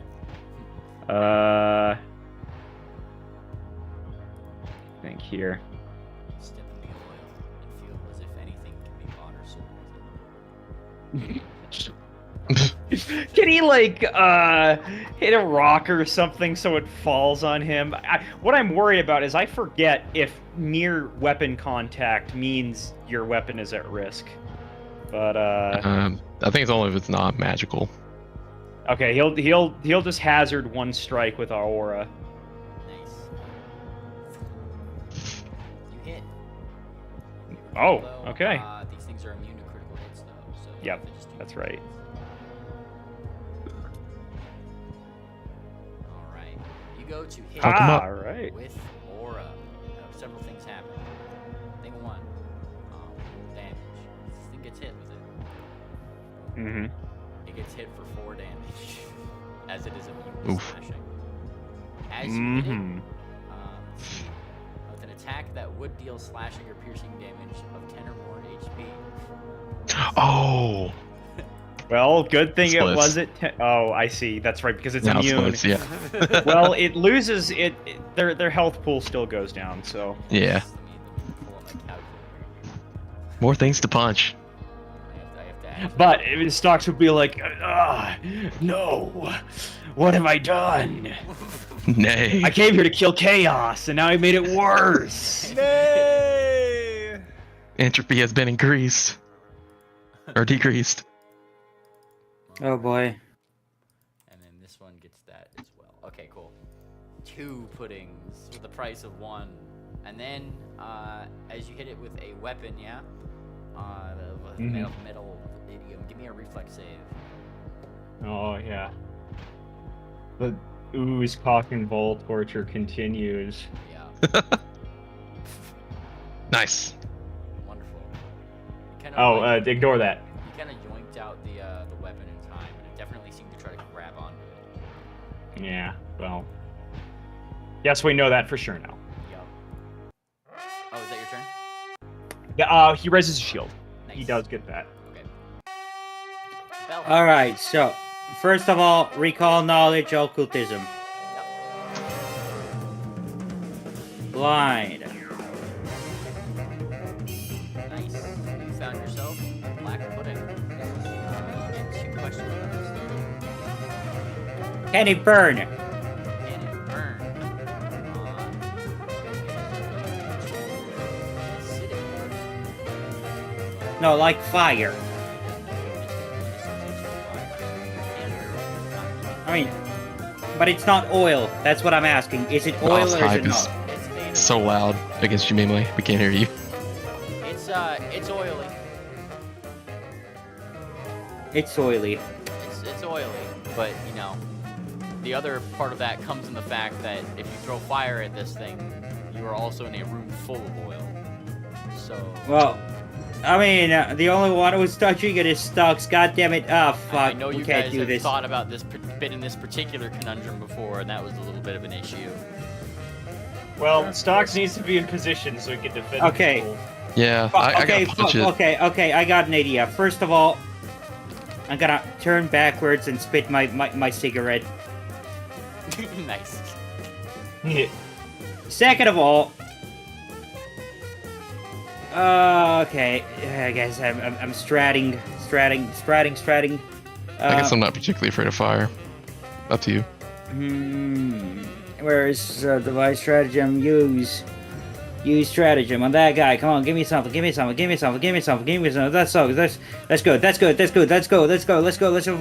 Fuck this guy. Let's fucking go. Fucking hyper right now. Holy shit. That was a blind roll, but it was a critical hit. Then fuck you. You gotta give me a normal roll to be the criticals. Can't be crit. God fucking damn it. Oh, Hit it God with bless the America. razor blade knife. Yeah. Also, I'm pretty I sure know. that's slicing damage. This thing takes no damage and then splits again. Why are you hitting Alright. with slashing damage? I don't fucking know. It's the only thing I got. You just watched it happen. This thing is gonna push Take you the back. razor blades off the bop. I'm tired. I'm Hit it with a sleepy. broom end. I haven't slept for 2 days straight. Go to sleep. Aw. We're fighting. Oh, wonderful. This is good. All right. They're not even losing volume. They're character just or add-on? duplicating. I think both. This is terrible. You hear a Hey, if we have, piggish like, an laughter from AoE. outside the door. Just Oh make that no, pig squeal. Minecraft. All right, Bellhop. Can we just burn it? It's your Look, turn. make- Do you have anything else you're doing? No, I'm done embarrassing myself. Just give me a second to punch it. Yeah. You go ahead. Just think of a plan to do this. Whenever reach, I'm just gonna punch it like this. Swat. Baba Booey. Well, at least it still hits. Is it? Stupid oozes. All right. 31. Ooze takes a full 31 points of damage.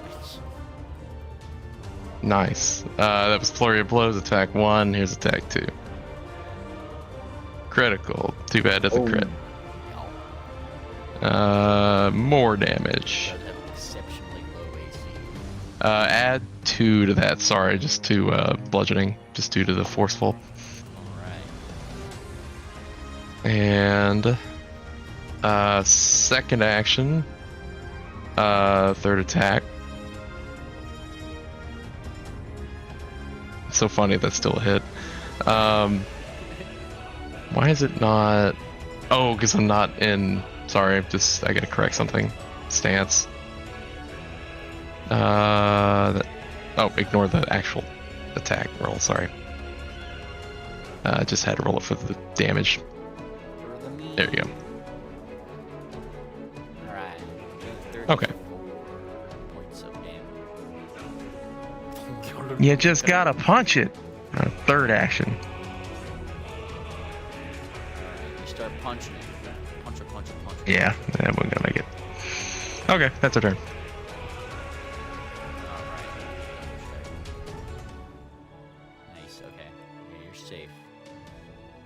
Alright, and move to Wickerwind. Wickerwind is going to point a cone up to the group. It's okay, I can get them all.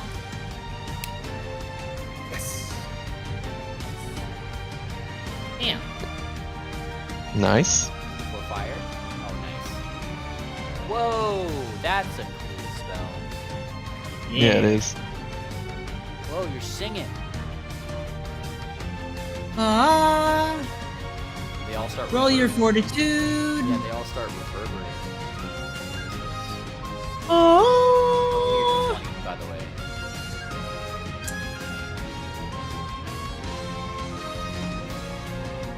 Let's see. Nice. Okay, great.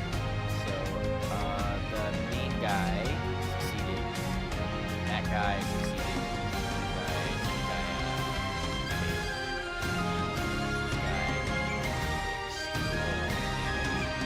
This guy back here, and this guy. They wiggle, reverberate. Alright, failure. And this guy puts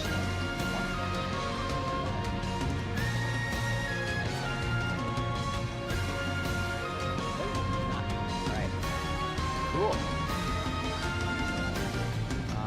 Balcony Blitz gives like a little quick clap of, it's just like, whoa, that was a cool note, buddy.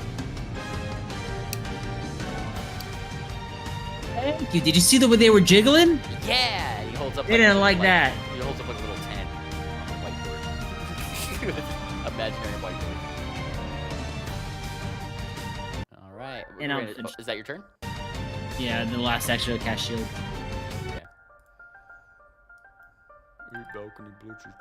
And he is going to. Let's see. Give him an encore, buddy. Okay. And he kind of like thinks a little bit. Let's see. Where's a good one? Yeah, there it is. All right, I got this. And he comes up. He moves this way. We can get closer to you. 220. Gets check. Barely makes his check. All right. And then is going to roll a slight encore here. Aw. Cast haunting him. Yeah! Oh, that base! At these two. And give them, make them do a fortitude save here. First one fails. Second one succeeds. Wonderful. Alright, so let's roll damage. Alright, so this gets Go too base. much damage, but you know, damage is damage. Fucking ruminants out here casting carols. Hell yeah. There's a definite major fifth going on in this room right now. And it's reverberating. Alright. Sarsaparilla. Brash. Is he dead? Oh, sorry, Jesus. I thought there was gonna be more. He lives. They lives. Oh, I don't have any.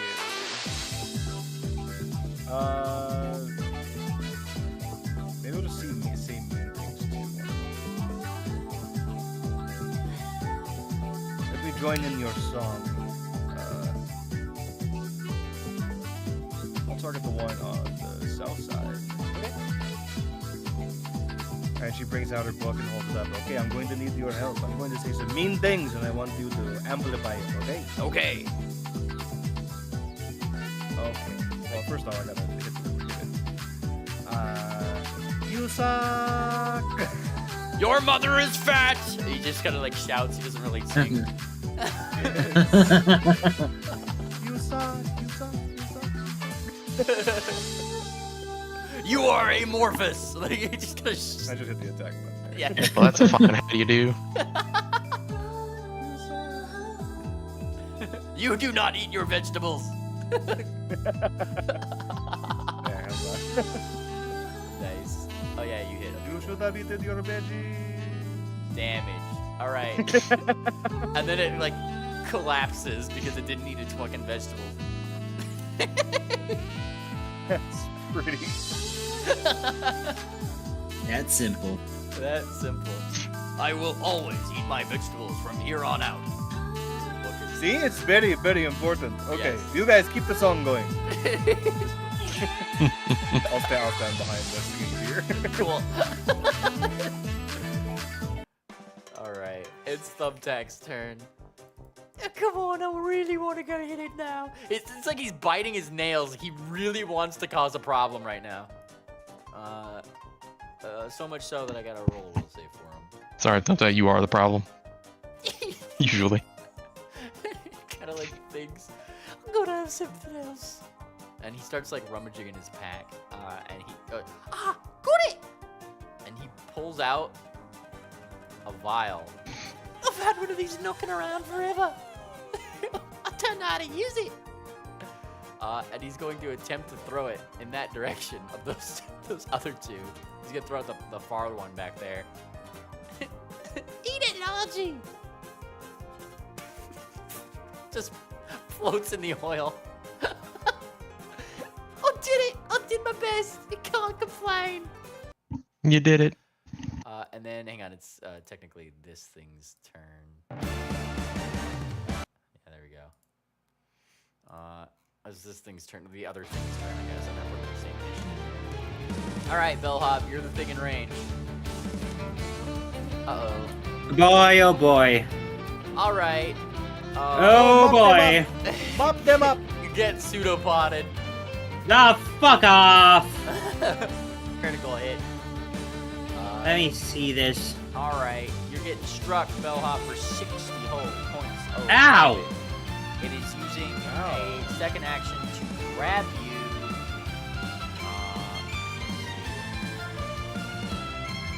Grab one. Oh, no. This thing. Attempted to grab. Can you do it? Oops. Wrong. 6 plus modifiers. What's a 6 plus coming on? 35. 35 to your fortitude DC. 42 DC should be is it whatever number it is plus 10, right? Yep. I know it's 35. Goddamn. Grab. God bless. By 0. Grab the fuck out of here.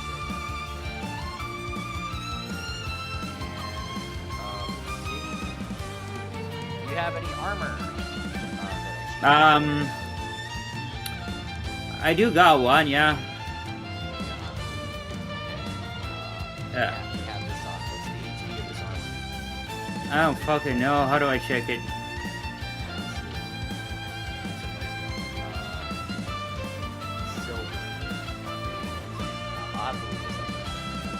Mm-hmm. Your armor would take 5 points of damage, which would break it that much. Hey, yeah. That thing costs a fortune. Yeah, kind of need more rules. Seem to care about your fortune problem. Let's go. Again. Ah, motherfucker. Bludgeon.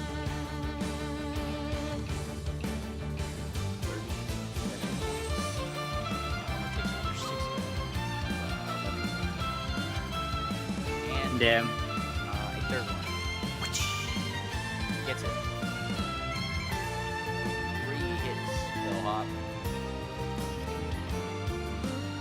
17 points of damage on your armor. There we Actually, go. wait. I'll do that.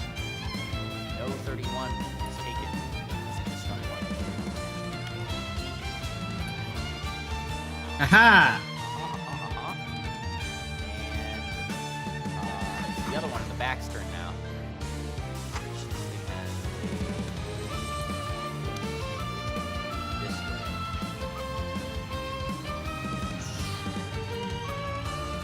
Pseudopod out in the direction of stops.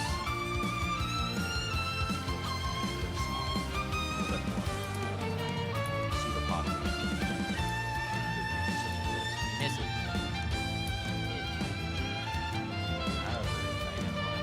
Misses twice. All right. Oh, it was muted the whole time. Base. No, Sevastock said paste. Yes. Very good. All right. On my Oh, shield, Jesus. he says, before anyone asks on what.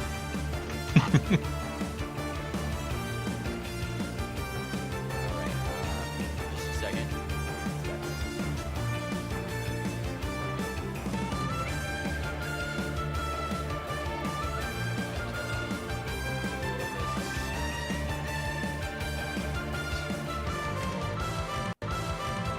Okay.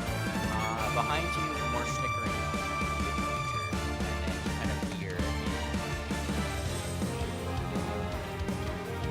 I don't think anyone sees that.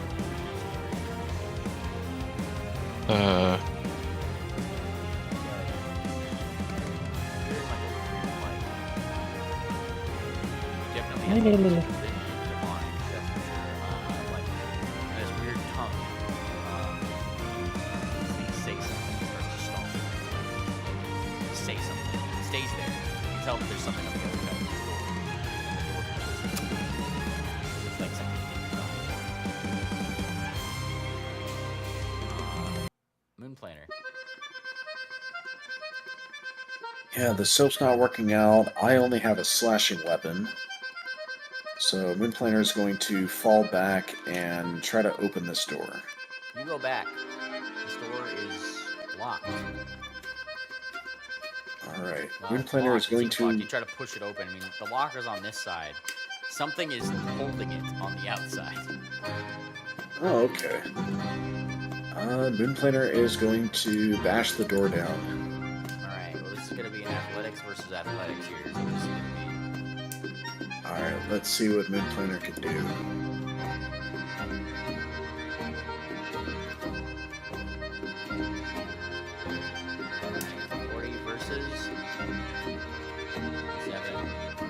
Start pushing open the door. I managed to push this door open. Hey there, ugly. And there before you, a rather ugly looking thing. I hate it. It's Ganon. Yeah. And Ganon really let himself go. Yeah. Trim your damn nails. Can't believe Triple's muted for Ganon.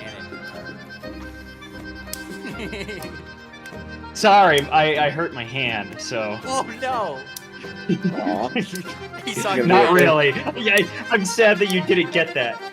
My hand. My hand. To get knowledge, would that be an occultism check?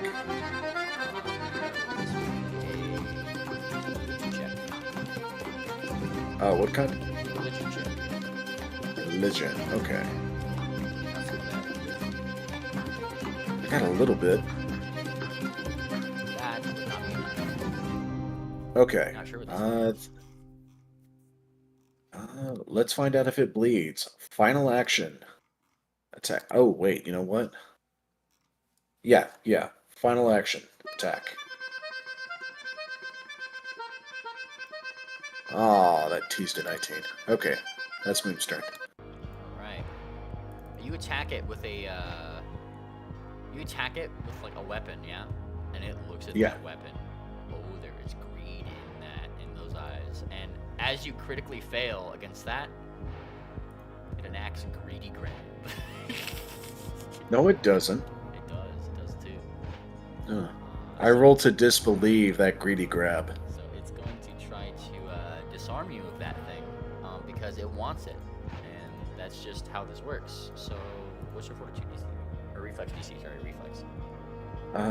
39. Alright, it does not, it goes to grab it from you, it didn't expect you to push the door open and slash it so quickly, but it did try to grab it, like give me that. You kind of get that impression from this thing as it says something. Oink oink. Like, yeah. That's all we hear is oink oink. Alright, Stockade. It's trying to steal my sword! You feel a predominantly much more evil thing behind you, Stockade. If you're not still hurt, Triple. Let's see. Sorry, I'm taking a look at this. I stepped away to get water. Yeah, so Moon Planner was wrestling the door away from a weird piggish thing that's on the other side, and managed to push it open and slice at it. This thing seems to want things. Okay. Let's see here. So, position-wise, I would say, is everyone just intending to go over here? Because if so, he'd be best. You take care of that. I'll get the oozes. Okay. Yeah, that's actually probably the best anyways. So he's just going to stand. Might as well just use a full action. I probably will incur attack of opportunity, but it's worth it. You go past it. It's already used its reaction to greedy grab. Ah, I see. Well, that's great, because for his last action, he can strike. Alright, you strike at this thing. You feel an unholy aura coming off of it. Oh, yeah. And That's critically hit. Now he means the music. Oh, nice. You are degenerate. You were undead. Damage. You hit this thing for 93 points of damage as it is weak to hold it. Nice. All right. Get him, boy. It's his turn. Wonderful. Alright, let's see. Bellhop, you are held by this thing and it wants to Okay, I'm going to try and unhold myself. Alright, it's gonna be an escape check. Which will either be, Athletics? yeah, either strike athletics or acrobatics. That should be good enough. Alright, 39 versus this thing. It's 4 to DC. Just barely. Managed to bump. Second thing! Devise a stratagem. Alright, remind me, this is your second attack. Right. Alright. You have a pretty good plan on how to attack this thing. Don't use slashing it. That's generally Yeah, I'm gonna attack it. I'm gonna attack it with an unarmed attack. nice. Bam. Damage. Damage. And you strike at this thing with an unarmed attack. Hitting it for 11 points of damage. It's still with precision. But it hits, it doesn't split. Nice. Alright. Third. Your turn, Hang on a second. One. Yeah, that's my turn. yeah. Right. Unless these things are part of my case, which I don't think they are. Not necessarily, no. Alright. Heck.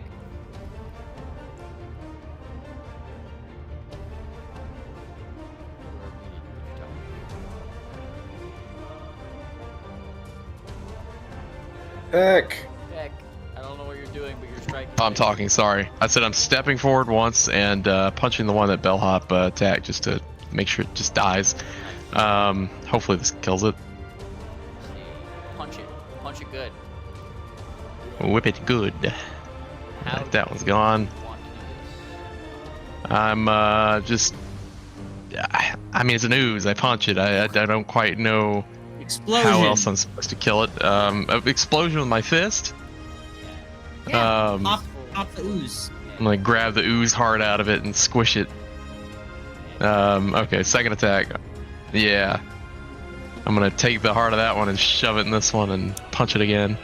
Explosion. And of course I'd get the 20s on this. With all the gusto you can imagine, punch this thing. You punch pretty hard for a Punch. girl. You deal 36 points. Excuse me?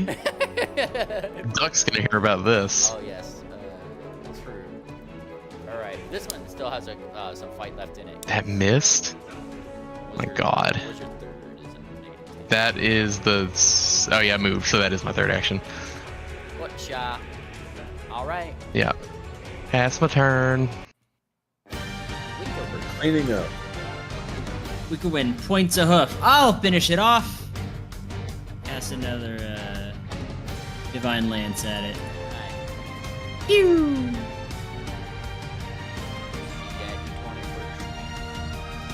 Ah.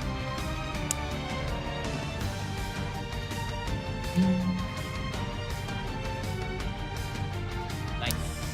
That's it. Let's see it. Retreat straight.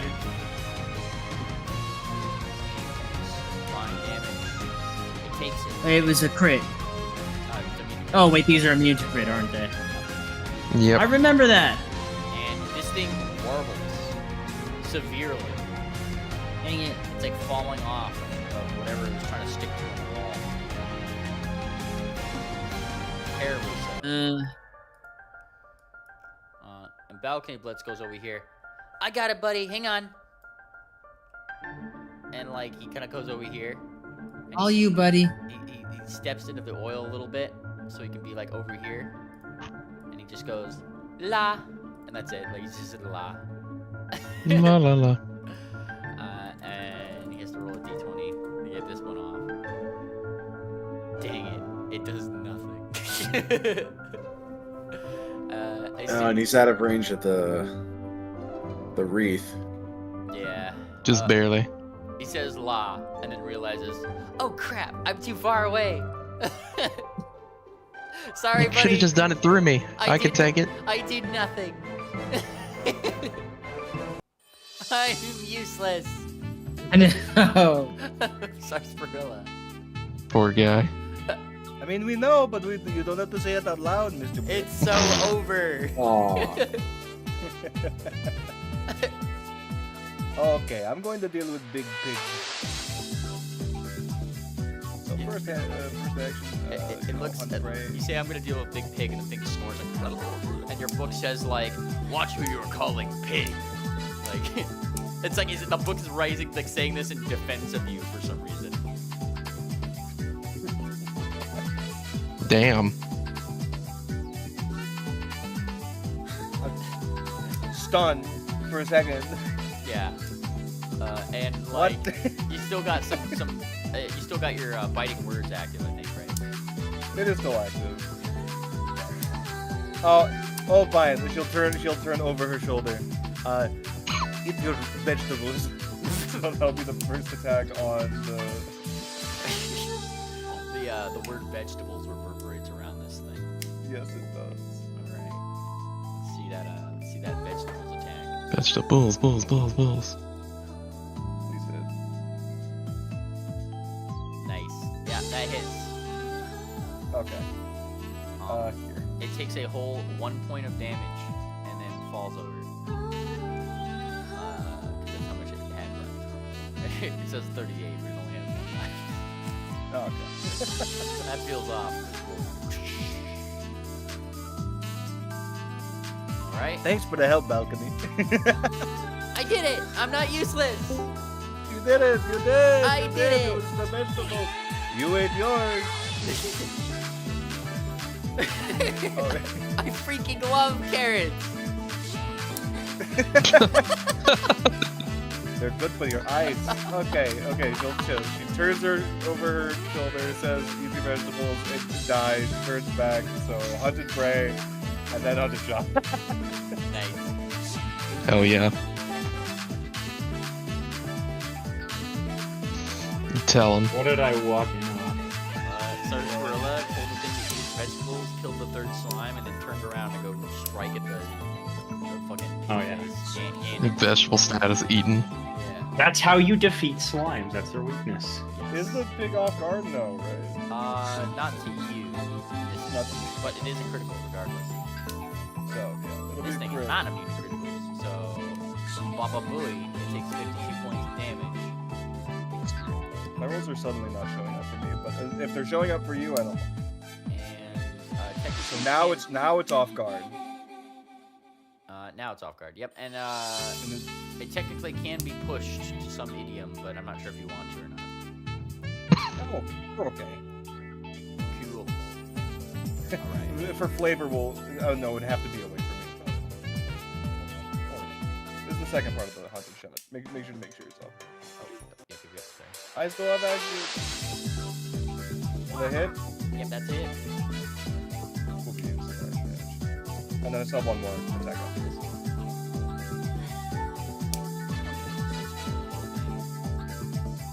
Last attack.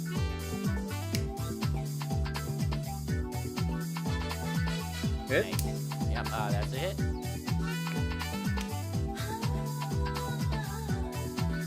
25. Okay. Nice. Nice bit of damage stacked up there, Sarsaparilla. Of course. That's the message. Oi, it's right here, He looks back. got him! Get up, Huge. go up here. He's gonna try to tumble through into this thing because that's what he does best. Sorta, kinda. Can he do it? Yeah, he gets in there, and then just starts stabbing it. I'm gonna stab it! After when he moves, he's actually going to try to recognize this thing first. Oi, I know what this thing is! He calls it out. This thing is. An Alfeshni! Oops. Speaking in a language. All right. Can you say it less cockney? No! And he spells it out instead as he starts stabbing it. Not fishny. Yeah, now Huh. Fishny. And pretty much he calls out. These are the greedy ones! Pretty much a thing. So these are greedy demons, if you will. So he gets to apply his analyze weakness and strike things. Wow, strike. Ooh, those are gonna be nasty. That's nasty. All right. He gets rogue damage. All the rogue damage. Wow, 60 points of it. Full 60 plus bleed plus debilitating strike. She is going to do critical debilitations and make this thing have to do things. Let's see. Debilitations.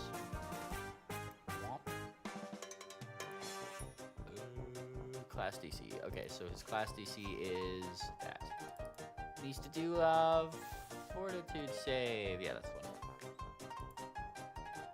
Maybe not that one, actually. He's just going to do double damage. That would be a little bit better, actually. Alright, that's the one.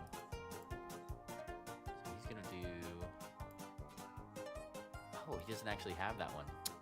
Shame. Alright, he's going to keep him off guard then. Just to everybody. Oh, no, there it is. Okay, 2d6. So he could roll 4d6. That's the one I was looking for. 4d6 extra damage onto this thing. 18 extra points. Wonk. That's the thing.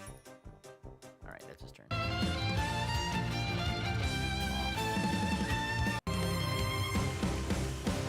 It's now this thing's turn. Alright. This thing has some fucking heat upon it. That is for sure.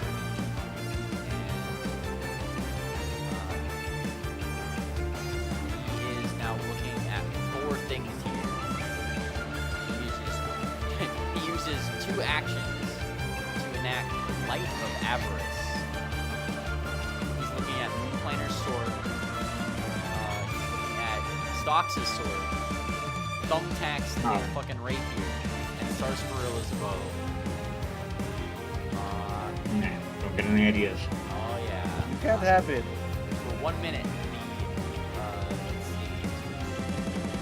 Yeah, I need a reflex save from both. All right. Yeah. All right. Nice, you succeed. Alright, Moonplaner, you succeed. Sweet. Fortunately, you seem to target everybody with fucking evasion, so like that's kind of funny. Thumbtack succeeds. No, this is evolved. Nice try. Alright, you to Gorilla. What am I doing? I need you to roll a reflex. Reflex. Looks at your bow.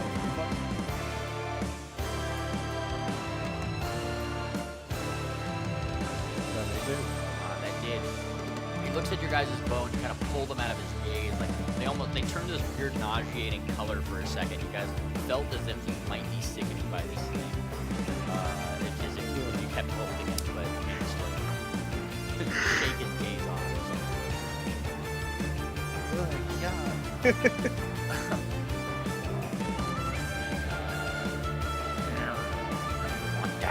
He says, like, and he says this in like common. I want it. Actually, he says that to you, Stocks. You're the holy man. He is.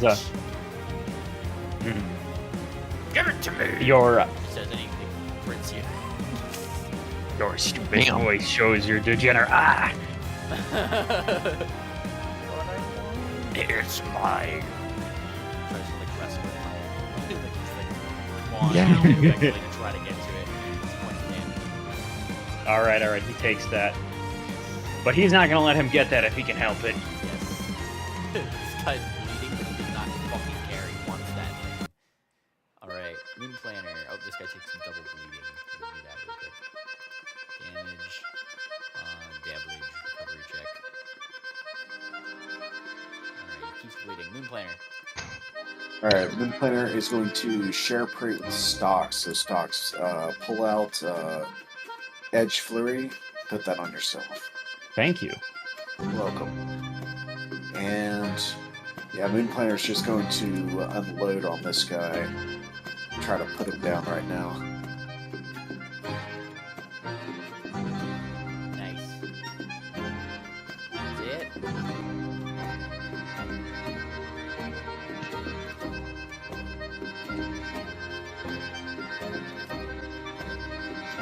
38 damage. Gap. And this is a new round, so guess what he tries to do? Wait, no. Oh, I thought he can only do that on a miss. Correct. Alright. Then final action. That's a hit. Okay. We'll take it. Let's fucking go. It's a pretty good roll. 44. 4, and as he's trying to fucking struggle to get this thing off, like the sword away from fucking Stocks, how do you want to do this? Alright, so Stocks is just absolutely messing this thing up. I imagine his spirit damage is like creating jettisons of light through the other side as he's like digging into his spine. So Moonplaner cuts his sword horizontally and just disembowels this massively fat, greedy demon. And as its guts are cut open and spill out onto the ground, he stands over it and says, find what you're looking for down there. And he kind of like stumbles down the ground. And combat comes to an end. He's like looking down on it disapprovingly, still not really phased by the blood. Okay. Well, that's taken care of. It's solved. And the machine in the oil seems to be working now, at least. We did it! Yeah. What's it doing, by the way, now? It's just pumping oil. Like, you got like some oil pumping somewhere, so something happened. Yeah. Is there a pipe we can follow? Yeah, there... Yeah, Oh, I don't know. You try to follow some pipes that are like going someplace. You're looking. I mean, they're not on the map here, but like pretty high up on it. You see, like it's kind of like going into the direction of that one door in the circle room where the golem was. It's true. Counterpoint, though, it's 1 a.m. Yup. Yeah. That's a great counterpoint. Now, these guys want to go just like a little bit longer. Like a pretty good end, I think. Like, how long are we talking about? A hallway. I'll give you 5 minutes, DM. All right, paint the fucking picture. Paint the picture. Paint No it. more combat though. Show it.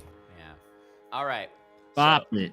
You guys just need to give me a quick athletics check as you guys go to this door. You actually see the oil leaking down the side of the hinges that goes over here. So clearly these doors got oiled, but something behind it seems to be blocking the way. It doesn't take too long, I imagine. Yeah, before Moonplaner, you could have come in with Stocks over here. Start pushing on the door. Push. Push the cart. You guys get the door open. There's this huge ass bone behind. Oh, holy! Uh-oh. Oh my god. We're boned. We're so bad. Yeah. Oh, hey, look, more swirlies. More naked people. More swirlies, more naked. More people. sexies. Mostly the swirlies. I'm moving you, Star Swirla. You can keep up. You're good. And I wonder if these swirlies are like a portal or something. where you start hearing like down the hallway as if like there's some very large machinery. I mean, you're already in large machinery, but like, you know, you can tell when you're probably near something, the heart of something. It get bigger, though. What was that? It's just, it get bigger. It do go down. It go down. It don't go down. It don't. go down. It Now- don't go It don't down. go down. You do see like the signs of, you know, gobos having been here, wires being chewed, and it starts to go up in height. You see like the stairs that kind of go up, up, up. You keep going up. Are these ascending stairs? They are. We They are ascend. ascending stairs, and there's so many circles on the walls. More and more and more as you guys go down this hallway. Sorry, I'm just looking at pieces.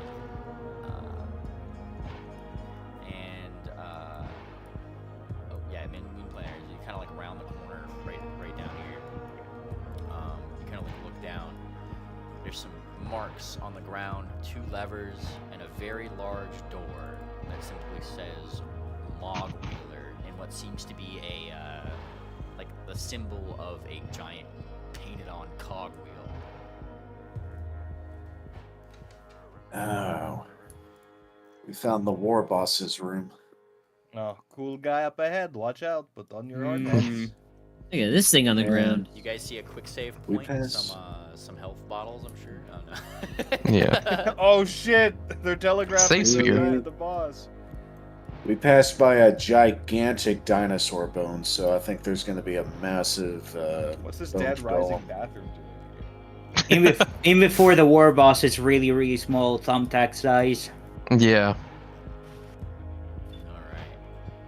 And so 2 levers lay in front of you, in front of a door here that kind of seems to be like openable by it doesn't really have a handle or anything, so All right. Might be a team effort here, if you will. Number 2. Alright. Someone get number Balcony. 1. Balcony, you do it. Okay, I'm really good at this thing. I'm not useless. And he pulls it. Definitely I not. push it at the same time or try to get, like, No, he's not useless. You let them handle it. And he starts going just like, like, here we go. And as the door opens, there's like some steam and a lot of clockwork noise starts to meet your ears Oh boy. as you guys look into what could only be a Oh no. the engine of this Ooh. thing. And a Gabo looks that back. is. Clearly the war boss, the only one with a red wrench. Mog wheeling. Damn, the aura. And that is where we're going to end session today. Base. Made Fight, it to fight! the Big Albo guy. boss. He's Alrighty. dented. He must That have was been a lot of hitting them fun. over the head. Thank you, Alrighty. Mimli. Yep, no problem, no problem. I'm gonna go ahead and push the button. Everybody say bye, bye, bye, bye, bye, bye, bye, bye, bye, Goodbye, bye. everybody. He's there. Thank you very Bye. much for joining.